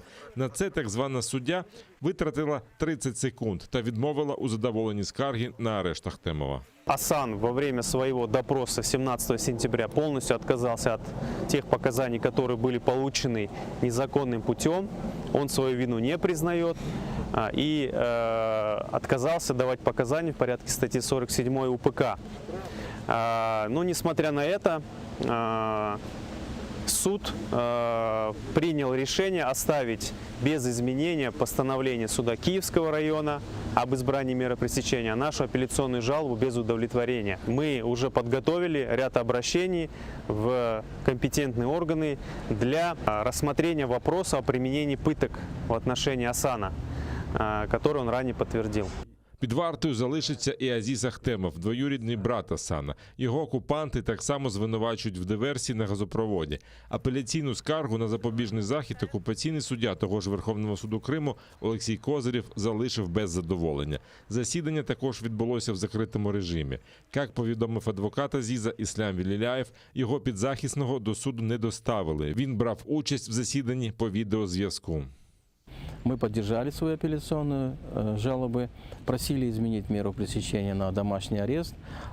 Прокурор, естественно, прокурор возражала, говорила о том, чтобы оставить меру в виде содержания под стражей такой, какой она есть. Уйдя в совещательную комнату, судья огласил вступительное резолютивное постановление. Значит, решение суда первой инстанции оставлено в силе, изменил только на одни сутки до месяца 4 до 2 ноября 2021 года. В окупованому Криму порушили право на справедливий суд у так званій справі Чубарова. Про це йдеться у доповіді голови моніторингової місії ООН з прав людини в Україні Матильди Богнар. Зокрема, вона вказала на порушення міжнародних стандартів під час так званого процесу через те, що окупанти виносять вироки за події, які відбулися до окупації. Як і раніше, у Криму порушувалися права на справедливий судовий розгляд у справі голови Меджлісу кримськотатарського народу Рифата Чубарова, який сьогодні проживає на материковій Україні. Він був заочно засуджений судом в Криму до 6 років позбавлення волі за організацію масових заворушень під час мітингу перед Кримським парламентом 26 лютого 2014 року після ретроактивного використання законодавства, що є порушенням міжнародних стандартів. Підозрюються у шахрайстві в особливо великому розмірі. Саме так закінчилась кар'єра окупаційного віце-прем'єра Криму Євгена Кабанова. Російські силовики звинуватили його у завданні збитків майже на 60 мільйонів рублів та кинули за грати. Кабанов був призначений на посаду так званого віце-прем'єра Криму 27 листопада 2018 року. Він опікувався будівництвом та реалізацією Російської федеральної цільової програми розвитку Криму та Севастополя. Вчора окупаційна Держрада Криму відправила Кабанова у відставку, а сьогодні зранку його затримали силовики. Окупаційний Київський районний суд Сімферополя підтримав клопотання російських прокурорів та заарештував Кабанова до 22 листопада. Разом з ним на нарах опинився вже колишній окупаційний міністр будівництва та архітектури Криму Михайло Храмов. Його теж напередодні відправили у відставку і звинуватили у крадіжці грошей з російського бюджету. В лавах українського війська без втрат. В штабі Об'єднаних сил повідомляють про певне зниження ворожої активності. Минулої доби окупанти не застосовували артилерію, однак обстріляли захисників Новолуганського, Південного та Кримського. Ворог відкривав вогонь з гранатометів різних систем, кулеметів великого калібру та іншої зброї. По напрямку Південного противник вів турбуючий вогонь зі станкових протитанкових гранатометів та великокаліберних кулеметів. Поблизу Кримського російські найманці здійснили прицільний обстріл наших позицій з гранатометів різних систем та стрілецької зброї. Біля населеного пункту Новолуганське ворог тричі відкривав вогонь з гранатометів різних систем та стрілецької зброї. Підрозділи Об'єднаних сил тримають ситуацію під контролем та продовжують виконувати визначені завдання з відсічі і стримування збройної агресії Російської Федерації. З Афганістану до Києва прибув літак з евакуйованими українцями. Він повернув додому 96 осіб. Щоб це відбулося, Україна вела багатоденні міжнародні перемовини. Як зазначила заступник міністра оборони України Ганна Маляр, яка зустрічала літак в аеропорту Бориспіль, Україна не залишить в біді своїх громадян, хоч би де вони не були. Наразі прилетіло 96 осіб. Серед них є громадяни України, є особи з посвідченням на постійне місце проживання в Україні, є члени їх родин, а також особи, на повернення яких запитували Ватикан та Канада. Хочу подякувати всім, хто сприяв цій евакуації: Офісу президента, посольству та Міністерству оборони, особливо воєнній розвідці України. На Канарському острові Пальма продовжує агресивно вивергатися вулкан. Потік лави вже знищив більше 200 будинків. Евакуйовано щонайменше 6 тисяч жителів. Людей не залишили в біді. В цілому на острові живе 80 тисяч людей. Волонтери збирають для тих, хто залишився без даху над головою, їжу, одяг та навіть дитячі іграшки. Організовано вже 13 центрів такого збору. Просто намагаємося допомогти. Мені не по собі, коли сиджу вдома і нічого не можу зробити. Тут я щонайменше можу посильно допомагати. Ми всі добровольці. Люди приносять одяг, їжу, все необхідне. Ми сортуємо одяг на чоловічий та жіночий і за розміром, щоб було легко розподіляти. За попередніми даними, вулкан вже знищив майно приблизно на $102 мільйони. Влада Іспанії обіцяє купити для постраждалих 2 житлові комплекси з майже сотнею будинків. Допомогти з тимчасовим житлом планують і іспанські банки. Постраждав і врожай бананів, основного експортного продукту острова. Фахівці кажуть, що вулканічні гази для здоров'я людини не є небезпечними, але стовп густого диму розтягнувся більш ніж на 4 кілометри. І це може загрожувати літакам. Поки аеропорт Пальми працює в звичайному режимі. Приєднуйтесь до сім'ї АТР та підпишіться на сайт нашого телеканалу. Для цього наберіть в браузері atr.ua, натисніть на кнопку «Вступити в сім'ю АТР», виберіть суму і натисніть кнопку «Підтримати АТР». Після цього заповніть дані своєї картки та електронної пошти. Оберіть регулярність платежу, погодьтеся з умовами програми та натисніть кнопку «Оплатити». Перший кримсько-татарський телеканал АТР – це максимальна та ексклюзивна інформація про Крим. Це єдиний осередок свободи слова для кримсько-татарського народу. Підписка на наш сайт – це підтримка нашої інформаційної боротьби та ваш внесок у повернення півострову додому, в Україну.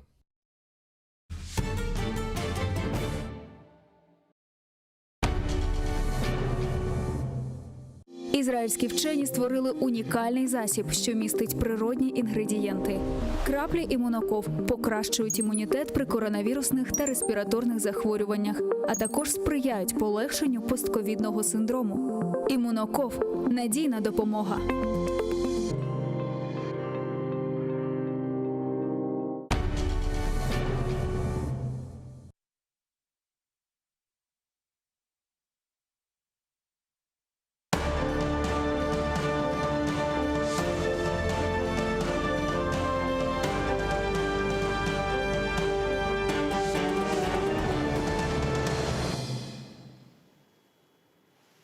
Хайр Ахшамлар, доброго вечора. Це друга година вечірнього ефіру «Бугунь» на телеканалі АТР. І ще 2 години проведу з вами я, Осман Башев, в цій студії. Протягом ефіру у нас очікуємо на прямому зв'язку Андрія Тетерука, українського військового народного депутата України 8-го скликання, і Юлію Смоловську, експертку з міжнародних питань, дипломата, бо говоримо про безпекові теми в Україні, про останню Генасамблею ООН і виступ президента Зеленського на ньому, в тому числі з критикою Організації Об'єднаних Націй, яка ухиляється від тематики НАТО. Цю критику ми чули і від Дмитра Кулеби, міністра закордонних справ України, одразу після Кримської платформи, в якій офіційно ООН не брала участі.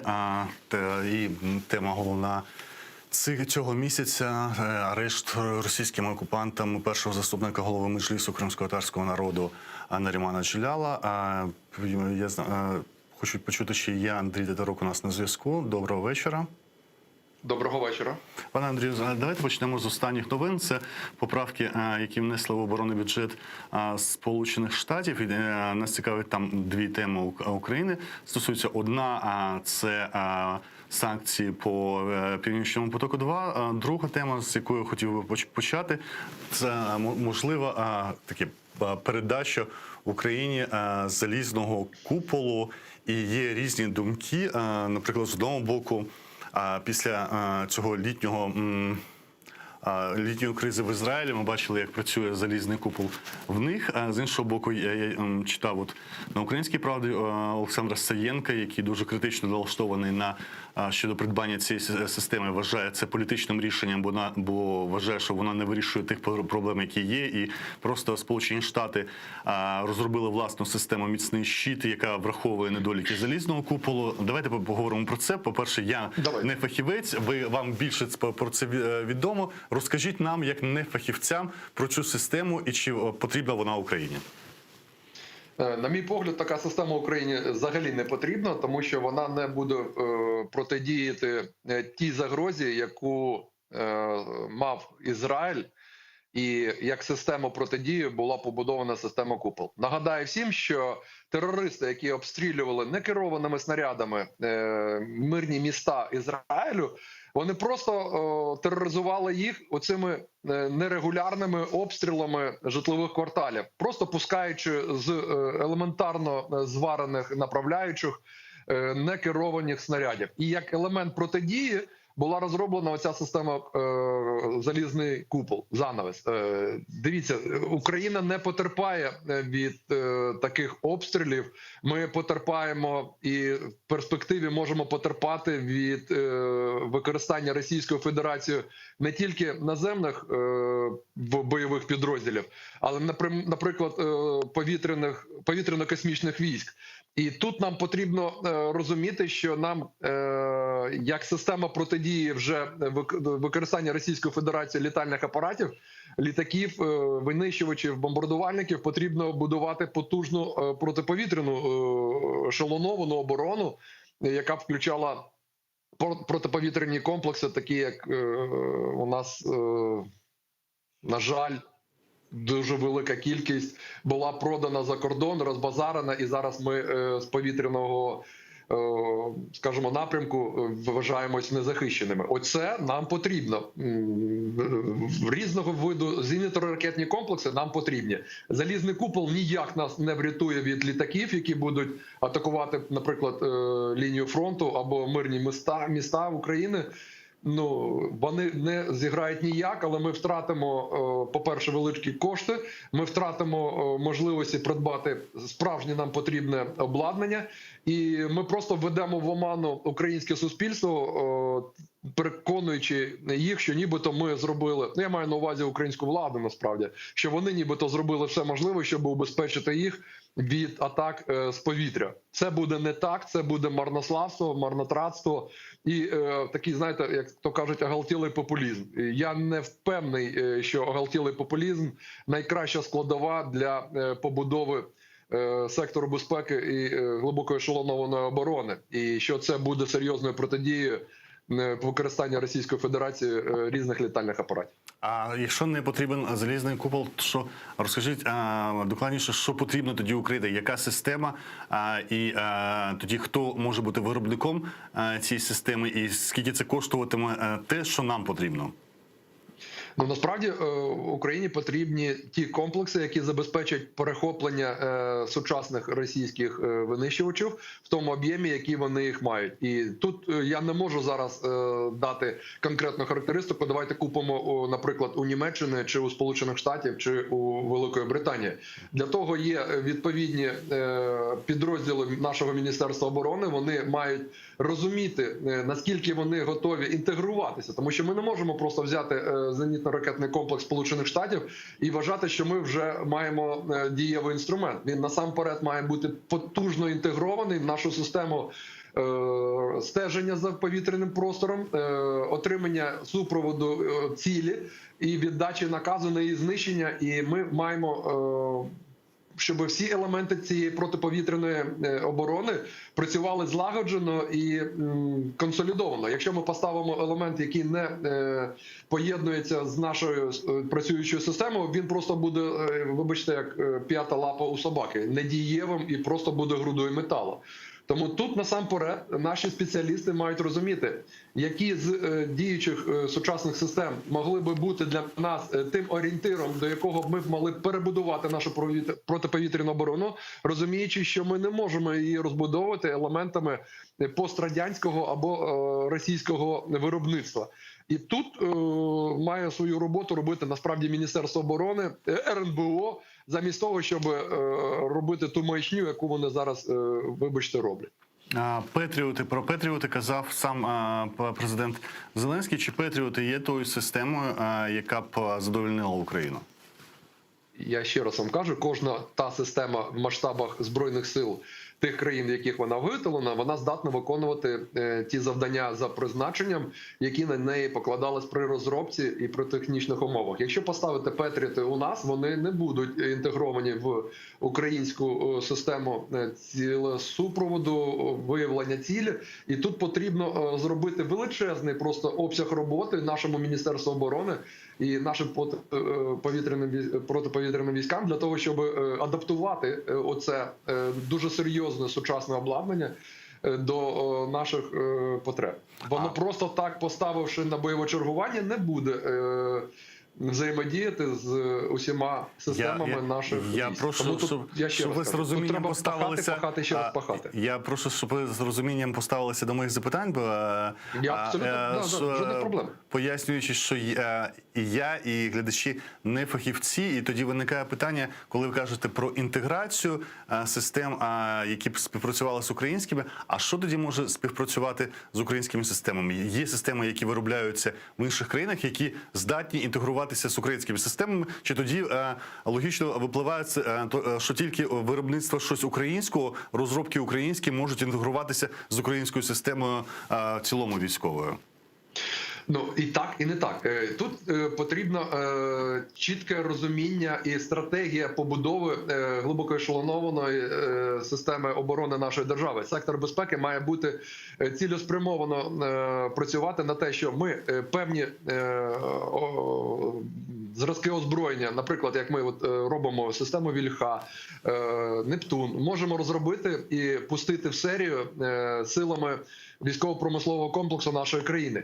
А, наприклад, запустити, розробити з нуля винищувач, який би виконував завдання по захисту нашого повітряного простору, потрібно 5 мільярдів, там, наприклад, доларів. Умовно беремо цифру.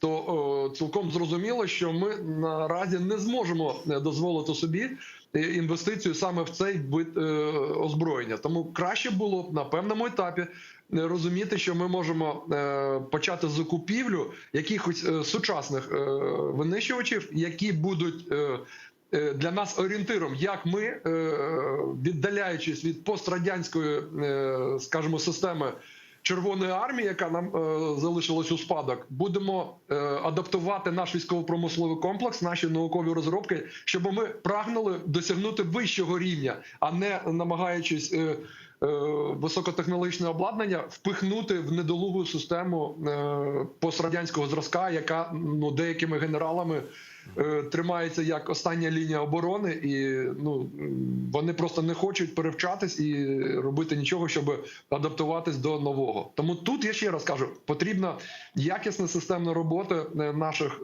аналітичних центрів, наших спроможностей розрахувати їх і розуміти, які системи ми заради орієнтиру можемо вже ставити на озброєння і під них піднімати спроможності наших, щонайменше протиповітряних військ. Те саме стосується військово-повітряних сил. І решта. У нас великі проблеми з артилерією. Нам так само потрібно розуміти. Якщо ми переходимо і плануємо вступати в НАТО, то нам є потреба розробляти або виготовляти калібри під натівські стандарти і повністю перепрацьовувати виробництво з таких снарядів, виробництво таких стволів для різних артилерійських систем. І під це плавномірно працювати, а не навмання просто вкидати в інформаційний простір, що нібито ми купимо Петріоти і у нас все буде добре. Не буде. Повертаючись до залізного куполу, Румунія теж не потерпає, Румунія не має на своїх кордонах таких проблем з некерованими ракетами, але Румунія придбала цей комплекс, і це дуже дратувало росіян. Вони все ж таки розглядають його не тільки як оборонний, а так як і можливий для використання в інших цілях. Чому ж таки, якщо у вас є розуміння, чому Румунія це зробила і чому вона вважає це в Чорноморському регіоні для себе ефективним засобом? Я не можу давати звіт за те, якими доводами і аргументами керувалось вище політичне і військове керівництво сусідньої з нами держави. Я розумію, під що створювався цей комплекс державою Ізраїль і як система протидії саме тим некерованим снарядам, які в великій кількості запускаються з території, які контролюються терористами, проти мирних мешканців Ізраїля. І як система протидії він дає достатньо високий коефіцієнт корисної дії. Тобто він збиває майже 90% таких некерованих ракет, запущених з території сектору Газу, або палестинської автономії, там, де терористи почувають себе достатньо комфортно.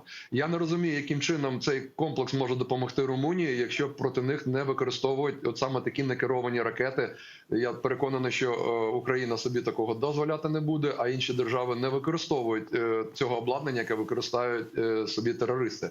Росія може що завгодно кидати в інформаційний простір, але давайте завжди пам'ятати, що Росія суперпрофесійно веде інформаційні війни, не менш ефективно вони уражають мозок і свідомість громадян, проти яких направляються ці інформаційні війни. Тому цим меседжам з боку кремлівської пропаганди я б найменше довіряв і найменше їх використовував для аналітики. Як рівень і ступінь загрози, безумовно, ми маємо розуміти, тому що там вони приховують можливі і свої наступальні операції, де вони намагаються, наприклад, дегуманізувати українців як країну ворожу до Російської Федерації. Причому вони переіначують це з точністю до навпаки, називаючи українців нацистами, фашистами і тих, хто стріляє в мирне населення. Хоча саме факти використання мирного населення як живого щита, порушення прав і свобод громадян України на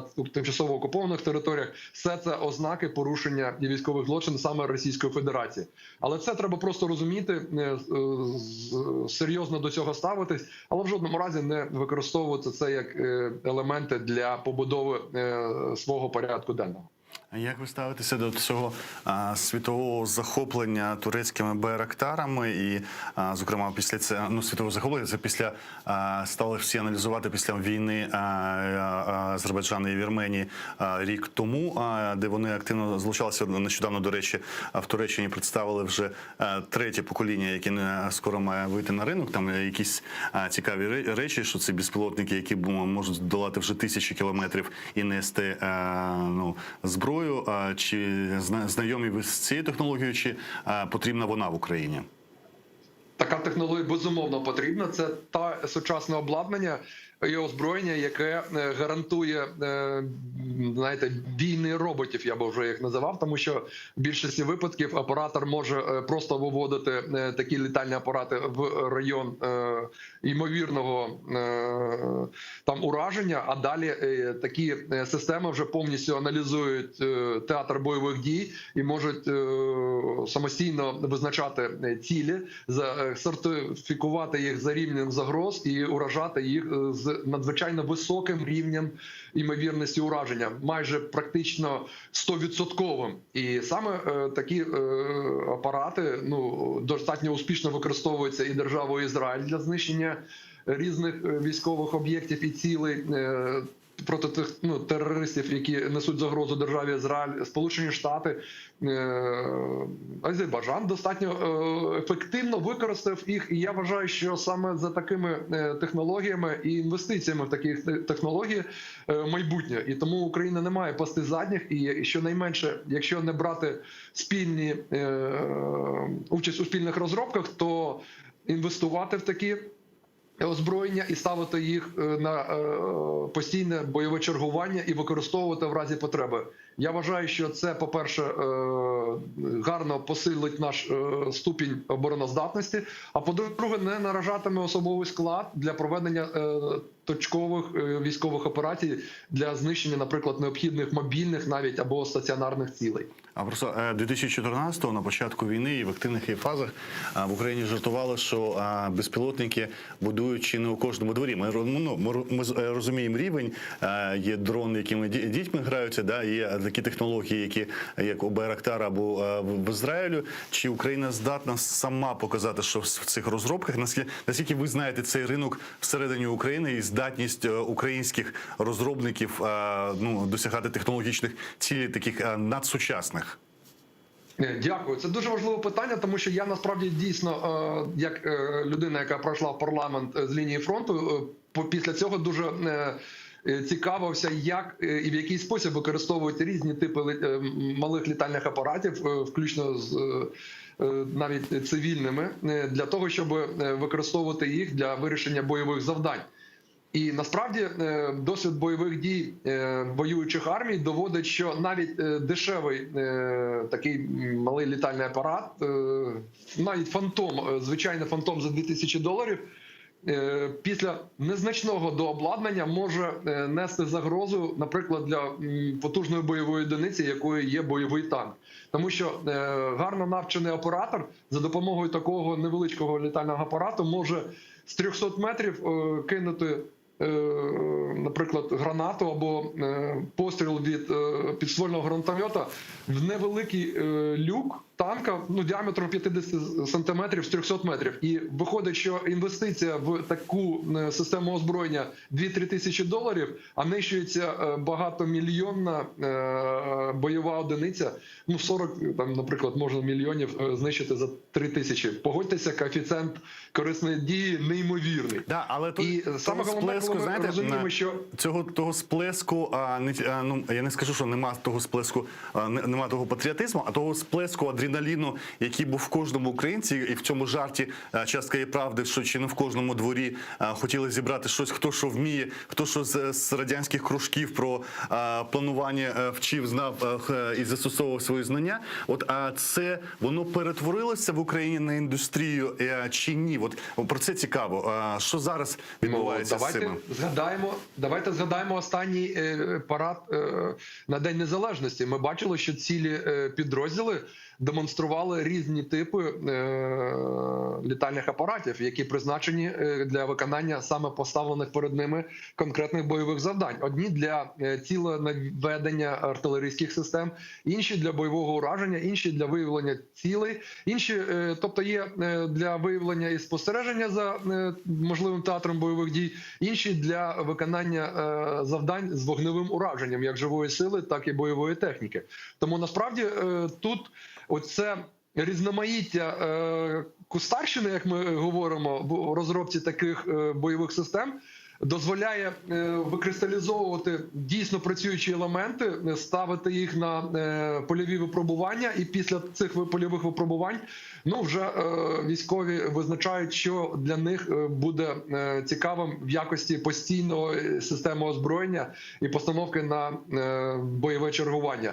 Тут я би хотів бачити більшу оперативність у розробках і впровадженні таких систем, тому що дуже багато людей, я на останній виставці озброєння і техніки чув докори, що насправді від таких розробників і кулібіних наших просто відмахуються. Якщо немає фінансової зацікавленості певним особам, то пробитись через бюрократичну систему неможливо, і більшість з них продовжують існувати виключно на волонтерських засадах, і діючи напряму з підрозділами, але не набуваючи серійного виготовлення для наших Збройних сил. Це дуже засмучує, оця недолугість, заскорузлість діяльності наших Збройних сил. Цікавий такий аспект, знаєте, про кулібіних, коли ви сказали, дійсно, коли ви кажете, що хочете більшої оперативності і слідом йдуть, що від них відмахуються, вони потребують інвестицій, чи є щось таке в наших розробниках, в наших кулібінах, що могло би зацікавити, скажімо, світ, як нас цікавить в світі якісь технології, наприклад, у турків, ізраїльтян, щоб зацікавило українських розробників для того, щоб продавати не тільки на внутрішній ринок, які залежать від української економіки, а щоб залучити за рахунок замовлень закордонних інвестицій сюди, щоб розробляти і для себе самих. Чи є, принаймні, я думаю, що ми можемо пропонувати, мені так здається, дешевше, тому що в Україні все може коштувати набагато дешевше в виробництві. Чи є щось в технологіях, що може зацікавити інші країни? Да, безумовно. Будь-яка війна, вона просто є каталізатором для талановитих інженерів, для військових, які на практиці опрацьовують такі ідеї і, вдосконалюючи їх, отримують чудові бойові одиниці, які виконують завдання за призначенням. Але ми маємо абсолютно катастрофічну ситуацію, яку можу навіть покаяти, що ми не змогли зламати за часи парламента 8-го скликання, в якому я мав честь працювати. У нас абсолютно заскорузла корумпована система Укроборонпрома, який має, знаєте, унікальну таку монополію на продаж таких зразків озброєння на зовнішній ринок. І вони просто не дають ліцензії нашим українським виробникам. І навіть вже 8-й рік війни це питання системно не вирішено ніяк. І тому більшість наших розробників просто-напросто їдуть за кордон, або діють, створюють спільне підприємство за кордоном і реалізують оці свої талановиті напрацювання і розробки за кордоном. І це вже не є українським, скажімо, виробом. Це вже є виробом сусідніх з нашими держав, або, наприклад, ізраїльськими, або американськими. І це саме стосується не тільки ринку озброєння. Така сама катастрофічна ситуація і в космічній галузі. Ми намагались розширити можливості нашої держави, просто створивши умови для приватно-державного партнерства, щоб ті талановиті інженери, які ще здатні генерувати нові ідеї, могли би реалізувати свої проекти і позбутись цього заскорузлого пострадянського правила тримання монополії держави на розробку і запуск космічних апаратів. Але це, знаєте, ВОЗ і нині там, тому що дуже багато червоного директорату сидить і через свої зв'язки з вищим політичним керівництвом намагається тримати той статус-кво, абсолютно корумпований, недієвий для нашої держави, щоб просто продовжити хоч на певний термін власне збагачення і тримання ситуації під контролем.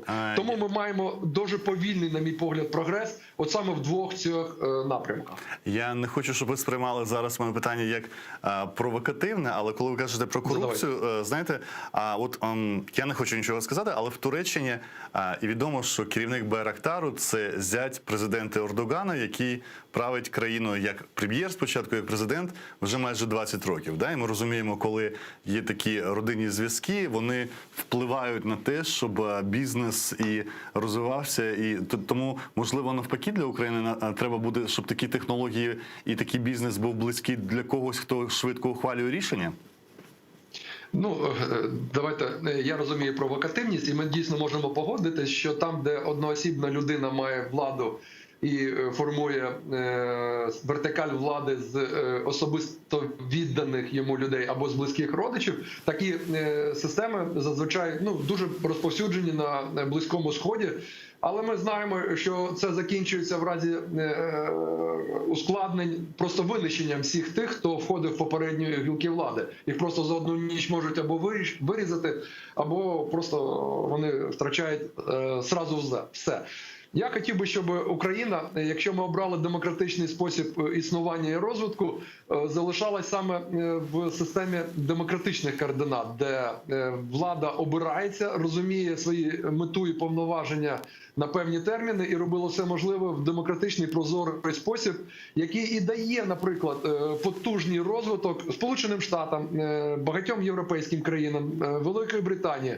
Вони мають бути для нас орієнтиром, як має розвиватись і система державної влади, і система побудови сектору безпеки в, скажімо, умови, які будуть позбавлені особистого збагачення корумпованих осіб. Мені такий варіант існування і розвитку набагато приємніший, скажімо, ближчий до серця, ніж ті династії, які розбудовуються на Близькому Сході. Ми не є... У нас інша ментальність, у нас інша історія. Я би не хотів, щоб наше майбутнє було пов'язано з монополіями через наближеність до диктатора. Я переконаний, що якраз корумпованість оточення Януковича для багатьох буде, якщо не гарним уроком, то наслідки будуть такі самі. Українці не дадуть будувати тут корумповані династії, які монопольно будуть володарювати по 20 років. Торкаючись побічно, ви читали вже законопроект про олігархів? Ні.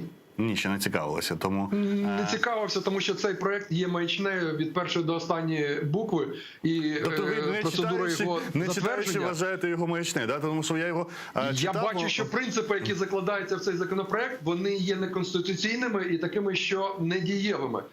І вони будуть слугувати виключно для зміцнення особистої влади Зеленського, причому в неконституційний спосіб. Для того, щоб у нас не було олігархів, нам потрібно розбудовувати незалежну суддівську гілку влади, яка не буде робити преференції для тих, хто може занести чемодан грошей, і дієву інституцію, як антимонопольний комітет, яка не дозволить шантажувати олігархам нашу державу. І тоді при належній змінності влади олігархи не зможуть корумпувати зацікавлених осіб, щоб продовжувати паразитувати на бюджеті нашої держави, який наповнюється платниками податків.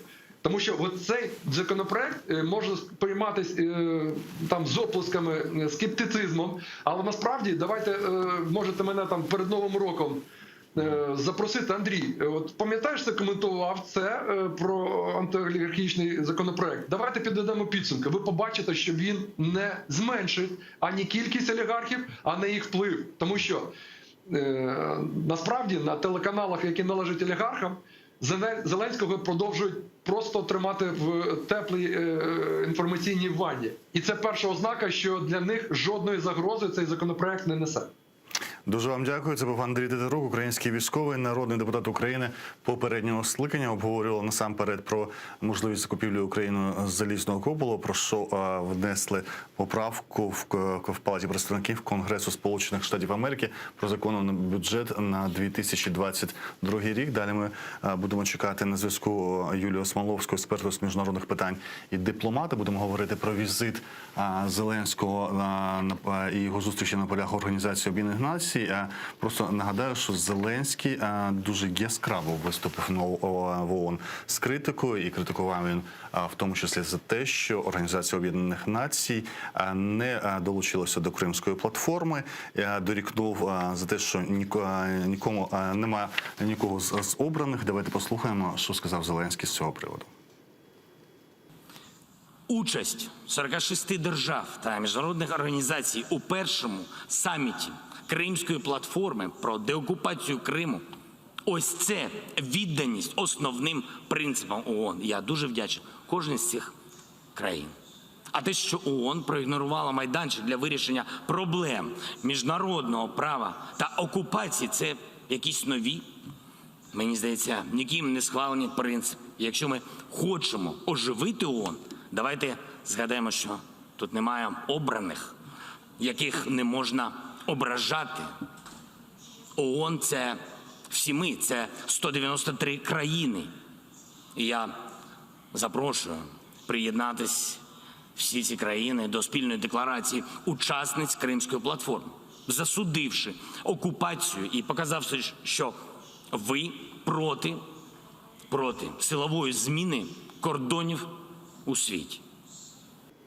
Ну, і можу сказати, що президент Зеленський, який вимагає реформи організації або закликає до реформи Організації Об'єднаних Націй, фактично звучить майже як турецький президент Реджеп Таїп Ердоган, який критикує ООН з інших причин, але так само в риториці Ердогана звучать такі слова. Якщо Зеленський сказав, що світ – це 193 країни, то Ердоган каже, що світ ширший за 5 і натякає на те, що все ж таки всі рішення ухвалюються зазвичай Радою безпеки ООН з 5 країн, одна з яких для нас, для України, є країною-окупантом.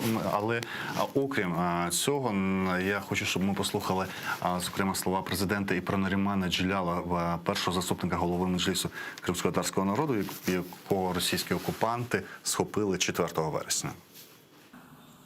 На початку вересня цього року в Криму був незаконно затриманий перший заступник голови Меджлісу кримськотатарського народу Наріман Джелялов.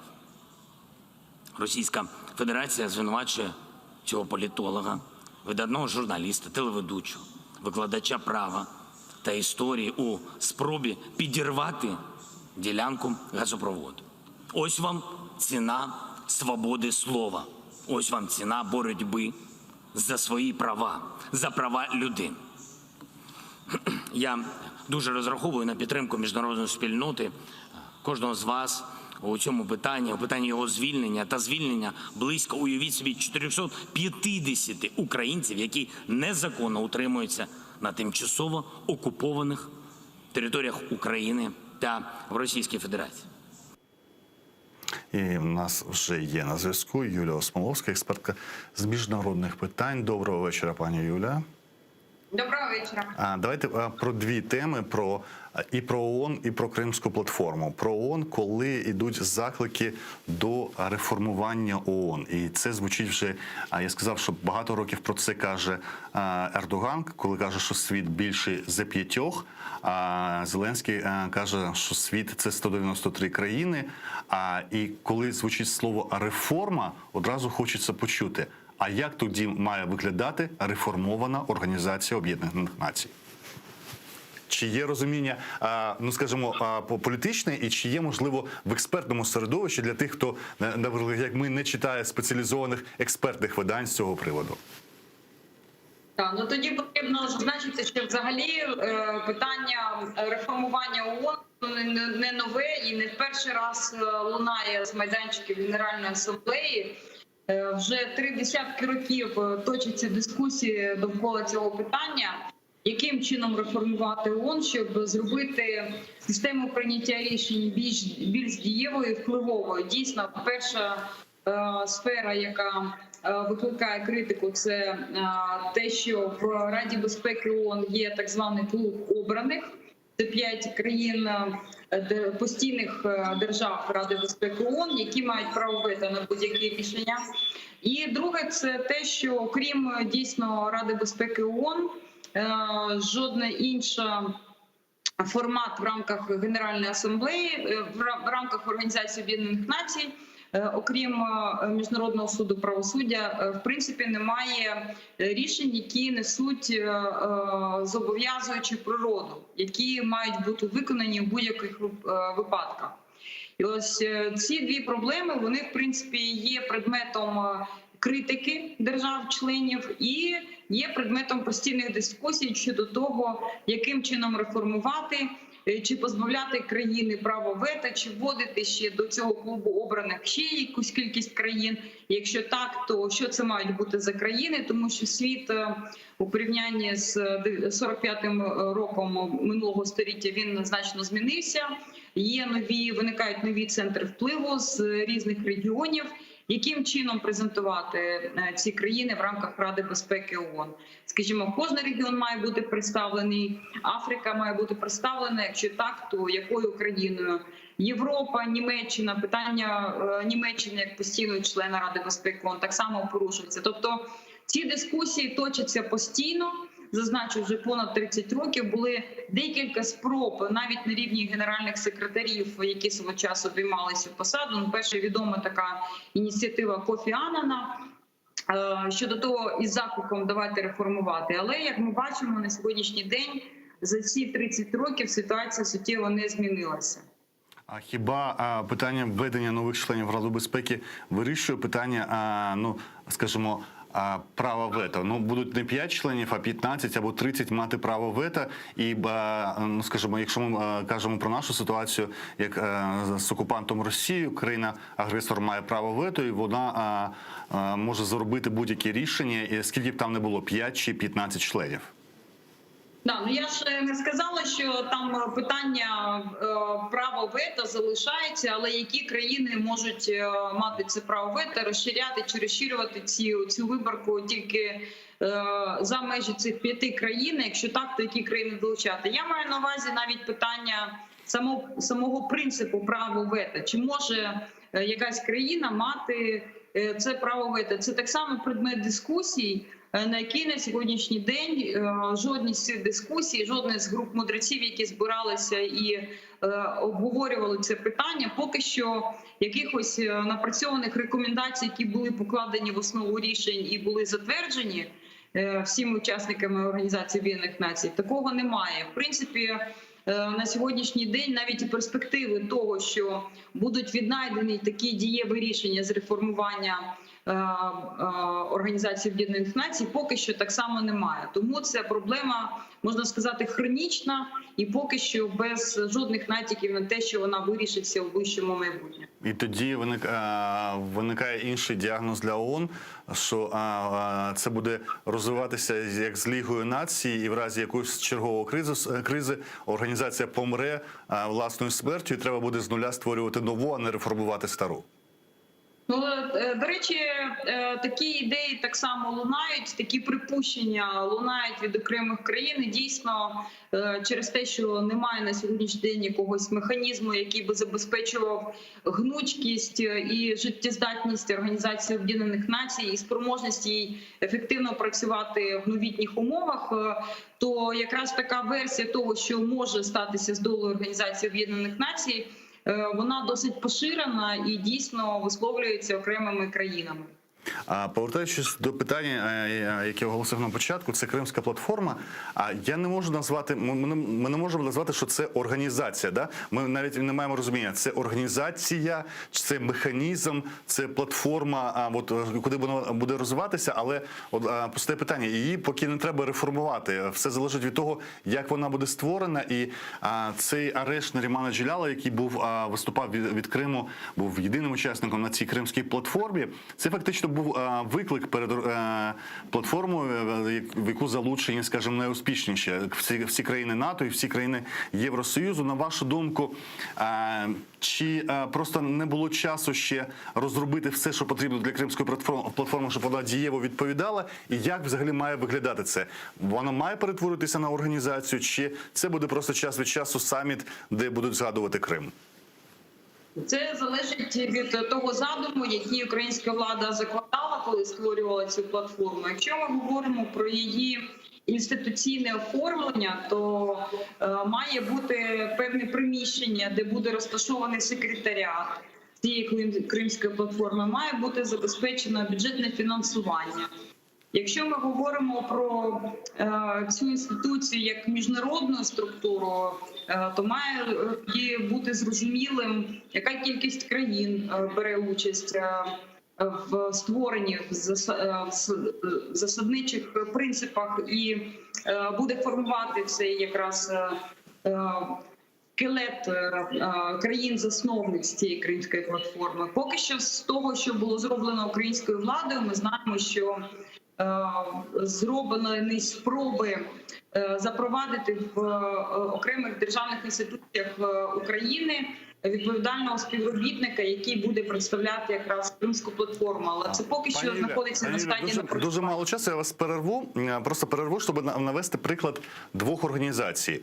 ОЧЕС, яка створена була 91-го одразу після розпаду Радянського Союзу, і в які увійшли країни не тільки Чорноморського регіону, а ще там країни, які між собою воюють, да? Вірменія, Азербайджан, країни, які між собою мають складні стосунки, як Греція і Туреччина, хоча вони обидві в НАТО. І друга організація, яка виникла вже за часів Кучми, якщо я не помиляюсь, це ГУАМ. Вона була спочатку ГУАМ з Узбекистаном, але скоротилася до 4 організацій.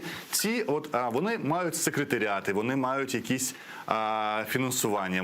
ОЧЕС навіть має парламентські асамблеї, на яких зустрічаються. Ну ви згодні, що обидві організації не працюючі і не дієві. І тоді, як розвивати Кримську платформу, щоб уникнути цієї недієвості?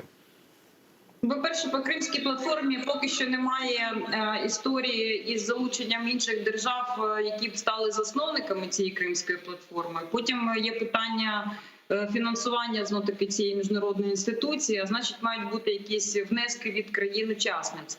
Поки що ми говоримо про Кримську платформу як суто ініціативу української сторони. Тепер щодо заснування цих організацій має бути якийсь об'єднуючий принцип. От, скажімо, в ОЧЕС це увійшли країни, які мають вихід до Чорного моря, в принципі, є в них спільні дотичні проблеми. Якщо ми говоримо про Кримську платформу, то тут питання, як трактувати дотичність до питання Криму інших держав, які можуть брати в цьому участь. Тим більше, що ми знаємо, що російська сторона досить нервово реагує взагалі на цю ініціативу, і тому буде чинити спротив. Вже робили погрози до тих країн, які брали участь просто у саміті Кримської платформи, щодо гострих і болісних наслідків для двосторонніх відносин для всіх країн. Тобто, наскільки країни будуть готові долучатися і перетворювати це на міжнародний майданчик, це питання. А от якраз ініціатива нашого президента створити чи інкорпорувати цю Кримську платформу в один з інструментів Організації Об'єднаних Націй, Вона може бути пропрацьована далі детальніше. Просто цікаво було б якраз з цього приводу почути коментарі нашого президента після його зустрічі з політичним керівництвом Організації Об'єднаних Націй. Можливо, він це питання там і порушив. Дуже вам дякую. Це була Юлія Осмоловська, експертка з міжнародних питань і дипломата. Обговорювали як пропозиції української сторони до реформування закладів реформи Організації Об'єднаних Націй, так і Кримську платформу, щоб вона не зазнала участі ОЧС або ОКУАМ і стала дієвим механізмом на кримську тематику. Далі новини з Амани. Зустрінемося після них одразу в цій студії.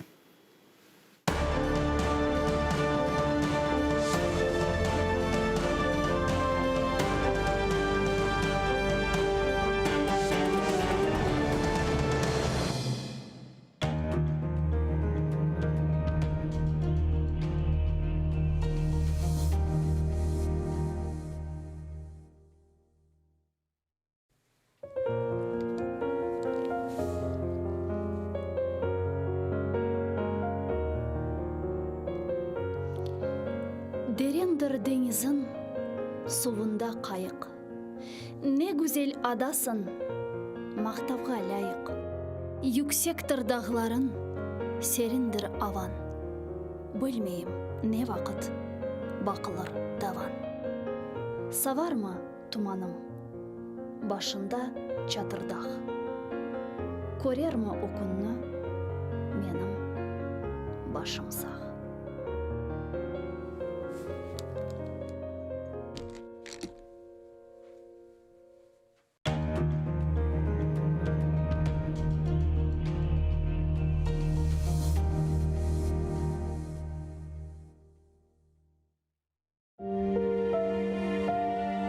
Меня зовут Анна. Я родилась за несколько месяцев до обретения Украиной независимости. Весной 14-го я вынуждена была уехать, когда под моим домом начинали распускаться деревья. Скоро снова весна, и я хочу спросить, когда я снова смогу увидеть цветущие крымские сады.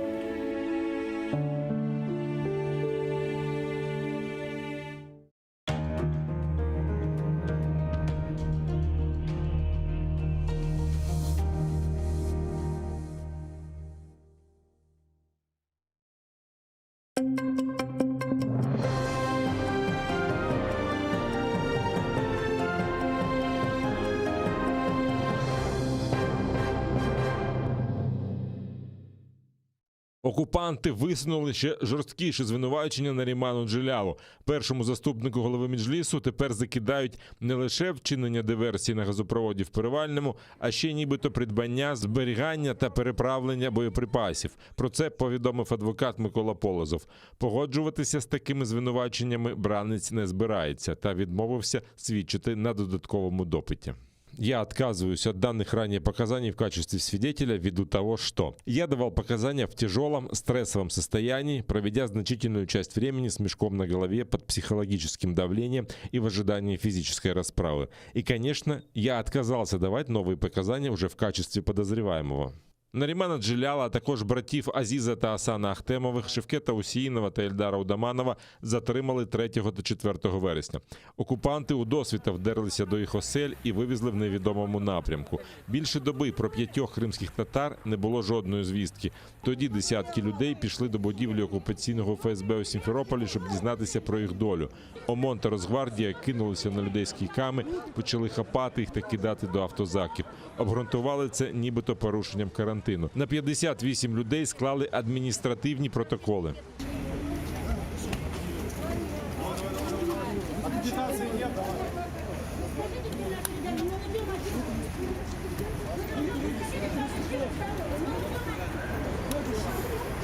Згодом стало відомо, що у цей час силовики вибивали зізнання двоюрідних братів Азіза та Асана Ахтемових, а ввечері ФСБівці підтвердили, що 5 викрадених кримських татар у них. Братів Ахтемових та Нарімана Джеляла вони звинуватили в диверсії на газопроводі, що живить військову частину окупантів у Перевальному під Сімферополем. На перше судилище з обрання запобіжного заходу до Ахтемових не допустили незалежних захисників. Адвокат Софія Шабанова таки змогла потрапити до зали і була шокована станом бранців. Но ребята как-то неадекватно, очень странно себя вели, не поднимали голову. Такое было ощущение, что они ничего не слышат. Я все-таки пробилась в зал судебного заседания, подошла к Азизу, сказала: я твой адвокат. Сначала я подписала соглашение с твоим отцом, вот сегодня с женой. В это же время позвонила жена, а Азиз заученными словами сказал: я от вас отказываюсь, у меня есть адвокат. И я говорю: что ты делаешь? Вот родственники беспокоятся, а он сидит и он просто ни на что не реагирует. Такой может быть только в одном случае, когда человека пытали, когда на человека оказывали физическое, психологическое давление, и он был очень сильно испуган. Азіза та Асана Ахтемових і Нарімана Джеляла загратували на 2 місяці. Ахтемових звинуватили в підриві газової труби, а Джеляла спочатку в підбурюванні до цього. В день викрадення бранців тримали з мішками на голові, тиснули психологічно та погрожували розправою. Лише Ельдару Удаманову та Шевкету Усіїнову присудили адмінарешт за непокору силовикам та кинули у ізолятор тимчасового тримання на 15 діб. Асанових нещадно катували, змушуючи дати потрібні окупантам свідчення. Невдовзі ФСБ опублікувало відео з псевдозізнанням Ахтемових. На ролику, змонтованому з клаптиків фраз, Асан розповідає про нібито співпрацю з українською розвідкою. Приїхав в Херсон, я пішов в Макдональдс, где ко мне подсел человек в красных кроссовках, красной кепке и назвал себя Саидом. Он объяснил, что это кумулятивный снаряд, и что он должен пробить эту трубу. Должно хватить силы, чтобы пробить эту трубу. Пришло сообщение, что нужно вспороть этот сыр, и там внутри находится это взрывное устройство. Саме ці так звані свідчення окупанти вибивали силою. Це підтвердив і адвокат Айдер Азаматов, який поспілкувався у СІЗО з Азізом Ахтемовим. Він розповів, що найбільше дісталося Асану. В лісі його погрожували розстріляти при спробі втекти, якщо не погодиться підписати зізнання. Згодом у підвалі нещадно били та катували струмом. За цим споглядали ФСБшні адвокати Полянський та Глушко, які назвали це звичайною процедурою. За словами Азіза, Асан дуже сильна людина, але вони зламали цю сильну людину і змусили зробити те, що їм треба. Я сказав Азізу і попросив передати Асану, щоб не переживав і не хвилювався. Про їх звірства вже знає весь світ. Хай від нас не відмовляється, ми готові їх захищати. Стан Азіза та Асана очевидний з чергового псевдозізнання, опублікованому російськими окупантами. Брати Ахтемови майже не піднімають голови, затинаючись, розповідають підготовлений силовиками текст про нібито погрози від української розвідки та Меджлісу. А Асан, ледь стримуючи сльози, промовляє те, що так нещадно вибивали з нього ФСБівці. Что подумайте хорошенько, где вы сейчас, у вас у всех есть дом, семья, работа, все хорошо. Поменяли бы вы это на то, в какой ситуации оказался я. Окупаційний голова Криму Сергій Аксьонов після викрадення кримських татар дав одразу кілька інтерв'ю, зокрема і підконтрольним окупантам телеканалу «Мілет». Він відверто глузував над бранцями та погрожував усім, хто стане на їх захист чи має зв'язки з Меджлісом. Перший заступник голови представницького органу кримських татар у день так званого підриву 23 серпня був у Києві на установчому саміті Кримської платформи. Він, як завжди, прямо говорив про репресії російських окупантів та реальне становище на півострові. Про затримання Нарімана Джеляла президент Володимир Зеленський говорив з трибуни Генеральної асамблеї ООН. На початку вересня цього року в Криму був незаконно затриманий перший заступник голови Меджлісу кримсько-татарського народу Наріман Джелялов. Російська Федерація звинувачує цього політолога, видатного журналіста, телеведучого, викладача права та історії у спробі підірвати ділянку газопроводу. Ось вам ціна свободи слова. Ось вам ціна боротьби за свої права, за права людини. Я дуже розраховую на підтримку міжнародної спільноти, кожного з вас у цьому питанні, у питанні його звільнення та звільнення близько, уявіть собі, 450 українців, які незаконно утримуються на тимчасово окупованих територіях України та в Російській Федерації. У 2016-му окупанти визнали Меджліс екстремістським, а тепер Аксьонов прямо називає представницький орган ворожою терористичною організацією. Це може бути не просто заявою окупаційного ватажка, а підготовкою до оголошення Меджлісу терористичною організацією. А це може дати старт новому витку репресій проти кримських татар. Залишили за ґратами. Окупаційний Верховний суд Криму відмовив у задоволенні апеляційної скарги на арешт Асана Ахтемова, якого ФСБівці звинувачують у диверсії на газопроводі.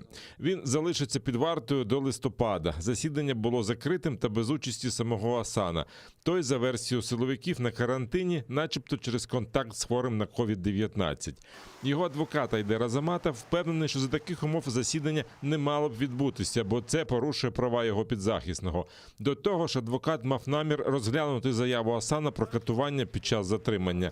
На це так звана суддя витратила 30 секунд та відмовила у задоволенні скарги на арешт Ахтемова. Асан во время своего допроса 17 сентября полностью отказался от тех показаний, которые были получены незаконным путем. Он свою вину не признает и отказался давать показания в порядке статьи 47 УПК. Но несмотря на это, суд принял решение оставить без изменения постановление суда Киевского района об избрании меры пресечения, а нашу апелляционную жалобу без удовлетворения. Мы уже подготовили ряд обращений в компетентные органы для рассмотрения вопроса о применении пыток в отношении Асана, который он ранее подтвердил. Під вартою залишиться і Азіз Ахтемов, двоюрідний брат Асана. Його окупанти так само звинувачують в диверсії на газопроводі. Апеляційну скаргу на запобіжний захід окупаційний суддя того ж Верховного суду Криму Олексій Козирєв залишив без задоволення. Засідання також відбулося в закритому режимі.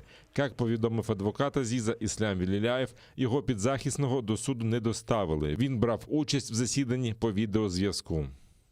Мы поддержали свои апелляционные жалобы, просили изменить меру пресечения на домашний арест. Прокурор, естественно, прокурор возражала, говорила о том, чтобы оставить меру в виде содержания под стражей такой, какой она есть. Уйдя в совещательную комнату, судья огласил вступительное резолютивное постановление. Решение суда первой инстанции оставлено в силе, изменил только на одни сутки до месяца 4 до 2 ноября 2021 года. Штрафи від 5 до 20 тисяч рублів. Окупаційний суд Сімферополя продовжив призначати такі покарання кримським татарам, які 4 вересня вийшли до будівлі ФСБ, щоб дізнатися, де 5 викрадених співвітчизників. Ескендер Мірамзаєв, Ремзі Зудієв і Сіяр Гафаров отримали штрафи у 20 тисяч рублів. Айдеру Абібулаєву призначили 15 тисяч, а Недіму Амзаєву 5 тисяч рублів штрафу. Всіх визнали винними у порушенні карантинних обмежень, визнавши збори кримських татар біля ФСБ неузгодженим мітингом. Щодо Лемара Юнусова, голови Сімферопольського регіонального Меджлісу, справа досі розглядається. Напередодні окупаційні суди за тим же звинуваченням засудили десятки інших затриманих у той день, призначивши штрафи до 30 тисяч рублів. Тоді на 58 людей склали адмінпротоколи. Організувати співпрацю адвокатів кримсько-татарських бранців та допомогти їх родинам. З таким закликом з парламентської трибуни виступив народний депутат та заступник голови Меджлісу Ахтем Чийгоз. Він закликав парламент взяти під особливий контроль справу нещодавно затриманих кримських татар та всіх бранців Кремля. Це стосується і фінансової підтримки, каже Чийгоз. Як приклад, він навів справу українських моряків, яких окупанти захопили у 2018 році. Вважаю, що нам необхідно, я маю на увазі владі, зараз взяти під особливий контроль справу Нарімана Джеляла і наших інших політв'язнів, організувати співпрацю всіх адвокатів для захисту. У нас є і допомогу родинам.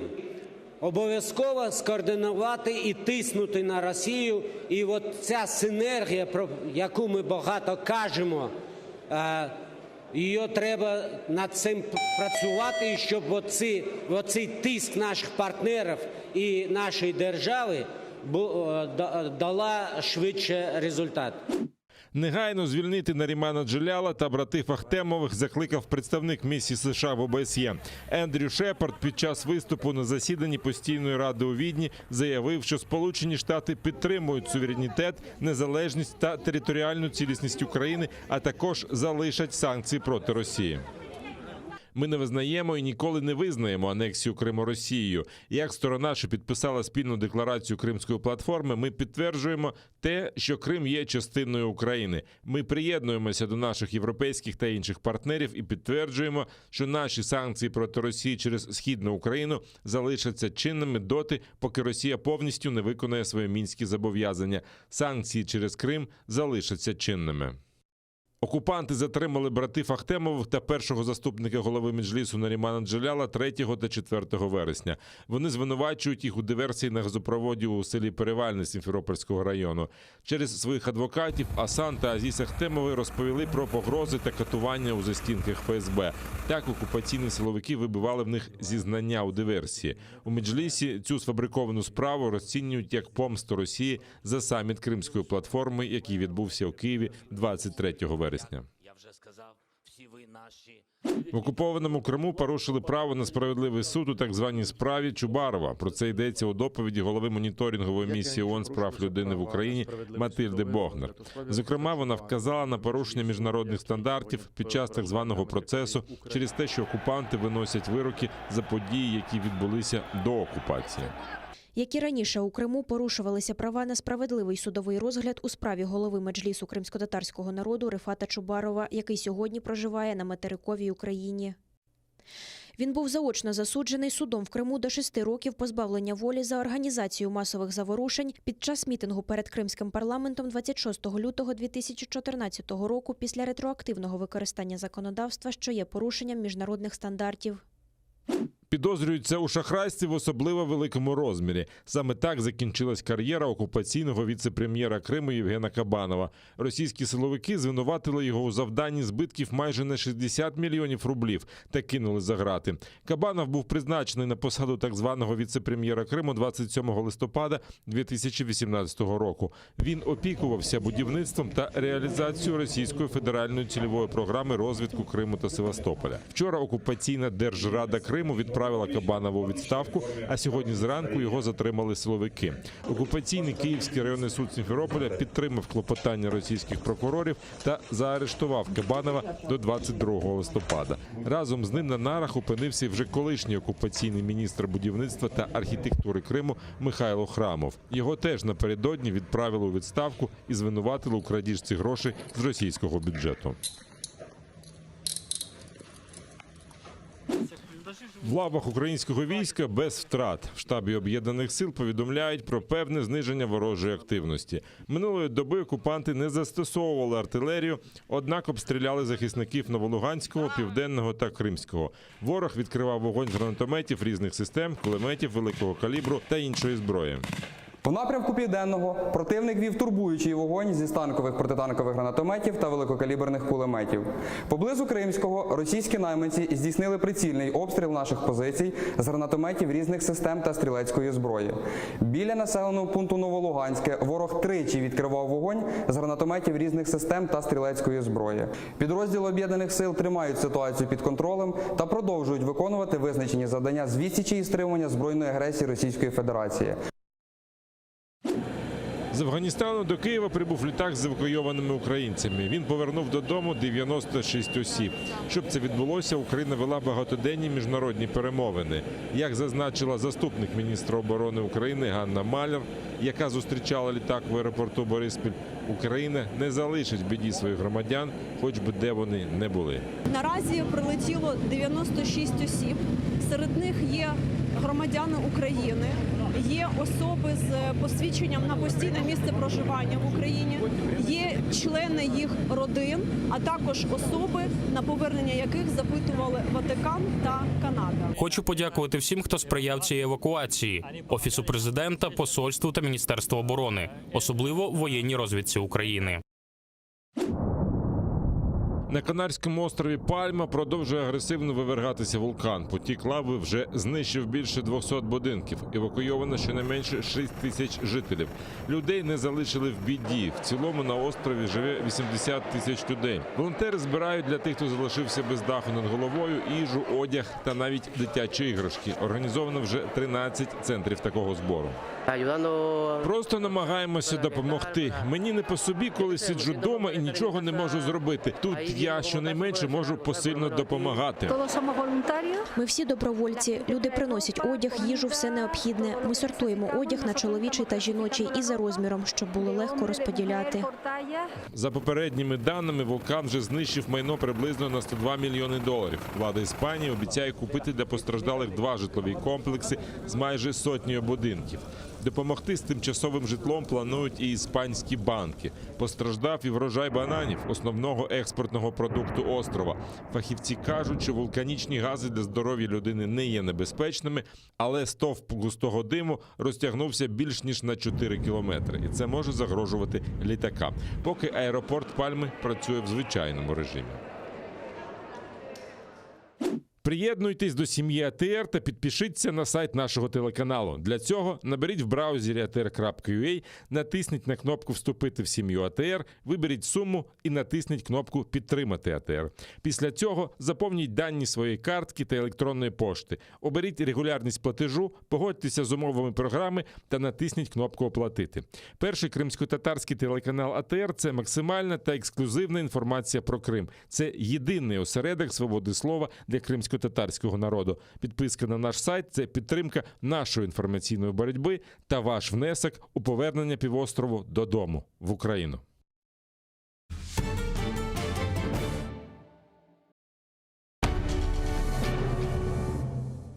Ізраїльські вчені створили унікальний засіб, що містить природні інгредієнти. Краплі імуноков покращують імунітет при коронавірусних та респіраторних захворюваннях, а також сприяють полегшенню постковідного синдрому. Імуноков – надійна допомога.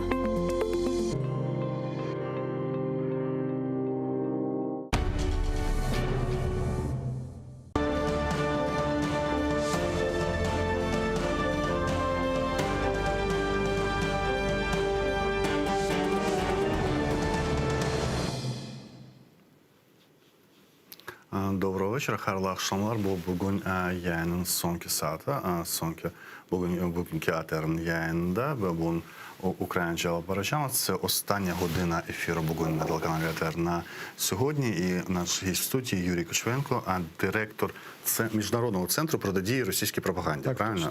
І ви більше військовий експерт такий. Будемо говорити і в цілому ті речі, які мене цікавить по пропаганді, особливо на лінії зіткнення, де українське населення живе на вільній території і їх сприйняття того, що відбувається.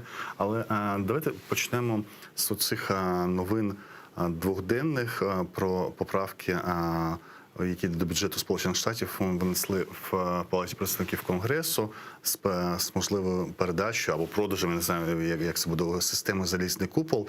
І вже різні думки. От і Андрій Тетерук, який був у нас в ефірі, і Олександр Саєнко, експерт, який для «Української правди», вони всі противники цієї системи, які вважають, що вона тактична, вона не вирішує тих завдань, які потрібні Україні. Що ви думаєте з цього приводу? Я думаю так. Якщо дають щось, треба брати. Залежить від умови. Якщо нам її продають, то ми маємо тоді дивитися на ціну і думати, чи можемо ми ці кошти використати раціональніше. Якщо нам готові її передати, якщо ми можемо хоча б частково прикрити ключові населені пункти, чи з'єднання, чи там території, де будуть накопичуватись наші війська, то чому ні? Тобто, я думаю, що ваші попередні експерти пояснювали принцип дії залізного куполу. Це контрракетна батарея. Тобто це теж ракети, які оснащені, так спрощеною мовою будемо говорити, засобами виявлення пуску ракети, розрахунку її траєкторії і автоматичного перехоплення. Тобто ракета вилітає на перехоплення запущеної ракети. І вони розраховані, власне, на, абсолютно вірно, це комплекс, вони розраховані на ракети близької дальності. Тобто те, від чого ми найбільше, напевно, потерпали під час цієї війни, це системи «Град», це системи «Ураган», не знаю, можливо, і системи «Смерч». Я, чесно кажучи, тут не готовий відповісти. А «Гради» – це теж не керовані, да? Ні, не керовані. Це все системи, реактивні системи залпового вогню. Тобто вони, як і звичайна артилерія, наводяться, відповідно, там по координатам там є свій алгоритм дій, і випускаються. Під час польоту ракети вона оператором не... Дуже вам дилетантське завдання, питання поставлю, тому що я спостерігав влітку в Ізраїлі, були колеги, які викладали відео прям з Тель-Авіву, як це виглядає зовні. І коли одна ракета нищить іншу ракету, це ж невідомо, де воно відбудеться, це нищення. Що відбувається, якщо під цими ракетами там живе населення або...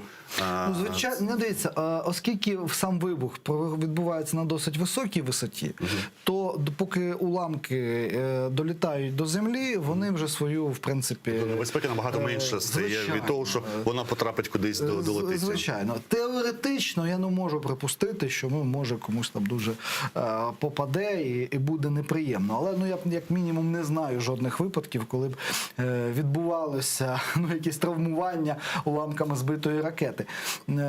Теоретично може і хвістос, те, що називається оперення, так, відпасти, який відділяється і може там впасти на голову, буде неприємно. Але в будь-якому разі це не можна порівняти з наслідками ракети, яка досягає цілі і вибухає. І, напевно, найяскравіший приклад цієї історії – це обстріл Маріуполя. І я одразу, коли просто дізнався про залізний купол, я одразу згадав обстріл Маріуполя.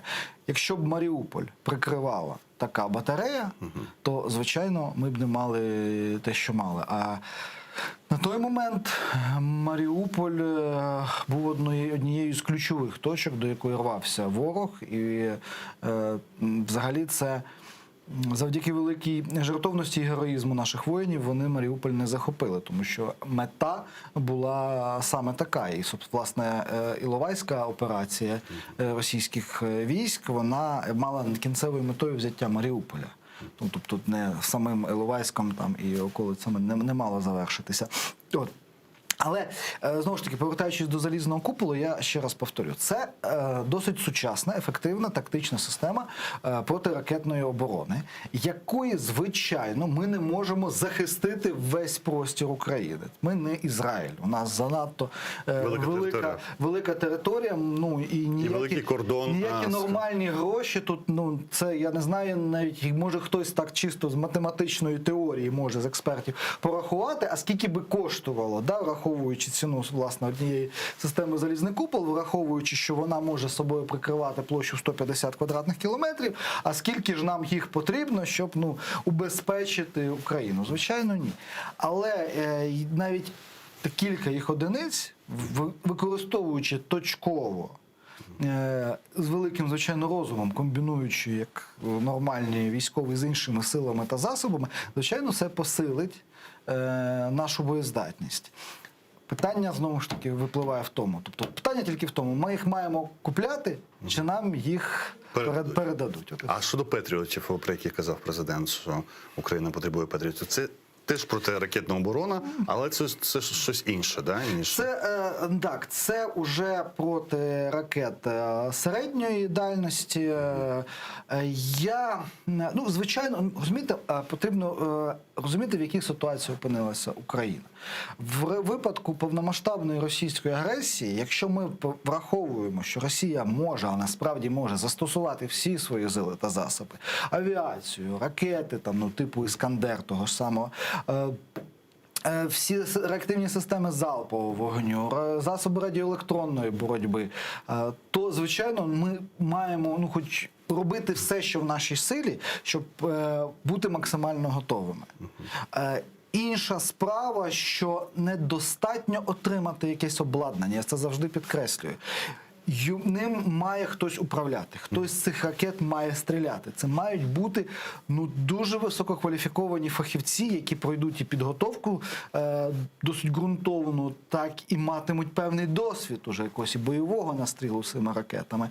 На жаль, у нас в Збройних силах України поки що через певний ну я не скажу голод, але дефіцит особливо дорогих засобів ураження, таких як, наприклад, протитанкові керовані ракети чи переносні зенітно-ракетні комплекси. Практичний настріл, саме бойовий, у фахівців дуже невисокий. Як правило, більше відпрацьовується на комп'ютерних тренажерах. Але це все ж таки не може. Це оце джевеліни які, да? Джевеліни, я здається, у нас по одному пострілу з них робили, з кожної установки, і на цьому все. Але я звернув увагу, що джевеліни – це, напевно, ну те, що з розсекреченого є, найсучасніші системи протитанкової боротьби, але є і інші, і, зокрема, є там старі радянські, там типу Фагот чи Корсар, є українські, наприклад, Стугна, досить перспективна, як на мене, розробка, яка там не просто керована ракета, там дистанційно керована ракета, тобто окремо пускова установка, окремо оператор з ноутбуком, він за 50 метрів від пускової установки може знаходитися. Їх, до речі, вже в терміналі в 2015 році відпрацьовували. Вони себе дуже добре показали. Тобто є і українські є розробки, але їх, нам потрібно на це, напевно, більше звертати уваги. На власні розробки? На власні розробки і на підготовку фахівців. Тому що те, що ми поставимо на чергування кілька патріотів, напевно, теж нам глобальна проблема не вирішить. А от питання з нашими Вільхою чи Нептуном, воно поки що залишається відкритим. Коли ви кажете про зроблено кілька пострілів, мало фахівців, це про навченість, хіба це ми можемо навчитися тільки в умовах бойових дій, чи при навчаннях теж можна це робити? Звичайно, бойові пуски можна робити і при навчанні. Тобто є умовна ціль, але пуск бойовий. Тобто стріляє оператор, цей фахівець, військовослужбовець, він стріляє справжньої ракети, яка досягає цілі і справді вибухає. Просто ціль навчальна, а не реальна. І тут дуже важливий ось цей практичний досвід, коли ти відчуваєш, як відбувається постріл, як поводить себе твоя зброя. Це мова йде не тільки про недостатню кількість навчань? Так, я говорю про те, що через дефіцит цих боєприпасів... Про навчання це дорого. Так, власне, да. Там кожний постріл коштує, умовно кажучи, я не буду виходити. Досить немало. залежить. Наприклад, різні... Розумієте, в чому справа? Ці ж речі не можна купити в магазині, в воєнторгу. Тому важко сказати, скільки коштує один постріл, тому що він залежить. Але, наприклад, переносний зенітно-ракетний комплекс типу «Ігла», один постріл може коштувати $50,000. Але... Щоб стати фахівцем, скільки треба йому настріляти? Як правило, я, наприклад, маючи кваліфікацію стрілка з цього засобу ураження, я маю один бойовий постріл. І далеко не всі, хто служить, скажімо, солдати. Мають хоча б один постріл? Мають хоча б один. Хоча я знав одного, це, напевно, унікальний випадок у історії Збройних сил. Фахівця, в нього навіть позивний такий був, Ігла, в нього було 11. 11 пострілів? Бойових пусків. Коли 11 пострілів, це вже фахівець, так? Звичайно. Тут уже ти можеш бути надійним, тому що нам... Але це коштувати буде в Іглі $550,000. Фактично так. Але ж, як можна так грошами вираховувати і життя військовослужбовців, які від цього залежать, і саме головне виконання бойового завдання. А якщо ви кажете про проблему навчання, то Андрій Тетерук каже про проблему інтеграції цих комплексів. Можете ви докладніше сказати, що означає це слово інтеграція комплексів в українські системи? Це, скажімо, ми розуміємо, є штекер європейський, американський розетка. Щоб інтегрувати, потрібно перехідник. Досить схожа аналогія, можливо, вона така трохи загальна, але досить влучна. Бачите, ви говорите дилетантські питання. Ми знаємо значення слів, але ми не розуміємо, як це виглядає в військовому комплексі. Справа в тім, що є системи управління. Вони створювалися, як правило, вони, якщо і модернізувалися, то хіба що модернізувалися. Це все радянське надбання. Якщо говорити, власне, про систему протиповітряної оборони, тобто це, уявіть собі, такий умовно електронна парасолька, яка накриває собою всю Україну, яка складається з радіолокаційних станцій, яка складається з комплексів, які стоять на бойовому чергуванні. І все це скеровується з єдиного центру. Є, не буду розказувати деталі, як це керується. Суть в чому, що от ми зараз з вами говоримо, а є люди, які зараз слідкують за українським небом. І в разі чого вони дадуть відповідну команду і будуть застосовані засоби протиповітряної або протиракетної оборони. А коли ми отримуємо нове якесь обладнання, яке має відповідну свою систему управління, свій, ну, простіше кажучи, тут глядачі зрозуміють софт, тобто яке керує цим залізом, то ми маємо зрозуміти, як це буде узгоджено з тою системою, що вже існує. Чи це буде через якийсь перехідник, тобто у нас, умовно кажучи, тут буде бук стояти, там умовний, ну, до прикладу, а тут Петріот. Чи це буде якась автономна система, яка буде поза основною, ще додатковою, тобто такі в два слої буде прикриватися небо.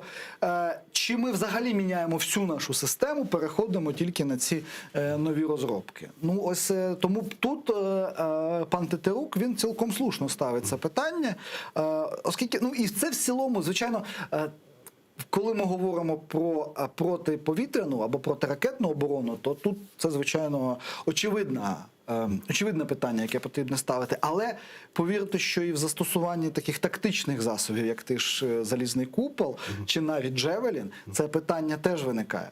Тому що з входження в підрозділ нових засобів ураження, воно переглядає собою, ну, мало, принаймні, ну, і бойові статути застосування підрозділу. Тому що з'являються нові засоби ураження, які мають нові тактико-технічні характеристики. І, відповідно, боєздатність підрозділу змінюється.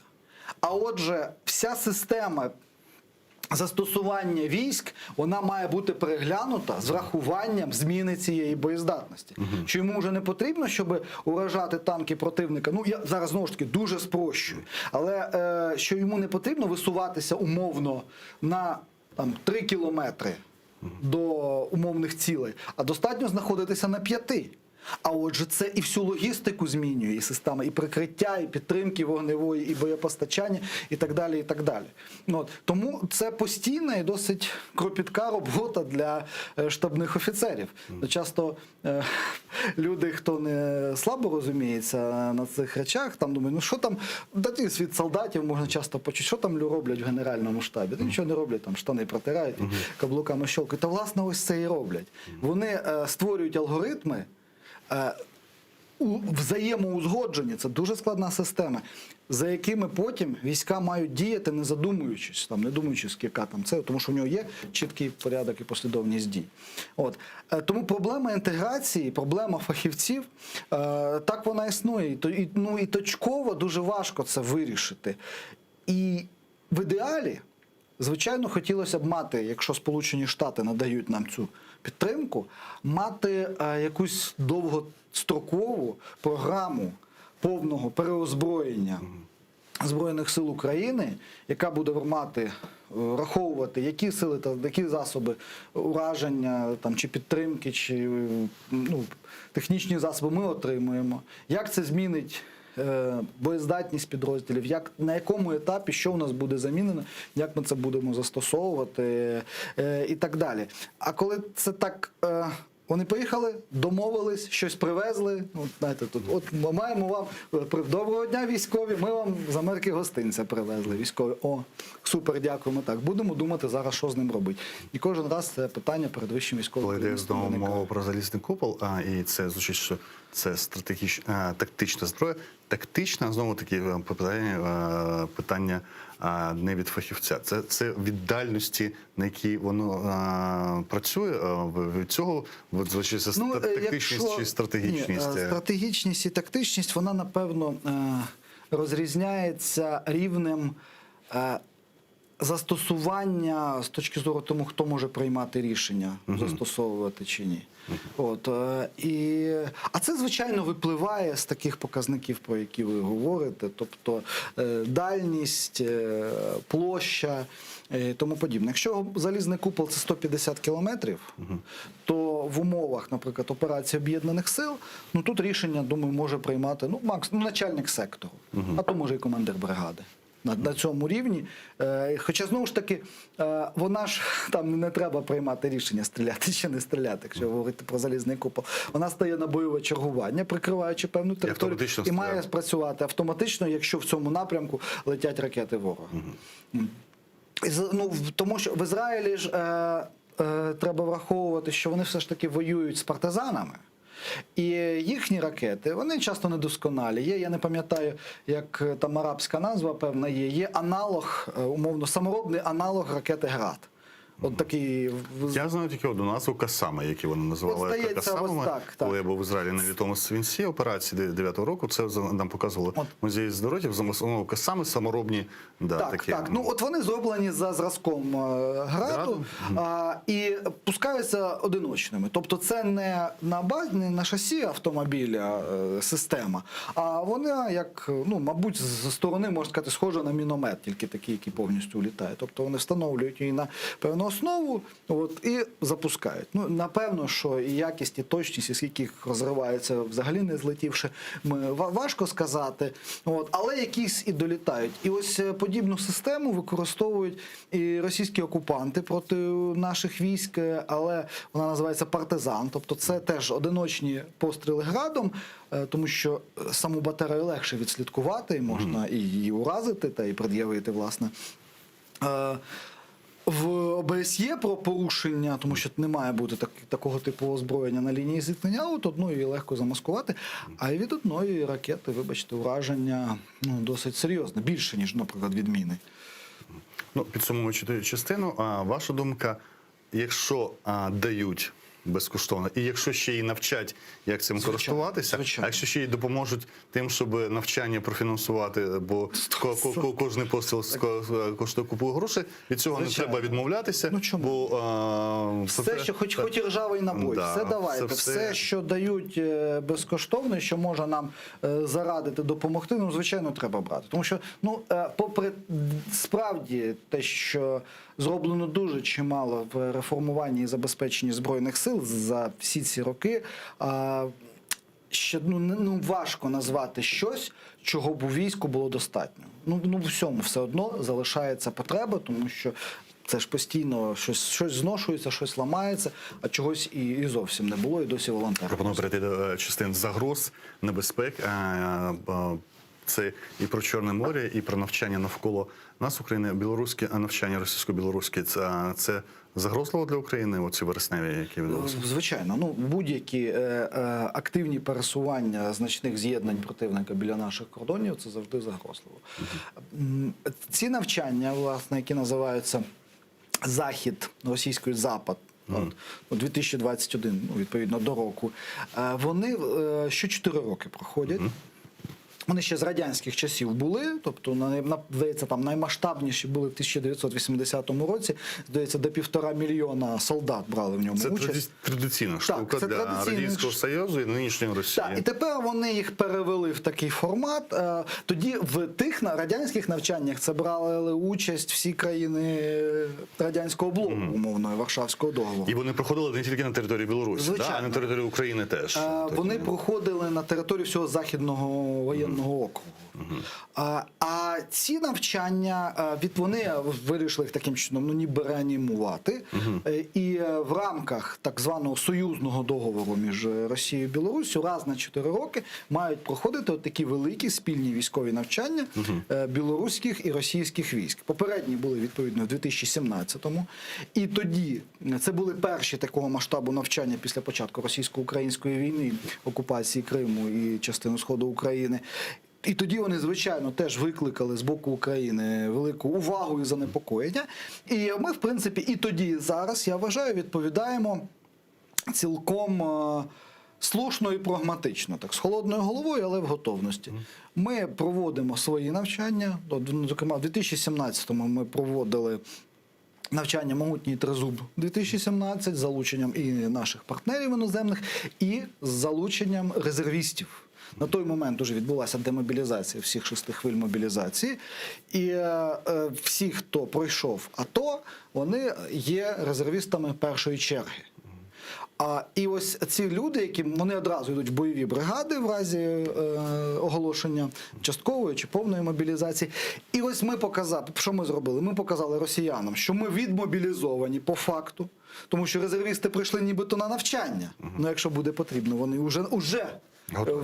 вже в своїх підрозділах. От ми вивели свої бойові частини, які не виконували бойового завдання в зоні операції, зараз операції Об'єднаних сил, на той момент ще АТО, з місць постійної дислокації. Тобто вони вже були на колесах, вони вже були при своїх боєкомплектах штатних. От ми вивезли або в поля, або на запасні командні пункти органи управління і навчалися, тренувалися, але по факту знаходилися в максимальній бойовій готовності. Тобто, в разі чого Збройні Сили України вже були готові діяти. І, в принципі, те саме відбувається і зараз. Зараз, прямо зараз, поки ми з вами говоримо, проходять наші військові навчання, об'єднані зусилля 2021. Вони спеціально синхронізовані. Але вони без міжнародних партнерів, да? 15 країн. 15 країн-партнерів прибули на ці навчання. Серед них і Сполучені Штати, і Великобританія, і Грузія. А кількісно, якщо порівняти їхній, кількість залучених військовослужбовців і наших на навчання? В декларованих цифрах є у них, звичайно, більше, але по факту треба враховувати, що у нас, в принципі, Збройні сили, вони по кількості менше, і ще значна частина їх, вона виконує бойове завдання в операції Об'єднаних сил. Але попри це, я так точно зараз не згадаю, здається, від 40 до 60 тисяч всього в рамках цих вересневих навчань, там цілий каскад цих навчань був, чисельність особового складу Збройних сил України, яка залучалася до навчання. Якщо на півночі і сході дійсно там по російський простір і союзники Білорусі, це велика частина кордону нашого, якщо подивитися на карту, то з іншого боку ми виходимо на південь, і хоча Росія панує зараз через захоплення Криму на Чорному морі і захоплення ще й Абхазії, грузинської території, але в принципі в Чорному морі вже союзників російських нема.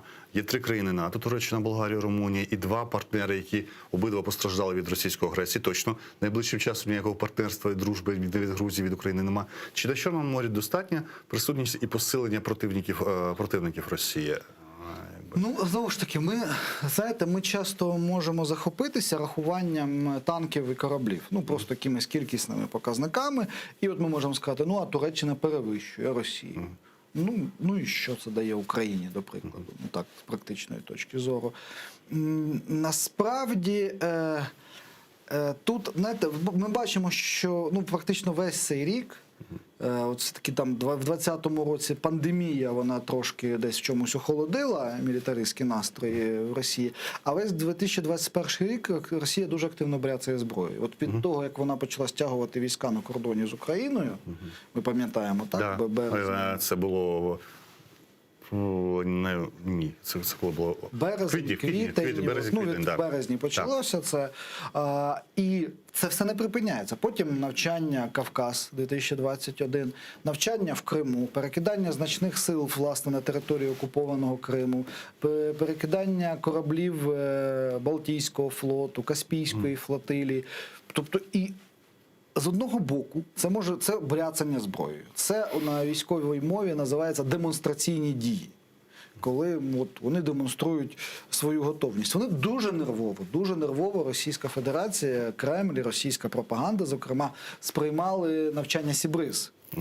Прямо до істерик доходило, і вони демонстрували всіми силами свою готовність, що тільки тут зайдіть в води окупованого Криму, ми одразу відповімо, але навіть ніякого, на відміну, як буває в Балтії, коли в повітряний простір країн-членів НАТО, на секундочку, Латвії чи Литви залітають російські літаки, то тут вони навіть не наближалися до території, акваторія, це було в безпосередній близькості до окупованого Криму, в якій відбувалися навчання. І це було видно, як негативно вони це сприймають. В жодних травмах, якби Ердоган не вибачався 15-го року за збитий літак, але він все одно був збитий, і Туреччина до своїх кордонів так відноситься досить. І, до речі, що Ердоган вважає, що це російська пропаганда, сказав, що він вибачився. Він сказав, він не вибачався, він сказав просто йому, що йому мені шкода. Я перекладав, дійсно, турецькою мовою це було. Скажи, що тобі шкода, що ти назвав Вовочку дурнем. Вовочка, мені дуже шкода, що ти дурень. Якби він сказав, що це шкода,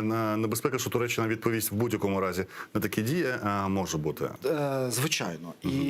А от що цей британський військовий корабель, правильно мені кажуть, що назвати есмінцем, зараз так не називають, нібито, а він пройшов через ті води, які українські. Я не морський офіцер, я сам плутаюся в класифікації кораблів. Фактично, це демонстрація була британською, але ця демонстрація про що свідчить? Що це тільки початок того, що світ збирається робити? Чи це було так разова демонстрація? Просто я думаю, знаєте, це залежить уже більшою мірою, в тому числі від України. Чи це буде початком, чи навіть не може не початком. Від України залежить, чи будуть наші партнери отак по себе поводитися? Так, в тому числі. Вони мають бути в цьому зацікавлені, і ми маємо постійно їх інтерес до цього підігрівати. Тому що ми не маємо не забувати, що от ми, говорячи з вами про те, що, знову ж таки, називається спеціальною мовою воєнну компоненту, що це тільки один з компонентів ведення війни. І не можна забувати про інформаційний фронт, про дипломатичний фронт, про економічний фронт.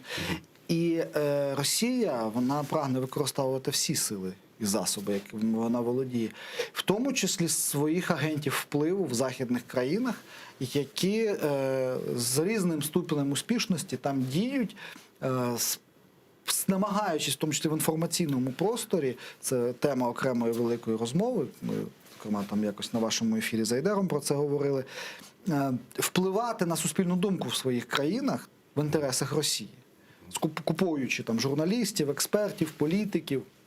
Наш Міжнародний центр протидії російській пропаганді проводив цілий ряд досліджень на цю тему. Ми називали рупори Кремля в Європі, ми досліджували Німеччину, ми досліджували Італію, виявляючи цих агентів впливу, демонструючи їх зв'язки з Кремлем, отримання фінансування. Але вони ж не називають себе як там проросійськими політичними силами. У нас в Україні є проросійська політична сила, але вона цього сильно і не приховує.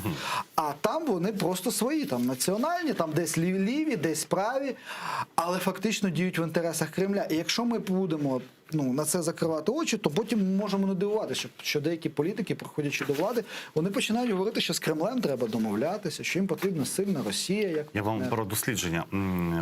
Це постійного представника президента України Антона Кориневича. Він представив дослідження загальнонаціональне, які робили харків'яни, Харківський інститут соціальних досліджень, що понад 80% українців вважають, на території України триває збройний конфлікт з Росією, а майже 85% переконані, що анексія Криму та конфлікт в ОРДЛО – це частина збройного конфлікту з Росією, але от найменше, так думають, про війну саме на лінії зіткнення, навіть на вільній території.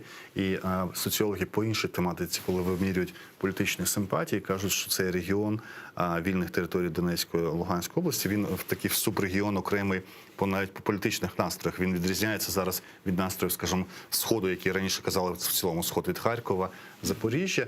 Раніше казали про те, що там панує всюди російське телебачення і радіо. І я не знаю, які, до речі, стане їх зараз. Хотів би почути, чи з цим вдалося вже щось впоратися. Одразу кажу, що не вдалося. Не вдалося. Дивіться, у нас більшість, це велика проблема, ми її часто піднімаємо до наших можновладців, але чомусь поки що не чують.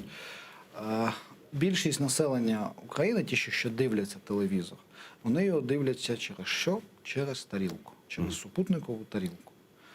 А що зробили з українськими телеканалами в супутниковому пакеті? Закодили. Їх закодували, вони там зробили платними чи частково платними. А всі російські, будь ласка, вони в доступі. Люди дивляться їх переважно, більшість, не тому, що вони адепти руського міра і хочуть цього інформаційного наркотика від Скабєєвої чи Соловйової. Вони дивляться якісь серіали свої такі постсовкові. Але між цим їм закладаються... Ні, ми знаємо, що зараз і серіали, і мультфільми, і гумор, це все може бути частиною пропаганди. Все частиною, все інформаційне. А чи досліджували ви інше питання? Тут був минулого тижня в мене Дмитро Золотухін, А це по іншій тематиці, коли обговорюємо питання вакцинації і бачимо реакції людей, які не можуть співставити іноді прості раціональні речі, що кажуть, дивіться, в Ізраїлі там однакова кількість захворілих серед вакцинованих та невакцинованих. Людям важко збудувати пропорцію, що вакцинованих 5 мільйонів, а невакцинованих 500 тисяч. І однакова кількість означає, що в 10 разів захворюваність серед невакцинованих більше, а серед вакцинованих менше. І ми говорили про те, що раціональні речі часто не працюють. І що в голові відбувається того східного мешканця, який не може відповісти, якого на питання війна, вона звідки, він не може відповісти. Він не може відповісти, що хто почав її війну, чому вона розпочалася, що в голові відбувається того мешканця. Це велика, справді, проблема, над якою ми як держава б'ємося всі ці роки. Вона, не можу сказати, що немає зовсім ніякого прогресу, але маючи ті вихідні дані, з яких ми почали, тому що ці території, вони завжди були специфічні. І там, звичайно, російська пропаганда гуляла і вширі, і вдоль, і абсолютно нічим не стримувана, впливаючи в тому числі не тільки на широке населення, а на еліти. І ми оце отримали результат цього у вигляді колабораційної підтримки окупантів з боку частини людей, що проживають на цих територіях. Як правило, це справді пов'язано з багатьма факторами. З фактором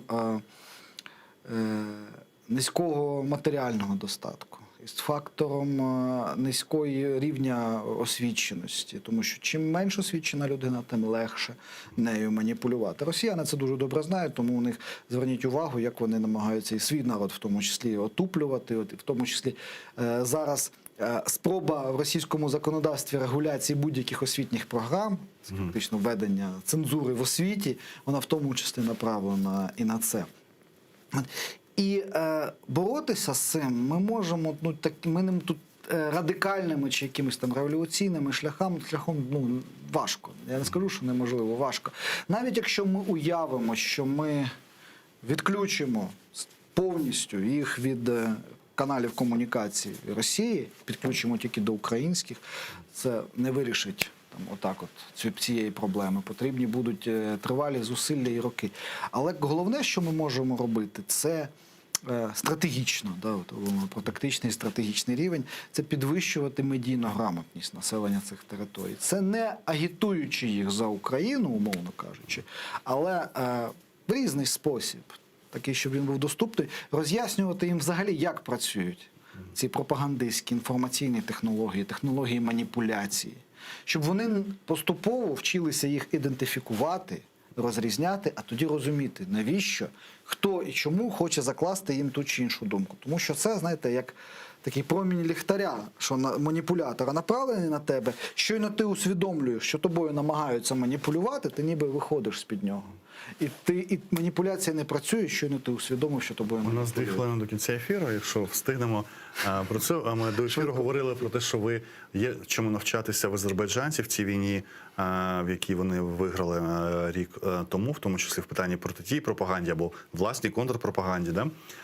Чи погоджуєтеся ви, що питання порівняння тих двох конфліктів і окупованих територій з одного боку і складніше, і легше? Складніше в тому, що противником Азербайджану була не прямо Росія, скажімо, посередкована лише, а прямо була Вірменія. Якби противником України є ядерна держава, член Ради безпеки ООН, і це набагато ускладнює звільнення території. З іншого боку, ми розуміємо, що питання звільнення решти території, вона ускладнюється тим, що ми розуміємо з обох боків, вірмени і азербайджанці на цьому етапі не здатні, це етнічний конфлікт, він є міжетнічний. В питанні, якщо ми уявимо гіпотетично повернення на території Донецької, Луганської області і Криму, у нас таких питань немає. Якщо у нас навіть кримські татари, окремий етнос, він і так проукраїнський в цілому, А питання росіян-українців, воно таке, ну давайте складно скажемо, воно не етнічне, да, воно зараз воно взагалі стало політичним. І тому ці населення і там, воно в принципі не зазнає, у нас немає підґрунтя для етнічних чисток. Да, якби. У нас є питання щодо відповідальності за злочини перед Україною, але власне до самого населення, ну звичайно, це наші люди, навіть чому можна навчитися в азербайджанців? На їхню національність. В азербайджанців, напевно, головне, ну так, якщо в 2 хвилини, щоб там вже менше вкластися, я скажу, що навчитися національній єдності в критичні для нації моменти. Навчитися вірити власному вищому військово-політичному керівництву. І як би зараз дико це не звучало.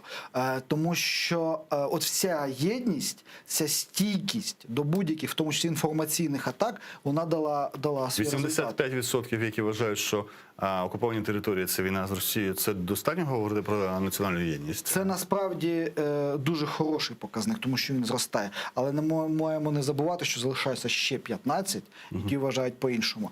А от, власне, мій досвід і дослідження, вони показують, що достатньо мати прямий вплив, маніпулювати 5% населення країни для того, щоб вже можна було впливати на процеси всередині неї. Про 5% активного, міського і часто столичного населення, яке лідерів думок ми маємо на увазі. Якщо це 5% розпорошені по країні і провінції... Якщо їх можна консолідувати, звичайно, якщо їх можна спрямовувати як єдину силу, цього вже не замало для того, щоб впливати на процеси в країні. І ми бачимо, що це і відбувається. Але ці 85% це говорить про те, що ми рухаємося все ж таки в правильному напрямку, а головне, що наш рух від Росії, він уже став незворотнім.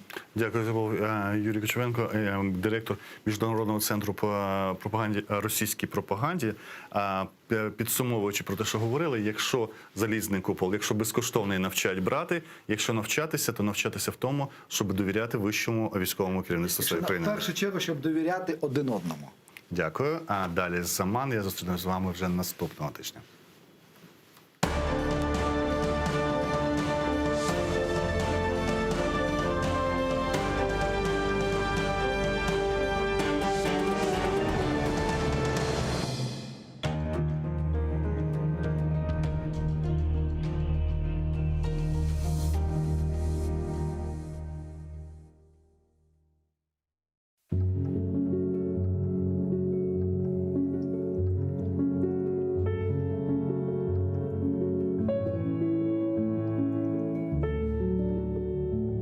Вы знаете, что люди могут не вернуться.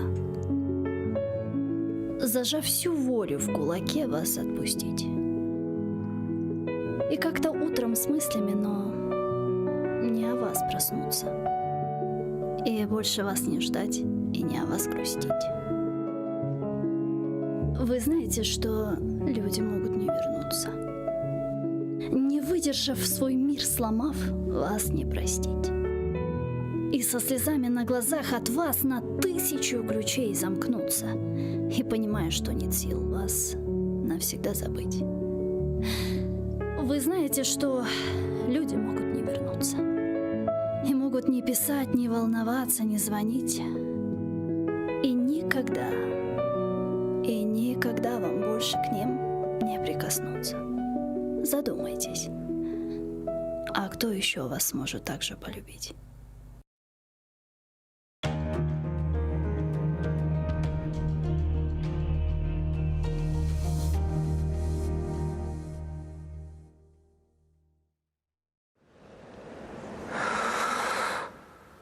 Eşitesiniz mi? Men haqda unutdunuz mu?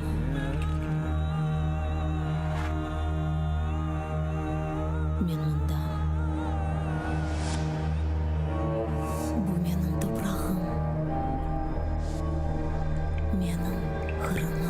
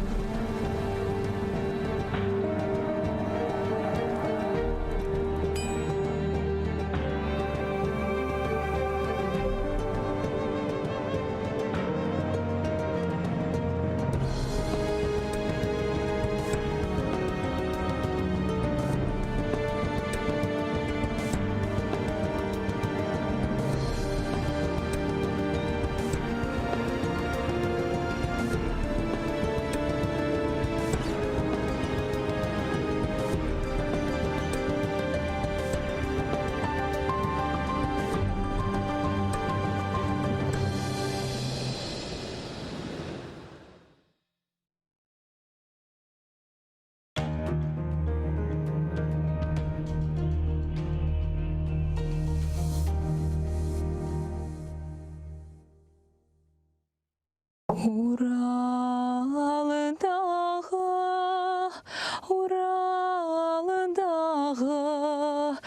yoxdur da ep yağı. Uralдағы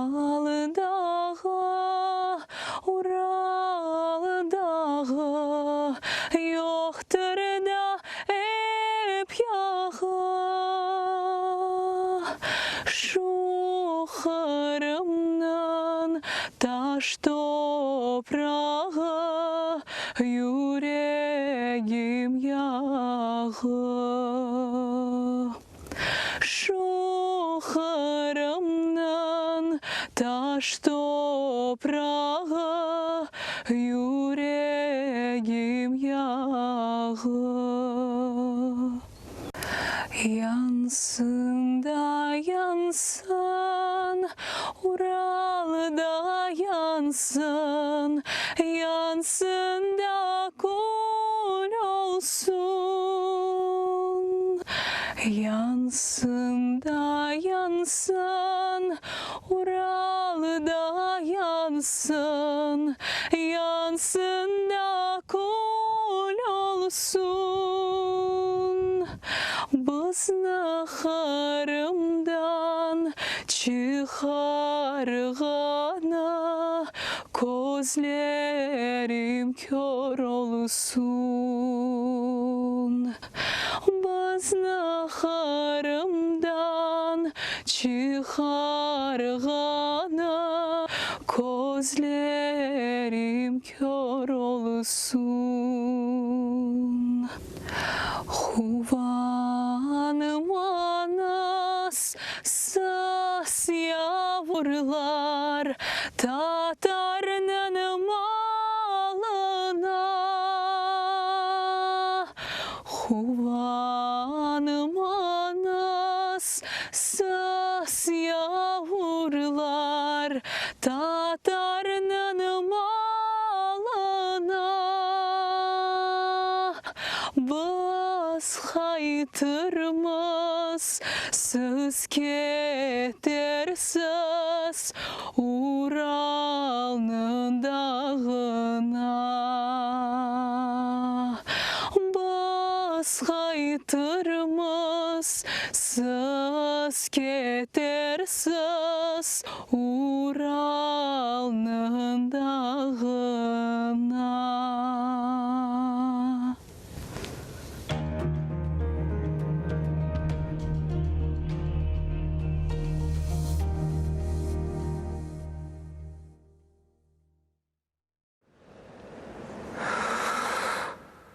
Eşitesiniz mi?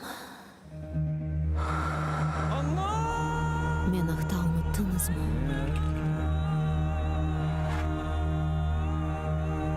Men bundan. Bu menin toprağım.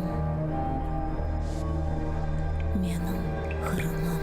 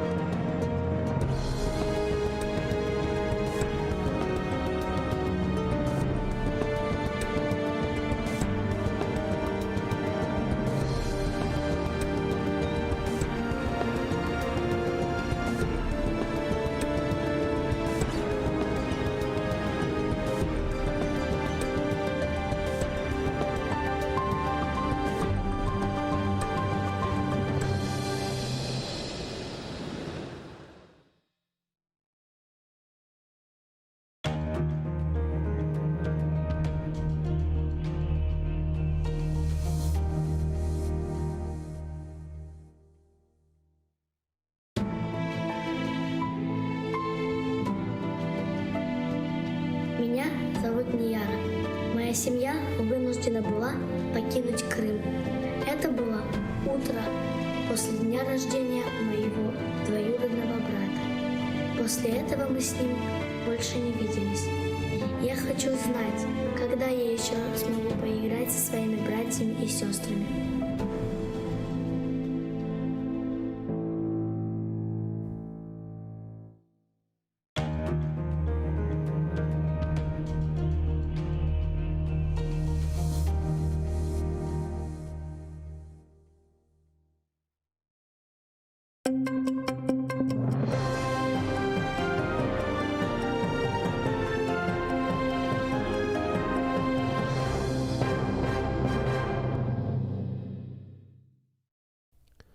Ишгалжилер Нариман Жилялна да бір жинайетте қабатлады. Мечлис рейсінің бірінші муавины Анғара койындaki газ борусында диверсия yapılmasından ғайры патлайжым мадделер алынмасы, сақланмасы ве йолланылмасында қабатлана. Бұны адвокат Николай Полозов білдірді. Жилял боле қабатлавларне наразы дегел, бұнен бәрі қошма сорғыда шатлық етмеге рет еткен. Я отказываюсь от данных ранее показаний в качестве свидетеля ввиду того, что я давал показания в тяжелом стрессовом состоянии, проведя значительную часть времени с мешком на голове под психологическим давлением и в ожидании физической расправы. И, конечно, я отказался давать новые показания уже в качестве подозреваемого. Нариман Жилял, Азиз ве Асан Ахтемовлар, Шевкет Усейнов, Эльдар Одаманов сентябрьнан учы ве дөртінде тұтылды. Ишгалжилер гежесі ве саба ерте, олардан евлеріне сұрып кірген сон еркеклеріні белі олмаған тарафқа алып кетті. Бір күнден зияде тұтылған 5 қырым татар аққында ич бір хабер yok еді. Бұндан сон онларca инсан хырсызланған ватандашларымыз қайда болынғанны білмек үшін Ахмеджеттеки ФСБ бинасы янына келді. ОМОН ве Росгвардия инсанларыны ризнат аяқларынан ұжым етіп, оларыны автозакларға yüklе башлады. Ишгалжилер айтқанына көре бұл санки инсанлар карантин сыңырламаларыны бозғаны себебінден yapılғандыр. 58 инсанға мемори протокол түзілді.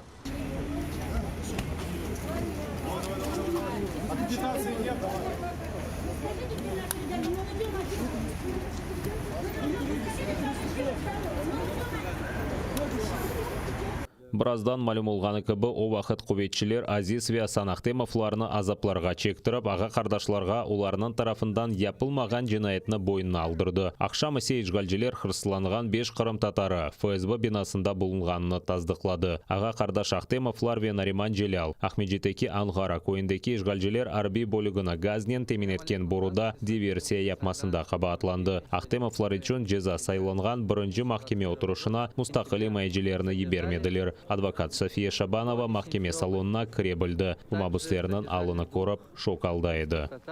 Но ребята как-то неадекватно, очень странно себя вели, не поднимали голову. Такое было ощущение, что они ничего не слышат. Я все-таки пробилась в зал судебного заседания, подошла к Азизу, сказала: я твой адвокат. Сначала я подписала соглашение с твоим отцом, вот сегодня с женой.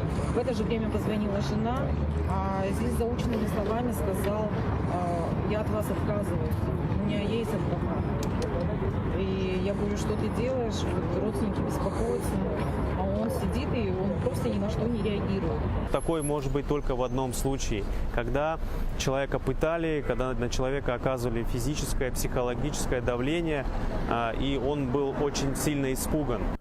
Азиз ве Асан Ахтемовлар ве Нариман Жилялны ең азындан 2 айға махкүм еттілер. Ахтемовлар газ борусынан патлатылмасында, Жилялны есе оларының бұңа қызыштырғанында қабатладылар. Ишгалжилер, мабуслер хырсызланған күні оларының башларына чуаллар кидіріп, еркеклерге низбетен рухи басқы етіп, өлдіруінен қорқыздылар. Эльдар Одаманов и Шевкет Усейновны құветшілерге бойсунмағаны үшін 15 күнге изоляторға ташладылар. Ахтемовлар азапларға чектіріліп, Ишгалжилер тарафындан талап етілген шекілде шатлық етті. Біраздан ФСБ Азиз ве Асан оларының тарафындан yapılмаған жинайетте шатлық етув видеоларны айдынлатты. Шу сақты видеода Асан Украина истихбаратынен ишбірлік yapмасы аққанда айты. Приехав в Херсон, я пошел в Макдональдс, где ко мне подсел человек в красных кроссовках, красной кепке и назвал себя Саидом. Он объяснил, что это кумулятивный снаряд, и что он должен пробить эту трубу. Должно хватить силы, чтобы пробить эту трубу. Пришло сообщение, что нужно вспороть этот сыр, и там внутри находится это взрывное устройство. Тамам бу ифтираларны Ишгалжилер мабустерден талап еткен. Бұны СИЗОда Азиз Ахтемовнен көрішкен адвокат Айдер Азаматов та таздықлады. Оның айтқанына көре, Азизге көре, Асан да чоқ азап чеккен. Ишгалжилер оны орманға кетіріп, жинайет yapқанны айтмаса өлдірмеге шандырғанлар. Бұндан сон ФСБ хадимлері оны мағазда догып электрик ақым вастасынен азапларға чектірді. ФСБ адвокатлары Полянский ве Глушко бұл әрекетлеріні таққатынан адикеті шаты деп адландырып, бұны незарет етеді.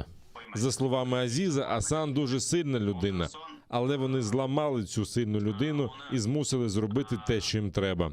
Я сказав Азізу і попросив передати Асану, щоб не переживав і не хвилювався. Про їх звірства вже знає весь світ. Хай від нас не відмовляється, ми готові їх зачищати. Азиз Асаннан алынын FBT'ке сақты танықлық беру видеосында көрмек мүмкін. Оны рус ишгалчылары айдынлатты. Аға Қардаш Ахтемовлар башларыны білек көтермезден куветчилер тарафындан азырланған метінні сеслендірелер. Санкедерсін Меджлис ве Украина истихбараты тарафындан қорқозылғанлары үшін жинайет yapmaға мечбур олғанлар Асан көз яшларыны тұтып оламайып ФСБ талап еткенін айты. Что подумайте хорошенько, где вы сейчас, у вас у всех есть дом, семья, работа, все хорошо. Поменяли бы вы это на то, в какой ситуации оказался я.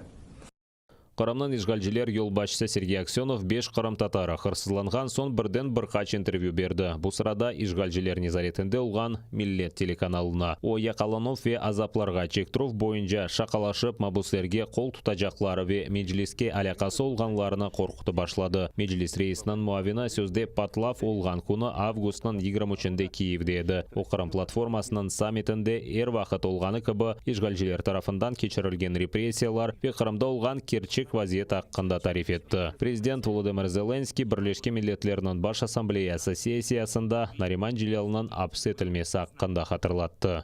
На початку вересня цього року в Криму був незаконно затриманий перший заступник голови Меджлісу кримсько-татарського народу Наріман Джелялов. Російська Федерація звинувачує цього політолога, видатного журналіста, телеведучого, викладача права та історії у спробі підірвати ділянку газопроводу. Ось вам ціна свободи слова. Ось вам ціна боротьби за свої права, за права людини. Я дуже розраховую на підтримку міжнародної спільноти, кожного з вас у цьому питанні, у питанні його звільнення та звільнення близько, уявіть собі, 450 українців, які незаконно утримуються на тимчасово окупованих територіях України та в Російській Федерації. 2016 сенесі ишгалчылар Меджлисіне экстремистик тешкілаты оларақ таныды. Шымда Аксенов бұл темсілді органны террористик тешкілаты деп адландыра. Бойле сөзлер Меджлисінің террористик тешкілаты оларақ елан етілмесіне азырлы қола біле. Бұда Қырым татарларға қаршы репрессияларының яңы далғасының себепшісі ола біледір.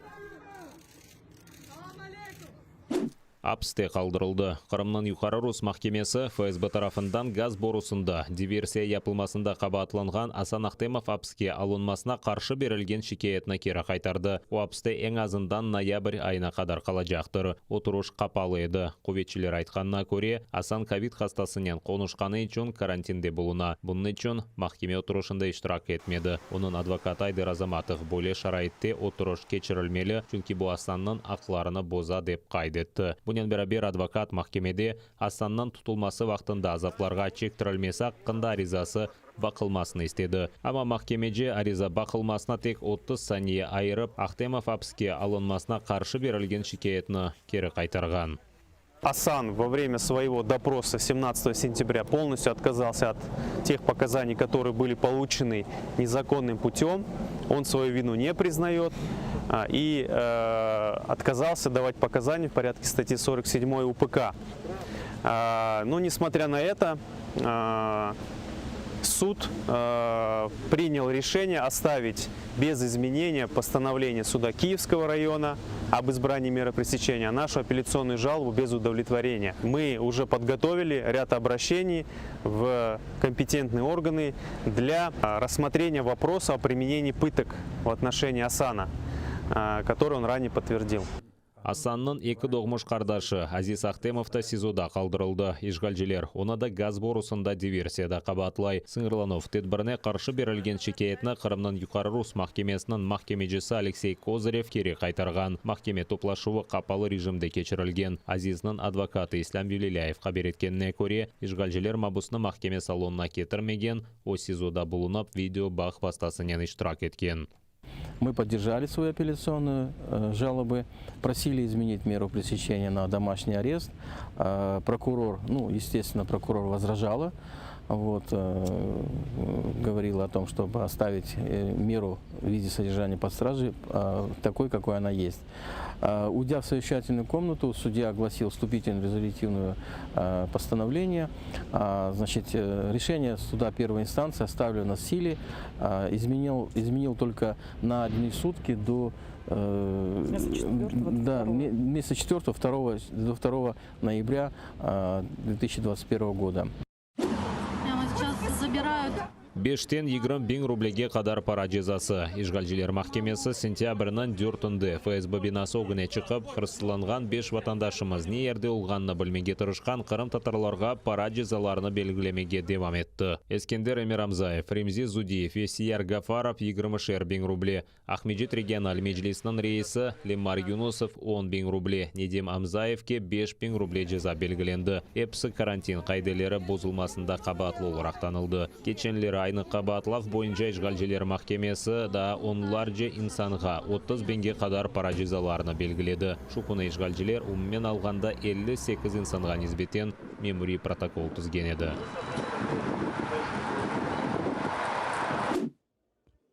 Қырым татар мабуслер адвокатларынан иш бірлігіні тешкіл етіп, қоранталарына ярдым етмек. Бөле чағыруынен парламент минберінден халқы депутаты ве меджлис рейсінің муавин ақтемче гос чықышта бұлынды. О сентябрінің башында ве евел тұтылған Қырым татарларынан давалары парламентінің незаретінде олмасыны талап етті. Қоранталарға мадди ярдым берілмесі де пек актуальды ақтемче гос. 2018 сенесі тұтылып, азат етілген Украина арбелері давасыны мисал оларақ кетірді. Вважаю, що нам необхідно, я маю на увазі владі, зараз взяти під особливий контроль справу Нарімана Джеляла і наших інших політв'язнів, організувати співпрацю всіх адвокатів для захисту. У нас є і допомогу родинам. Обов'язково скоординувати і тиснути на Росію. І от ця синергія, про яку ми багато кажемо, її треба над цим працювати, щоб оцей тиск наших партнерів і нашої держави дала швидше результат. ОБСЕде Америка Бірлескен Девлетлері миссиясынан темсілжесі Нариман Джелял ве аға қардаш Ахтемовларына дерал азат етмеге чағырды. Эндрю Шепард Вена шеріндегі дайми шуранын отырышында Америка Бірлескен Девлетлері Украинаның топрақ бүтінлігі ве мұстақылығыны дестеклегенні ве Русияге қаршы санкцияларны девам еттірмеге ниетленгенлеріні білдірді. Ми не визнаємо і ніколи не визнаємо анексію Криму Росією. Як сторона, що підписала спільну декларацію Кримської платформи, ми підтверджуємо те, що Крим є частиною України. Ми приєднуємося до наших європейських та інших партнерів і підтверджуємо, що наші санкції проти Росії через Східну Україну залишаться чинними доти, поки Росія повністю не виконає свої мінські зобов'язання. Санкції через Крим залишаться чинними.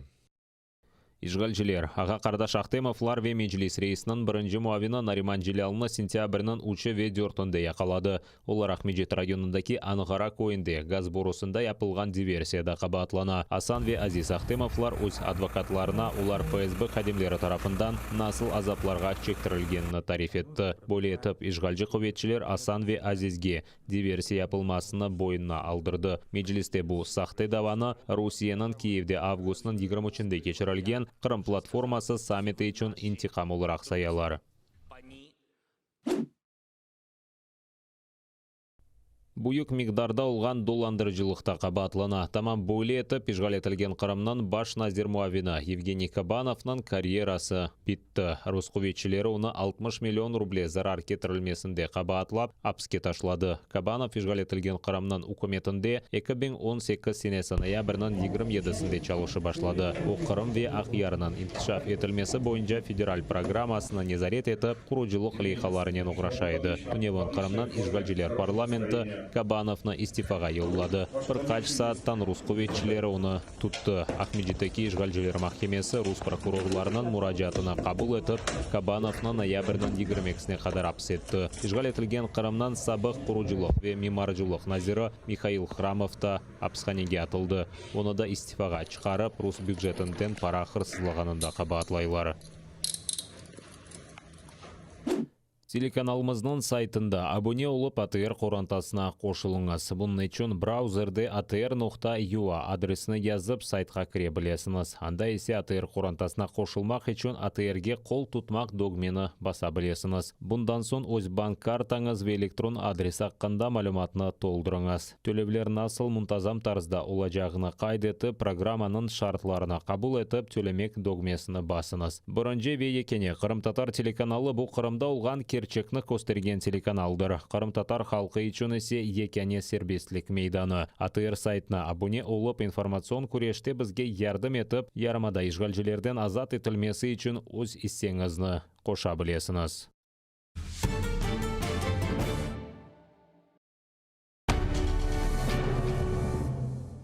Ізраїльські вчені створили унікальний засіб, що містить природні інгредієнти. Краплі імуноков покращують імунітет при коронавірусних та респіраторних захворюваннях, а також сприяють полегшенню постковідного синдрому. Імуноков – надійна допомога.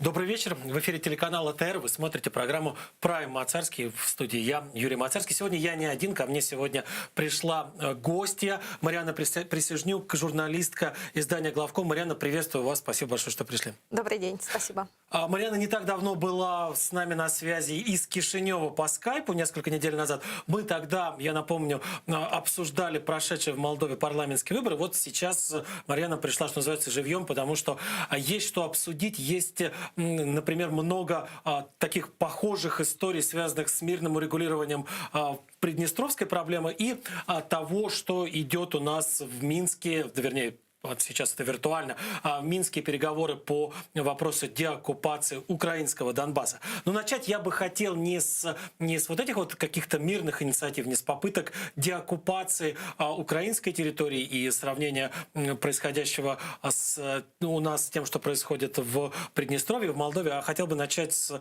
Вот на этой неделе идет Генассамблея ООН в Нью-Йорке, и там, помимо прочего, выступал президент Соединенных Штатов Джо Байден, и он сообщил, он рассказывая о том, как мир борется за демократию, за права человека, привел Молдову в качестве примера успешной борьбы за демократические ценности. Причем я вот посмотрел, он фактически слово в слово повторил свою речь, по-моему, образца 2011 года, когда он в качестве вице-президента Соединенных Штатов посещал Кишинев. Что это такое? Это случайное совпадение или действительно и тогда, 10 лет назад, и сейчас, в 2021 году, Молдова демонстрирует какие-то такие серьезные победы в деле там, осуществления каких-то демократических процессов? Спасибо за ваш вопрос. Прежде всего, я действительно считаю, что это очень важно обращать внимание, что происходит в соседнем государстве, особенно после смены властей. Ну и возвращаясь к сути вашего вступительного слова, на мой взгляд, это скорее поощрение и кредит доверия, который Запад демонстрирует Республике Молдова. Очевидно, что еще прошло недостаточно времени, чтобы мы могли оценить с точки зрения и реформ, и демократических процессов реальный результат, который продемонстрировать могла бы новоизбранная власть.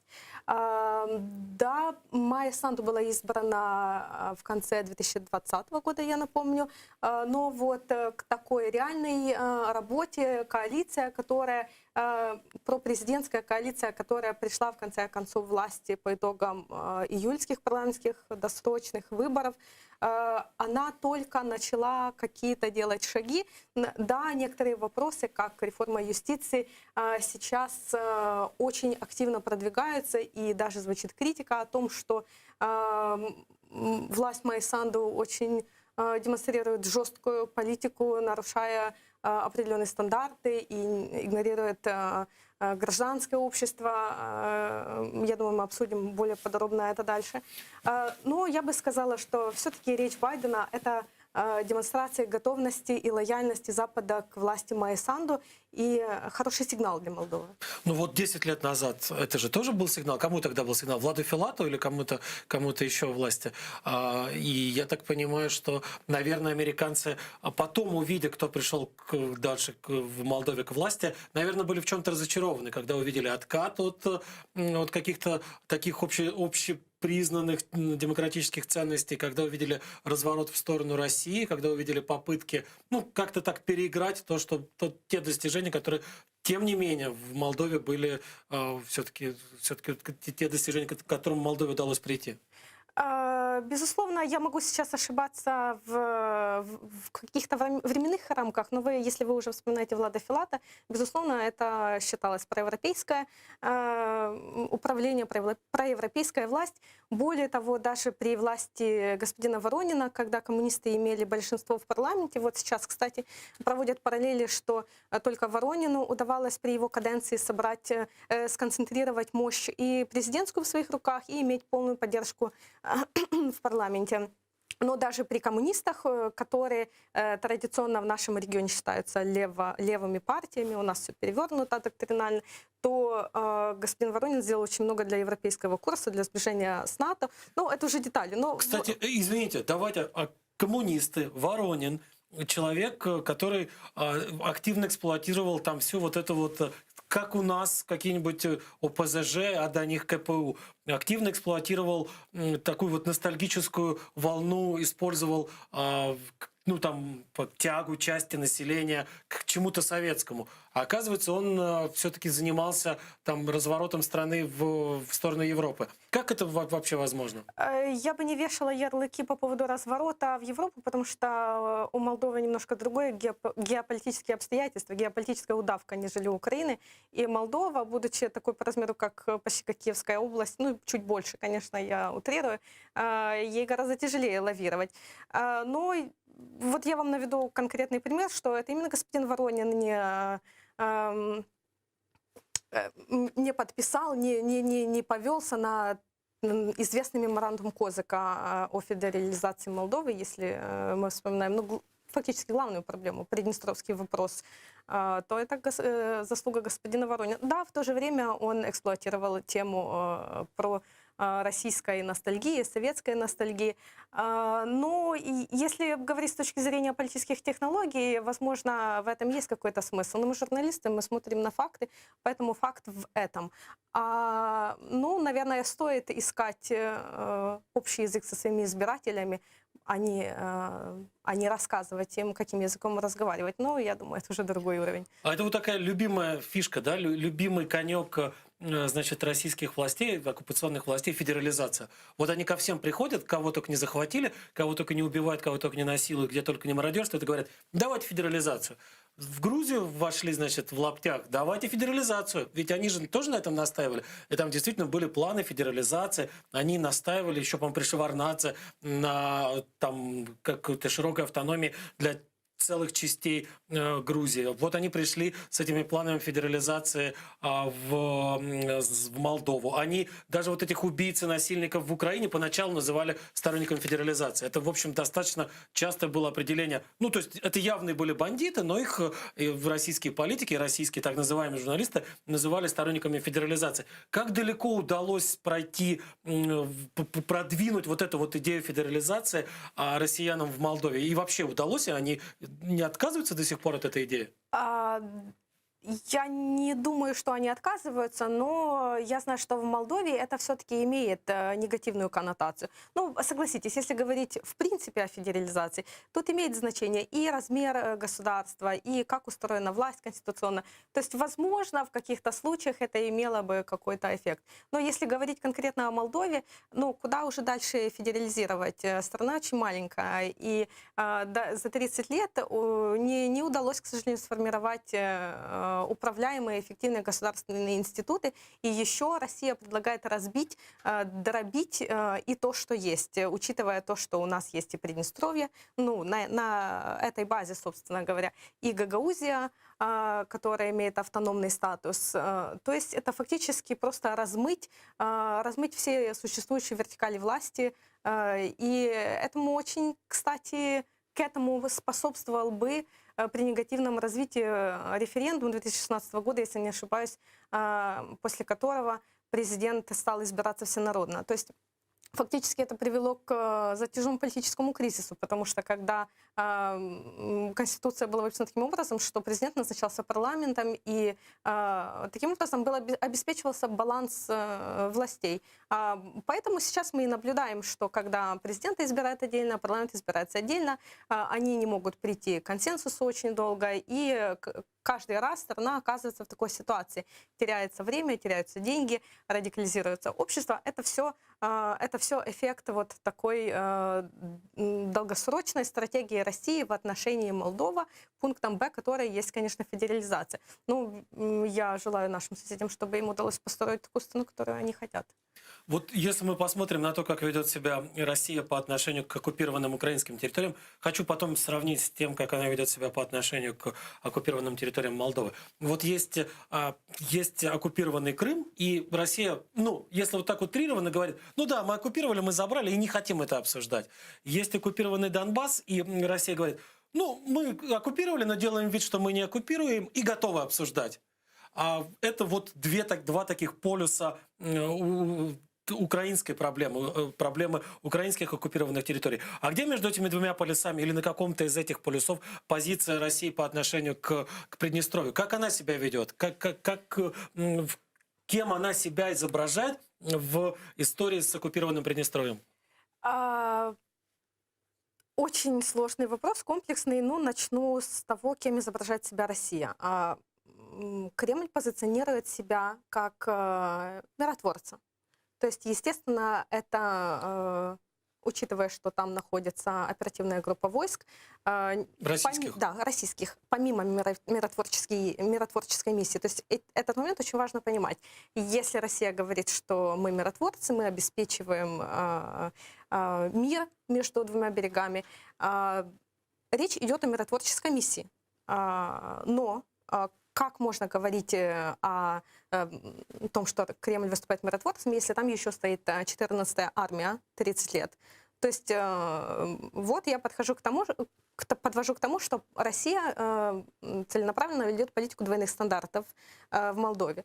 Но и не только по отношению к Кишиневу, по отношению к Приднестровью тоже. То есть в 2016 году, например, был референдум о том, как жители левого берега неподконтрольного Приднестровья относятся к Российской Федерации, и был поставлен вопрос о присоединении. Конечно, как мы сейчас знаем, ни о каком присоединении речи не шло, и это был просто политический эксгибиционизм, извините. То есть даже то, что этот референдум, я не сомневаюсь, что этот референдум прошел под кураторством и российского посольства, и Кремля, и то есть там есть люди, которые занимаются непосредственно молдавской тематикой, это да.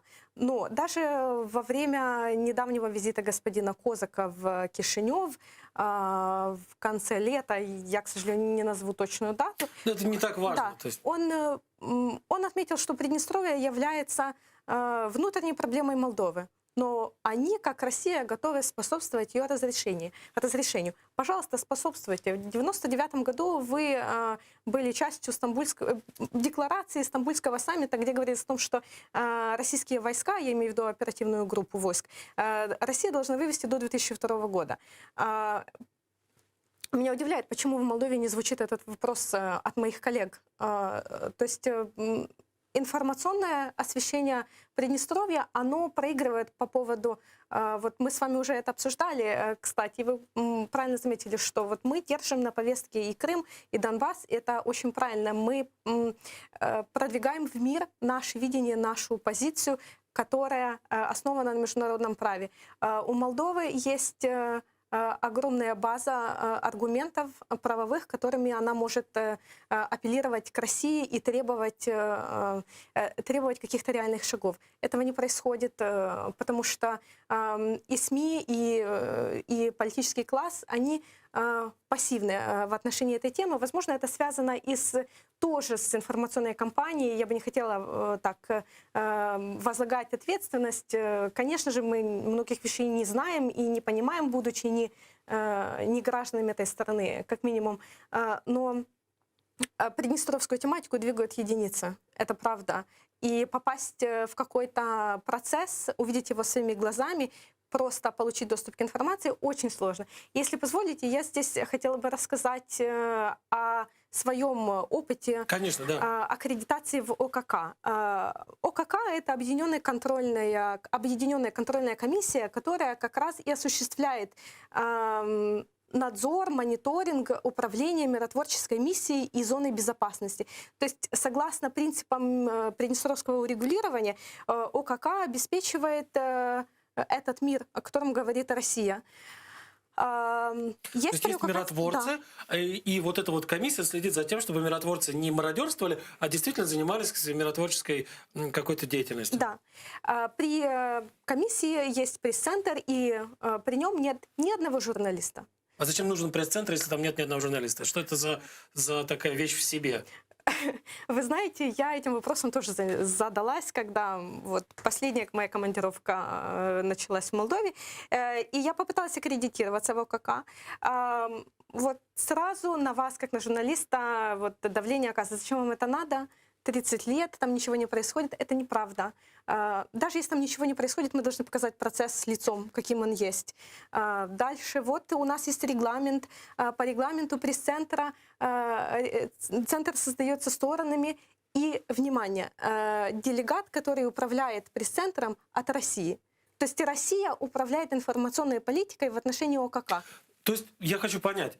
Значит, россияне присутствуют там как совершенно в открытую, как военные. Россияне присутствуют там, я имею в виду в Приднестровье, присутствуют там как под личиной миротворцев. Плюс ко всему те люди, которые должны осуществлять контроль над этими самыми миротворческими силами, это тоже россияне. И кого-то со стороны они не пускают, придумывая себе миллионы отмазок. Как они продавили Кишинев, как они продавили, может быть, каких-то международных, значит, еще каких-то посредников на вот такую роль. Как они смогли, в принципе, все под себя-то подмять. И это важный урок для того, чтобы потом они не смогли подмять под себя там переговоры по Донбассу, не смогли подмять под себя переговоры по деоккупации Крыма, Крымскую платформу. То есть мы же должны понимать, мы должны учитывать опыт наших соседей, потому что мы в похожей ситуации тоже находимся.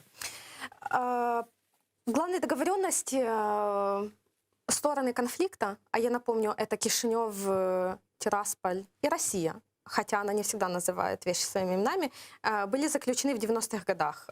Принципы прекращения огня, принципы урегулирования Приднестровского конфликта, если я не ошибаюсь, в 92 году были заключены. И до 97 года также стороны приходили к определенным соглашениям, были меморандумы, в том числе и Румыния, там в одном из них фигурирует как меморандум о понимании военных наблюдателей. Где Румыния? Почему они не волнуются этой проблемой? Это тоже их границы, это тоже очень интересный вопрос.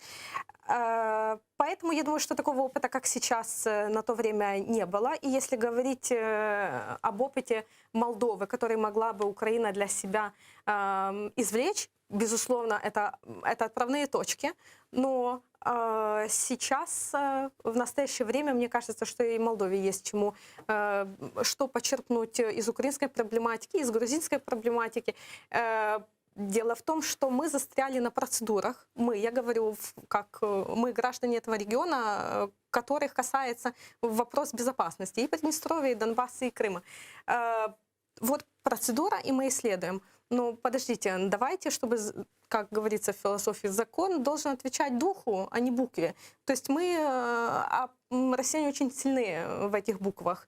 То есть они за каждую букву будут требовать. Но нужно менять обстоятельства, в которых этот закон заиграет по-новому. Нужно торговаться. Что делать с этой самой ОКК, с этой комиссией, которая фактически препятствует контролю? Вообще, можно ее как-то обойти? Ведь вы же бывали, сами ездили туда, в Приднестровье, без всяких аккредитаций от этих самых наблюдателей, без всяких разрешений от этой комиссии.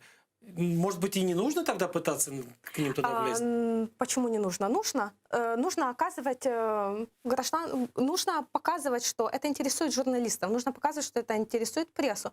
Откуда мы тогда будем получать информацию? Я уже отметила, что вот пресс-центр, им руководит российский делегат. То есть не Кто он такой, молдавский. кстати? Между прочим, это журналист РИА Новости, который отвечает за координацию с прессой. Точнее, за отсутствие координации с прессой, потому что я уже сказала, что там нет ни одного журналиста. Ну, РИА Как Новости, РИА Новости это же не настоящая медиа. РИА Новости, ну, по-моему, сейчас, кстати, РИА Новости уже не существует. Теперь это все холдинг «Россия сегодня», который возглавляется небезызвестным, чуть не сказал плохое слово, этим самым Дмитрием Киселевым, человеком, который, ну, не занимается журналистикой, занимается пропагандой, человеком, который занимается там распространением ненависти, там украинофобии, ненависти к Западу, исламофобии, всеми возможными историями он занимается. И, соответственно, те люди, которые являются его наместниками, скажем так, где-то там за пределами Российской Федерации, они отвечают за распространение этой самой дезинформации, за распространение ненависти, а вовсе никак не работой в рамках, там, я не знаю, обычной журналистской практики. Я могу ошибаться, но, по-моему, так оно и есть. Я думаю, что вы совершенно правы, и я бы сказала даже больше, что не только распространением дезинформации, а планированием целых информационных кампаний. Вот, между прочим, сейчас господин Красносельский, лидер тираспольских властей... То есть глава никем не признанной Приднестровской, этой самой Молдавской республики. То есть лидер этого сегмента провел встречу в Москве после выборов в России, которые прошли в том числе и на территории Приднестровья. И накануне выборов лидером Приднестровья, которые будут в декабре. И вот это все сейчас обрастает информационной кампанией по дискредитации Кишинева как стороны переговоров. И я очень рекомендую поинтересоваться этим исследованием на StopFake, где анализируются все нарративы, которые... Это все очень связано. То, что происходит на политическом уровне, и то, что происходит на уровне безопасности, на уровне приднестровского урегулирования. Я не просто так говорю, что это поле торга. И это поле торга затрагивает и вопросы украинского Донбасса, и вопрос перезагрузки политической системы Молдовы. И для России это окно возможностей использует. И Молдова и Украина тоже должны этим пользоваться. Если уже сложились такие обстоятельства, нужно проводить политику компетентно, в своих интересах, а не руководствоваться бумажками, которые написаны в 92-м, извините, в 97-м году. Регламент — это хорошо, но нужно, значит, предлагать изменения в своих интересах. И, кстати, вот благодаря вашим вопросам, вот идея есть, кстати, вот этот меморандум Меморандум о понимании между военными атташе Украины, Молдовы, Румынии, России. Это он был принят тоже, так понимаю, где-нибудь лет 20, а то и больше назад. Это 97-й год. Больше. Да. Возможно, он называется немножко по-другому, но суть как раз в участниках, между которыми он заключен. Почему бы этим людям не объединиться на основе этого меморандума, и если ОКК настолько закрыт, откройте нам этим меморандумом другое окно возможностей, чтобы мы, журналисты, получали информацию, чтобы мы имели доступ видеть своими глазами и рассказывать своим читателям, что происходит. Меня интересует, как украинского журналиста, что происходит у границ нашего государства. Это безусловно, и когда им выгодно, они кричат о внешних, в кавычках, экономических связях с Украиной. Когда им не выгодно, они говорят, что здесь забыла украинская журналистка. А есть какие-то тесные связи между вот этим никем не признанным Приднестровьем и Украиной? Если они есть, то как они регулируются? Ну, мы же не можем, там, не знаю, признать, по большому счету, сепаратистский анклав, который напрямую управляется из Москвы. А мы понимаем, что он управляется из Москвы. Вот этот вот самый Красносельский, о котором вы сейчас вспоминали, он точно так же, как главы бандитских формирований, вот этих вот образований, прошу прощения, созданных в Украине, на территории Донецкой и Луганской областей, он, не скрываясь перед камерами, голосовал на российских выборах в Думу, то есть он российский гражданин. Соответственно, все мы прекрасно понимаем, почему они голосуют и почему это так активно освещается. Это, ну, абсолютно российские шестерки, российские прикормленные прихвостни. И тем не менее, оказывается, у Украины есть с ними какие-то экономическое взаимодействие? Ну, это же хозяйственный уровень взаимоотношений. Так. А на политическом уровне и господин Зеленский, и госпожа Санду при по итогам совместных встреч не раз говорили о том, что вопрос коррупции будет активнее продвигаться, решаться. Я не знаю, к чему они придут в итоге, но 1 сентября уже был введен запрет на въезд в Украину автомобилей и транспорта на так называемых приднестровских номерах. И это реальный шаг. Это реальный шаг для обеспечения свободы передвижения тех же приднестровских граждан, которые, я подчеркну, заложниками есть в этой ситуации. И, конечно, вот если говорить об экономических отношениях, конечно, они покупают что-то в Одессе, они ездят туда на море, какие-то мелкие бизнес-контакты. Но есть и огромная, крупная коррупция, в которой лидирует и... Трансграничная? Конечно. Конечно, об этом говорят открыто и в Украине, и в Молдове. Как будет это расследоваться, будем наблюдать. Но даже вот Приднестровье не в шутку уже даже называют республика Шериф. Это холдинг, который фактически монопольно владеет всем, начиная от футбольных команд местных, заканчивая мобильной связью, интернетом и тому подобными сервисами для людей. Я хочу все-таки продолжить вот это вот начатое уже начатое нами сравнение Приднестровья с оккупированными украинскими территориями. Вот хочу на чем хочу сосредоточиться. Значит, вот эти вот марионетки российские в оккупированном Крыму и их информационная обслуга рассказывают, как они продают Украину крымчанам и тем людям, которых завезли сейчас на полуостров. Вот смотрите, там, если бы мы если бы нас не оккупировали, если бы сюда не пришли, значит, российские оккупационные силы и не включили нас в состав Российской Федерации, была бы война, как сейчас на Донбассе происходит война. Как продают вот эти вот, значит, шестерки путинские в Украину, или, вернее, там, антиукраинские настроения местным жителям. Если бы, значит, мы остались в составе Украины, если бы мы не подняли войну, здесь бы было бы еще хуже, вообще был бы кошмар, были бы памятники Бандеры, наших бы детей заставляли учить стихи Шевченко. Кошмар, этого допустить ни в коем случае нельзя. Почему-то. Но они это продают уже вон 8-й год. Как продают, собственно говоря, свой невнятный сепаратистский статус уже 30 лет власти так называемого Приднестровья? На чем они строят или пытаются строить собственную легитимность и собственную отдельность от Молдовы? Вы знаете, трафарет, логика мышления одна и та же. Это разжигание межнациональной сеяние вражды и тому подобное. Единственное, что в Молдове, конечно же, есть местные особенности. Это присутствие Румынии. И вот если вот вы вспомнили у нас, вот лишь бы не Шевченко, то в Приднестровье даже стоит памятник Шевченко, лишь бы не Минеску, лишь бы не Румыния. Я могу ошибаться, потому что, знаете, очень многие деятели... Это единое культурное пространство, очень многие деятели, там, и молдавские, или румынские, но суть в том, что сохранить молдавскую культуру вот периода Советского Союза, то есть это кирилличный румынский язык, то есть классический румынский язык переведен на кириллицу, можете себе представить? И на этом выросло целое поколение. И, между прочим, вопрос образования – это одна из важнейших проблем, которой занимаются местные правозащитники.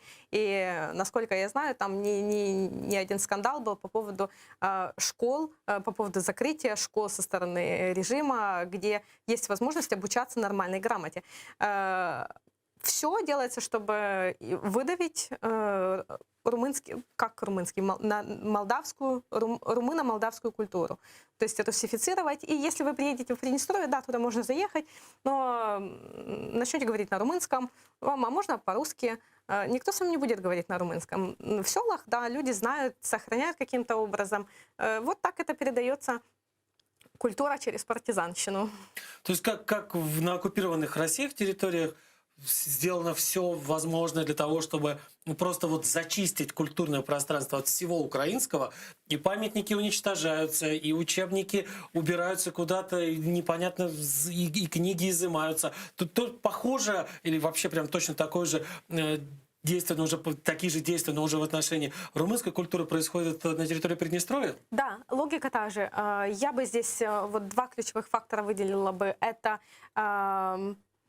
борьба против культурного наследия и милитаризация общества. То есть нагнетание постоянной тревоги, что вот Кишинев нападет, вот это постоянное переодевание детей по случаю и не по случаю в эту советскую форму, георгиевские ленточки, танк на въезде в Тирасполь, идеализация миротворцев российских военных. То есть вот с этим параллели есть антикультура и милитаризация.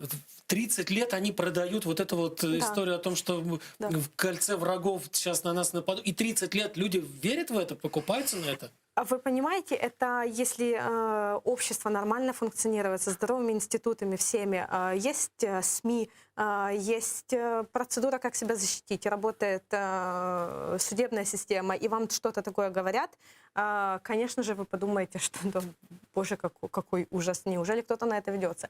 В обстоятельствах, где фактически сложился вот такой социальный вакуум, где ничего нет, кроме пропаганды, ничего абсолютно.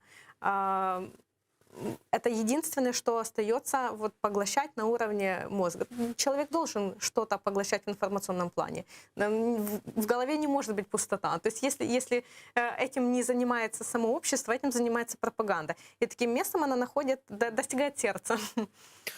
Как-то одна наша коллега мне как раз рассказывала о том, что жители оккупированных территорий Украины настолько в токсичном информационном находятся окружении, их настолько обрабатывают, что крымчан, что жителей Донецка и Луганска обрабатывают такой массированной дозой едкой, очень опасной антиукраинской пропаганды, что они действительно, даже те, которые никогда не разделяли каких-то вот этих вот идей там русского мира, даже те, которые никогда бы там прежде не подумали о том, что, значит, что-то такое может произойти из того, что происходит сейчас, я имею в виду оккупация, я имею в виду война и так далее, что вот даже те люди, которые были максимально далеки от этой вот российской повестки, потихонечку ею пропитываются, потихонечку начинают, если не во все верить, то частично вот в этот яд начинает верить. И для того, чтобы этого не происходило, для того, чтобы спасти тех людей, кого можно спасти, она как раз говорит, надо общаться там, по телефону, через там, соцсети, через мессенджеры, каким-то образом пытаться доносить до людей историю о том, что все совсем не так, или не совсем так, как вам рассказывают вот эти вот ваши оккупационные медиа. А каким-то образом до жителей Приднестровья удается достучаться тем же самым молдавским СМИ, тем же самым людям из Молдовы, может быть, каким-то некоммерческим фондам или организациям, которые хотят все-таки каким-то образом вернуть не только территории, но и умы и сердца людей назад к той стране, которая, так или иначе является их родиной. Я знаю случаи, когда молодежь с Приднестровья, молодые люди едут учиться в Румынию, например. Очень многие едут в Молдову, многие едут в Украину. И это альтернативная повестка, которую они получают, информационная даже. Она, конечно же, будет иметь эффект и разбавлять как-то ту пропаганду, в которой они развивались, росли. И, возможно, это будет иметь какой-то результат в среднесрочной перспективе или, может раньше. Но я здесь хотела бы подчеркнуть вот такой момент. Есть такая стратегия урегулирования малых шагов. То есть речь идет о том, что Молдова признала, формализировала признание приднестровских дипломов молодых людей, которые учились на левом берегу. То есть, да, помним, что учеба там на русском языке, а если на молдавском, то вот таком гибридном молдавском.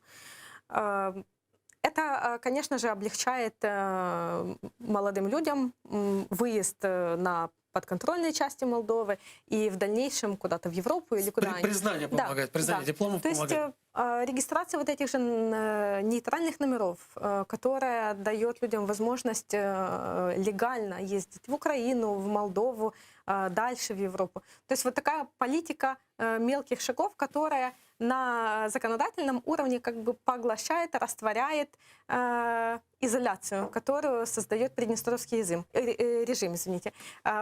Этот подход очень часто критикуют, потому что он исключает вот такого радикального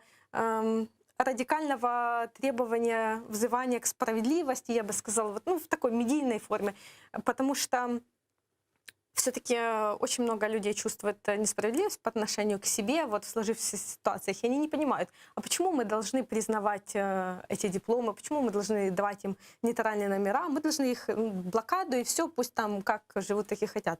Да, к чему это приведет, сложно сказать.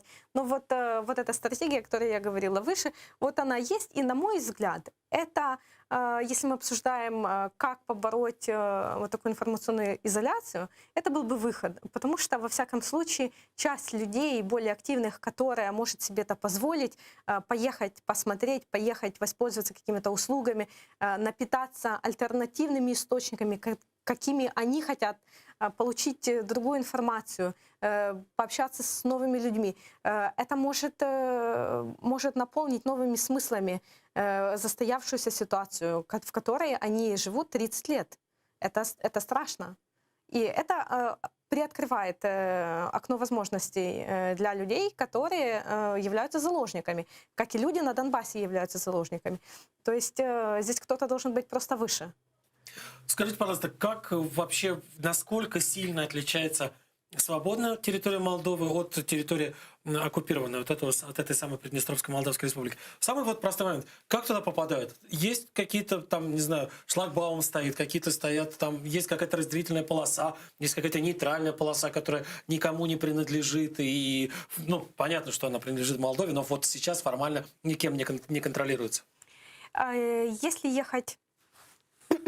Если заезжать на территорию Приднестровья с Украины, вас сперва проверят наши, выпустят пограничники из страны, и дальше вы направитесь на так называемый Приднестровский пограничный пункт. Это из Одесской области? Да, я как-то даже пару раз пытался этот путь проделать. Меня 2 или 3 раза заворачивали приднестровские. Да, Да, что-то не вызвал я у них доверия никакого, у сепаратистов. Если вы захотите в Молдову, я вам расскажу, как объехать через Паланку. Отлично. Вот, у вас проверяют документы, выдают миграционную карту на бумажке, и там указано время транзита, это, как правило, сутки, и вы проезжаете Приднестровье, оно такое продолговатое, вы его горизонтально пересекаете, это буквально там километров 30, может, чуть больше, 40. И дальше на выезде сдаете эту миграционную карту. А дальше уже территория свободной Молдовы. Дальше уже территория свободной Молдовы, подконтрольной Кишиневу, как говорится. И там стоят молдавские пограничники, которые даже не выходят, которые даже не проверяют. Вы знаете, меня этот вопрос всегда удивлял. То есть Молдова настолько не хочет накалять обстановку, Молдова настолько зажато себя ведет, что даже в некотором роде не дорабатывает то, что она должна дорабатывать. Потом, а проверить документы, а поставить печати, а может кто-то едет в командировку. Знаете, вот такие вот бытовые вещи. Вот, там просто стоит машина, там просто какой-то стоит пост деревянный. Вот они просто не нагнетают обстановку. Вот просто стоят, чтобы, не дай бог, ничего не произошло. Но граница как-то обозначена? Конечно, вот Приднестровская граница обозначена, там светская символика, красно-зеленый флаг, люди в форме, с автоматами, все как на настоящей границе. У вас проверяют документы, могут позвать на разговор. Вот я когда начала интересоваться вот этой аккредитацией в ОКК, последний раз у меня были проблемы, ко мне были вопросы на Приднестровском контрольно-пропускном пункте, а я просто ехала на футбол. То есть вот так это все работает. Это все создается для того, чтобы оказывать давление. Не потому что им жалко, чтобы вы пересекали, а вот едет журналист, он лезет куда-то не туда, куда выгодно России, куда выгодно режиму. Давайте его посидим, поспрашиваем час. То есть в каком-то роде это и небезопасно, в каком-то роде и не стоит особенно нервировать по этому поводу. Но это все равно сигнал о том, что не надо заходить в эти процессы. Нам удобно сидеть и в тумане принимать решения, вот то, что мы хотим, договариваться, как мы хотим. Что там происходит? Вот, мне кажется, нашим читателям, вашим слушателям, зрителям было бы очень интересно знать, что происходит на границах Украины, где Россия фактически монополизировала все процессы в переговорном формате. При этом дав обязательство до 2002 года вывести свои войска. То есть уже почти 20 лет пересидела, почти 20 лет пересидела. Плюс ко всему надо еще не забывать, не просто же там присутствует Россия, там же действительно есть целая армия, фактически, с юго-западных границ Украины подпирает еще и российская армия. Это мы прекрасно понимаем, что такое российская армия. Мы знаем, что российская армия, собственно говоря, захватила Крым, и российская армия действовала часто, конечно, прикрываясь какими-то там алкоголиками, шахтерами, трактористами, но тем не менее, российская армия захватила часть Донецкой и Луганской областей. Да. Скажите, пожалуйста, вы упомянули футбол. То есть, насколько я понимаю, несмотря на непризнанный статус Приднестровья, несмотря на то, что это, по большому счету, такая с юридической, с дипломатической, с политической точки зрения, это черная дыра, там проводится международный футбольный матч. Тем не менее, как это вообще возможно?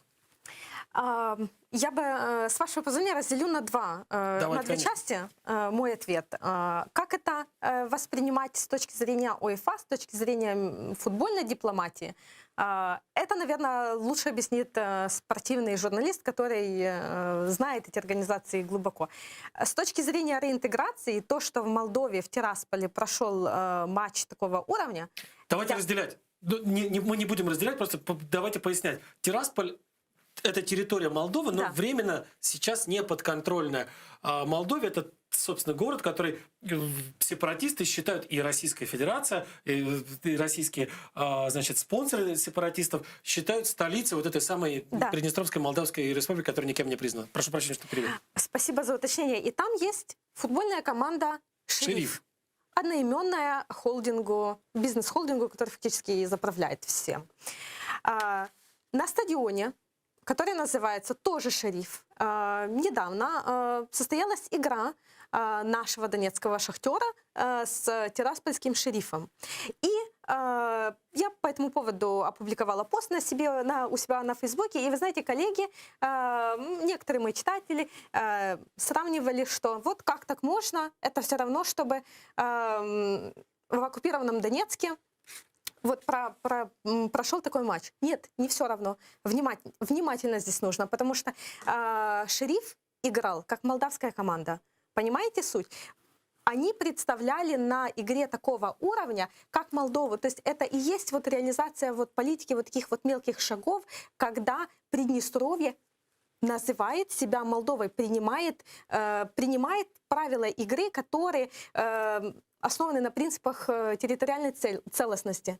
То есть если это можно сравнить другим образом. Если в освобожденном Донецке будет играть донецкая команда, представляя Украину, это же то, к чему мы стремимся, правильно? Вот и вся аналогия. То есть здесь тоже нужно понимать, как, с какой точки зрения оценивать вот эти процессы. Поэтому, как, конечно, футбольная организация позволила себе принять вот такие требования, провести матч на неподконтрольной части страны, я думаю, к этому могут возникнуть вопросы на более высоком уровне, уже непосредственно к политикам, к представителям этой организации, как это вообще прошло, вот этот фильтр переговоров, фильтр организации, но это уже другой вопрос. Но с точки зрения реинтеграции, на мой взгляд, здесь как раз все в порядке, и Молдова от этого выиграла только. Скажите, пожалуйста, вернемся к тому, как там все это изнутри выглядит. Что происходит в Тирасполе, что происходит в других городах вот этой самой непризнанной Приднестровской Молдавской Республики? Я так понимаю, что там во многом все это законсервировалось в том самом начале 90-х годов, когда произошел распад Советского Союза, и когда, собственно говоря, появилась вот эта вот самая Приднестровская Молдавская Республика, когда сепаратисты захватили часть территории Республики Молдова. Что там вообще, как это все происходит? Как жизнь обстоит? Как там, я не знаю, как автобусы ходят? Что продается в магазинах? Сколько это стоит, если сравнивать с ценами в Киеве и в Кишиневе? Первое, что бросается в глаза, это, конечно, российские флаги. Я даже находила информацию, что это считается как их второй государственный так называемый флаг. То есть теперь возле государственных учреждений, их режимных объектов вывешены приднестровские флаги, это красно-зеленый, и российский флаг, и может там еще там какие-то... жизнь, на первый взгляд, ничем не отличается. Дороги, магазины, кинотеатры, институты, очень мало людей на улицах. Я думаю, что в принципе людей очень мало, потому что люди при каждой возможности выезжают, покидают, и вот все, что остается там, это население плюс 60 даже. То есть чаще можно заметить военных на улицах Тирасполя, чем в других городах. Осмелюсь предположить, что это тоже о чем-то говорит, о каком-то таком особом подходе в правоохранительной работе. А так, если просто приехать погулять, можно, конечно, погулять, но осторожно, смотря с какой целью вы едете и кто вы. А следят какие-то спецслужбы приднестровские или спецслужбы российские? Вы знаете, как обычно следят? Либо камеры, либо люди... Топтуны. Либо топтуны. Камер в Тирасполе, так как в Берлине, нет. То есть это значит, что нужно следить. Это значит, что есть топтуны. Значит, нужно следить, что говорите, с кем говорите, как говорите. И это правда. Я убедилась в этом вот, благодаря моим коллегам. Есть такое издание «Диски ДМД». Между прочим, советую черпать у них информацию о Молдове. И я как-то с ними попросилась поехать в Приднестровье, когда они писали репортаж о том, что думают в Тирасполе о досрочных парламентских выборах. Просто подходили к людям. И вы знаете, вот этот эффект, когда страх говорить журналистам, именно вот страх говорить на улице с журналистом, с незнакомым человеком, а еще журналистом, который обращается на румынском языке, он просто читается не то что в глазах, какая-то аура появляется, которая вот, ты просто чувствуешь, что тебе не то, что здесь не рады, что ты сейчас отойдешь, и человек куда-то позвонит. И такая была. Вот мы где-то, вот мои коллеги опросили человек 10, и вот у нас идешь по улице, вот можно задать вопрос, вот как работают люди У нас тут вот камеру видят, очередь выстраивается что-нибудь сказать. Да, то есть звонят, какие-то смс-ки в эфир шлют. Там такого нет. Лучше не говорить, потому что уже на уровне рефлекса себя сдерживать, чтобы не было проблем. Ну, что тут говорить, если самая такая статья криминального кодекса в Приднестровье — это за критику президента. То есть криминальная ответственность за критику президента. Можете себе как представить? в Беларуси. Это, кстати, один из самых распространенных сейчас, по крайней мере, одна из самых используемых, вернее, статей Уголовного кодекса. Там несогласных, недовольных берут и обвиняют в том, что там написала что-нибудь в Твиттере про Лукашенко, сказал что-нибудь на кухне про Лукашенко, соседи донесли, иди в тюрячку. Да. Чем люди вообще занимаются? Где работают? Где нужно зарабатывать деньги, если ты живешь где можно зарабатывать деньги, если ты живешь в Тирасполе? Куда тебя возьмут работать, если так вот судьба сложилась, что ты родился и вырос в Тирасполе? Могут рекрутировать в 14-ю армию, например. Россияне берут себе местных наемников. Да, то есть это такие распространенные международные нарушения, которые Россия осуществляет везде, во всех странах, где она вторгается на чужие территории. То есть там стоит армия, и в принципе Россия, тут еще даже не подпитывается другими обстоятельствами. То, что когда все-таки Молдова показывает характер и как-то перекрывает ротацию российских военных через аэропорт, а через Украину это уже стало после 2014 года невозможным, в Молдове один аэропорт, они... Да. Россияне рекрутируют из местного населения, а потом оказалось, что это еще и выгодно. Почему нет? Потому что милитаризация местного населения, паспорта и все вытекающие из этого последствия.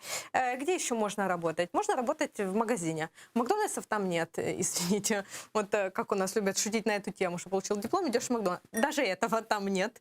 Что еще можно? Можно, например, работать на Приднестровском телеканале государственном, который воспевает, восхваляет господина Красносельского и приближенных. То есть воспевает режим.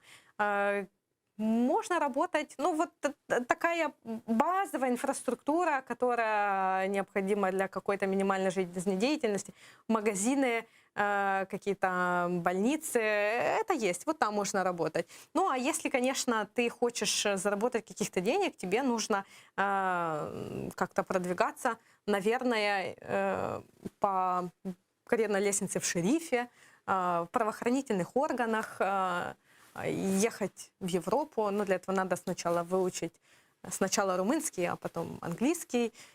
Ехать в Москву можно. То есть очень многие люди выезжают Уезжают в Россию? Да? Конечно.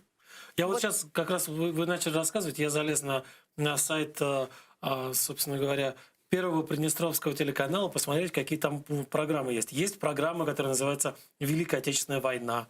Есть две программы про президента. Одна, естественно, самопровозглашенного. Эфир с президентом. Одна называется программа, вторая называется «Диалоги с президентом».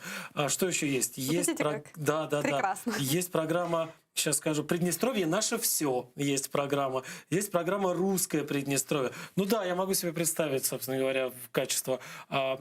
Кстати, что с ценами? Какие зарплаты и какие цены? Ну, вот если мы представим, что повезло, и все-таки там, значит, поборол брезгливость, устроился работать на телеканал Первый Приднестровский, какую зарплату получать? В среднем какая зарплата в Приднестровье, в Тирасполе? Я вам не скажу, какая зарплата на Приднестровском телеканале. Нет, это условно говоря, средняя зарплата в республике, в так называемой республике, или средняя зарплата в Тирасполе какая? Я вам могу сказать, что с финансовой точки зрения они очень гордятся тем, что у них очень дешевые коммунальные услуги. Это неудивительно. Слушайте, это прям вот Донецк с Луганском. Они тоже... Ну и что, значит, у нас тут бандиты при власти. Ну и что все распилили на металлом. Зато у нас вот низкие цены на горячую воду и на газ. Да, у них своя валюта, у них своя платежная система. Вот у нас Visa, MasterCard, у них есть карточка «Радуга». Вот, платежная система. Вот они так живут. Я вам не скажу, как градируются зарплаты, но логика такая, что они приравнивают молдавский лей, например, к приднестровскому рублю. То есть это все эквивалентно. Я помню, в 2015, по-моему, году они оценивали свой рубль фактически как доллар. То есть там финансовая система совершенно не отражает реальность, но отражает реальность то, что Россия донатит в их экономику большую часть денежного оборота. Еще такая же, наверное, часть — это черная контрабанда, которая крутится в этом регионе. Ну и долг за эти донаты, я их так в шутку называю, конечно, вешают на Кишинев. Поэтому Кишинев мало того, что потерял территорию, потерял контроль над территорией, надеюсь, еще не потерял, еще и должен оказался денег России. Слушайте, это прям вот всюду такое. И с Украины так, отобрали, забрали, а потом говорим, так, платите. А с Грузией тоже такое. У вас там долгов такое количество. Да это же, ребят, вы пришли, украли, убили, забрали, а теперь говорите, что долги на нас висят. Вообще, в магазинах есть продукты? Эти продукты какие? Это местное производство? Там что-нибудь, я прошу прощения, что-нибудь кроме этого коньяка Квинт производят еще само Приднестровье? Они и производят, и продают в Европу, и в Украину продают. А как возможно продавать? Они продают как Молдова. Видите, когда им выгодно, они продают как Молдова. Когда невыгодно, они кричат, что Приднестровье наше все. Но тут даже я не думаю, что это их решение. Возможно, даже в какой-то степени это успех Молдовы в этом процессе. И вот успех должен идти вот такими шагами. Малыми, но эффективными и уверенными. Поглощением на законодательном уровне всех процессов, которые проходят в Приднестровье. Что продают-то они? Молоко, сыры, колбасы, овощи, фрукты. Там есть базар в Тирасполе, такой хороший, мед продают, все продают. Как это относится к Украине? Каково отношение там людей, которые живут в Приднестровье? Вот к вам, вот вы говорите о том, что я вот приехала, я украинская журналистка. Как они относятся к вам и к стране, из которой вы прибыли? Вы знаете, они считают, что Украина сейчас вдруг перестала их поддерживать, потому что до 2014 года политический истеблишмент в Киеве все-таки подыгрывал России. и ротировал. Ротация военных происходила через украинскую территорию очень часто, очень в больших объемах. И сейчас, конечно, жители Приднестровья, они сравнивают эти моменты и задаваясь вопросом, почему Украина поменяла к нам отношения, вот это же огромная часть украинцев здесь живет. Как они говорят? Вот Приднестровье — это немного национально, как межнациональная такая община, где живут молдаване, украинцы и русские в одинаковых количествах. Ну, правда, почему-то мир-то русский, вот, а не русско-молдо-украинский. Это, конечно, вопрос. Ну вот на этих настроениях они, конечно, сейчас оценивают, как будто Украина сбилась с пути, вот, не поддерживает Приднестровье. И сейчас очень много нарративов в российской пропаганде, что именно Киев культивирует вот эту ненависть к Приднестровью, что Киев и Кишинев в сговоре, вот сейчас договорились блокировать миролюбивый Тирасполь, вот такие настроения. То есть Тирасполь сейчас в последние годы просто оказался окружен недругами и кровожадными соседями. Вот это такой среднестатистический срез, как оценивается ситуация. То есть все-таки создают образ врага теперь еще и из украинцев, причем такой образ врага, который может даже потеснить образ врага молдавского, образ врага румынского. Я думаю, что врага румынского Киев не потеснит. С какой-то точки зрения стратегии гибридной вот такой, это даже невыгодно, потому что на ненависти к Румынии все и держится, весь конфликт, раздувание этого конфликта держится. А образ врага из Киева удобно создавать, потому что общая граница, потому что если Киев будет придерживаться стабильной проевропейской политики, какая бы власть в Молдове ни пришла, им сложно будет продвигать пророссийский курс, потому что Румыния член НАТО, член Евросоюза. Если Украина тоже будет стабильно придерживаться своих международных заявленных обязательств, куда Молдова денется? Только два соседа, Украина и Румыния. Молдове придется выстраивать выгодную для себя политику, учитывая политику, которая существует в соседних государствах. Поэтому Киев сейчас нужно демонизировать, выбить. И, если не первый враг, то второй враг, даже больше, чем Кишинев. Спасибо вам большое, Марианна. Я напомню, что гостем сегодняшней программы «Правильно Мацарской» была Марианна Присяжнюк, журналистка издания «Главком». Еще раз вас благодарю. На этом прощаемся. Всего хорошего.